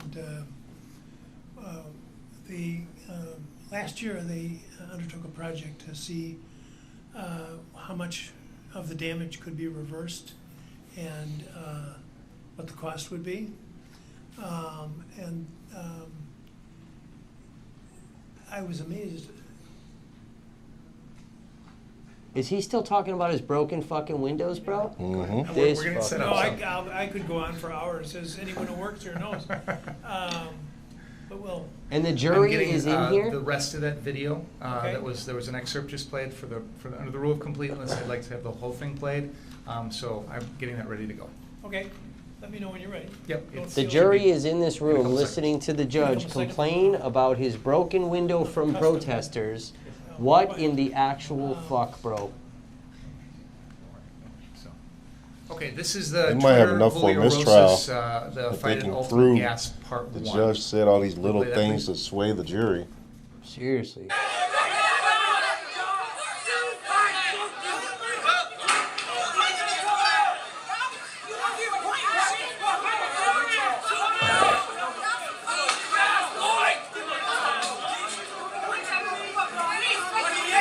See, I'm up on the left. They've already shown me. And the same thing I'm videotaping.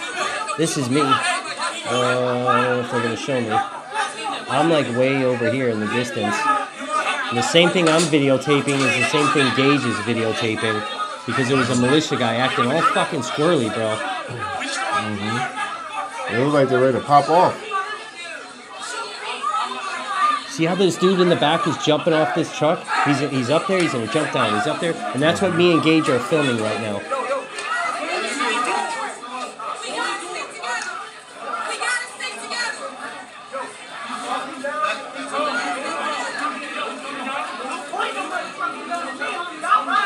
Yeah, you hear them? Don't point no motherfucking gun at me. Because they did, bro. They pointed guns at the fucking group. And that's what Hear caused someone that. Say, don't point your gun at me. Let's back up about 20 seconds, please. Play from there, please.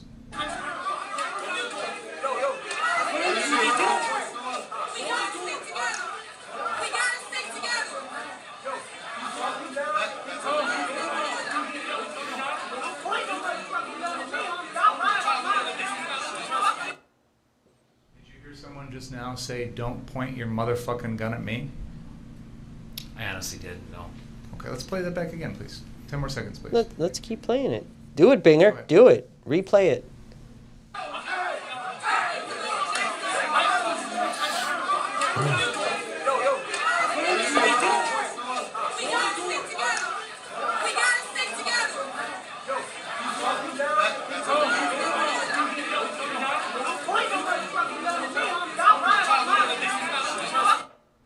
Did you hear it there? I heard part of it, but Okay, let's play this to the end, and then we'll play the next clip, which just to give the whole sequence. Shoot me, nigga! Shoot me, nigga! Bust on me, for real! Now we're gonna play part 2 of this.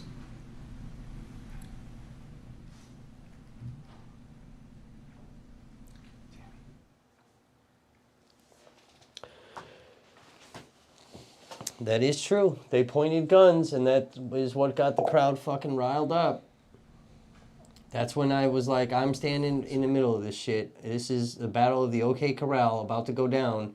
We are all fucking dying right now. Right here, right now. Every one of us. We're all fucking dying.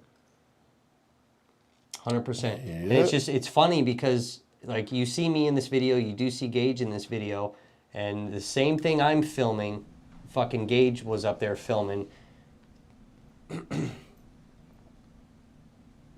Because that one militia guy, bro, he just kept jumping up and down off that fucking truck. And I was like, this motherfucker. He like in the movie Tombstone, he's the one squirrely motherfucker that's going to kick this bitch off, dude. And we're all getting shot the fuck up. Should like, be part 2. we're all going to die.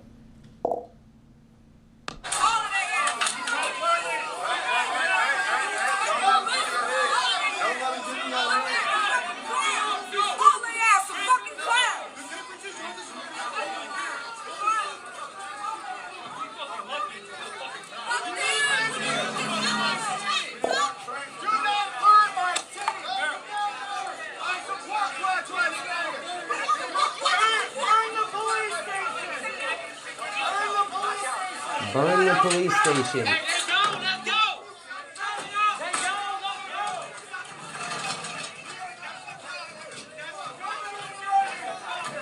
See this dude with the big, this dude, he's pulling the guy back. That's a Boogaloo boy. That's one of the guys that's telling them, we support you guys. This is before Boogaloo Boys got all fucking weird with Black Lives Matter and shit.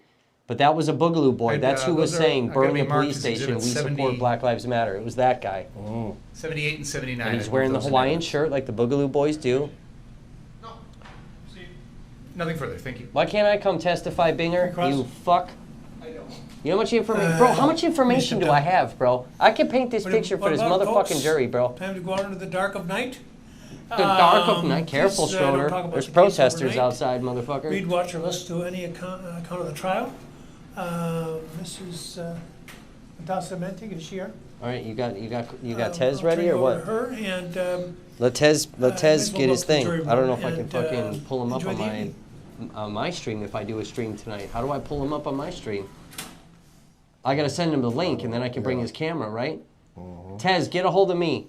Get a hold of me. Is Tez still here listening?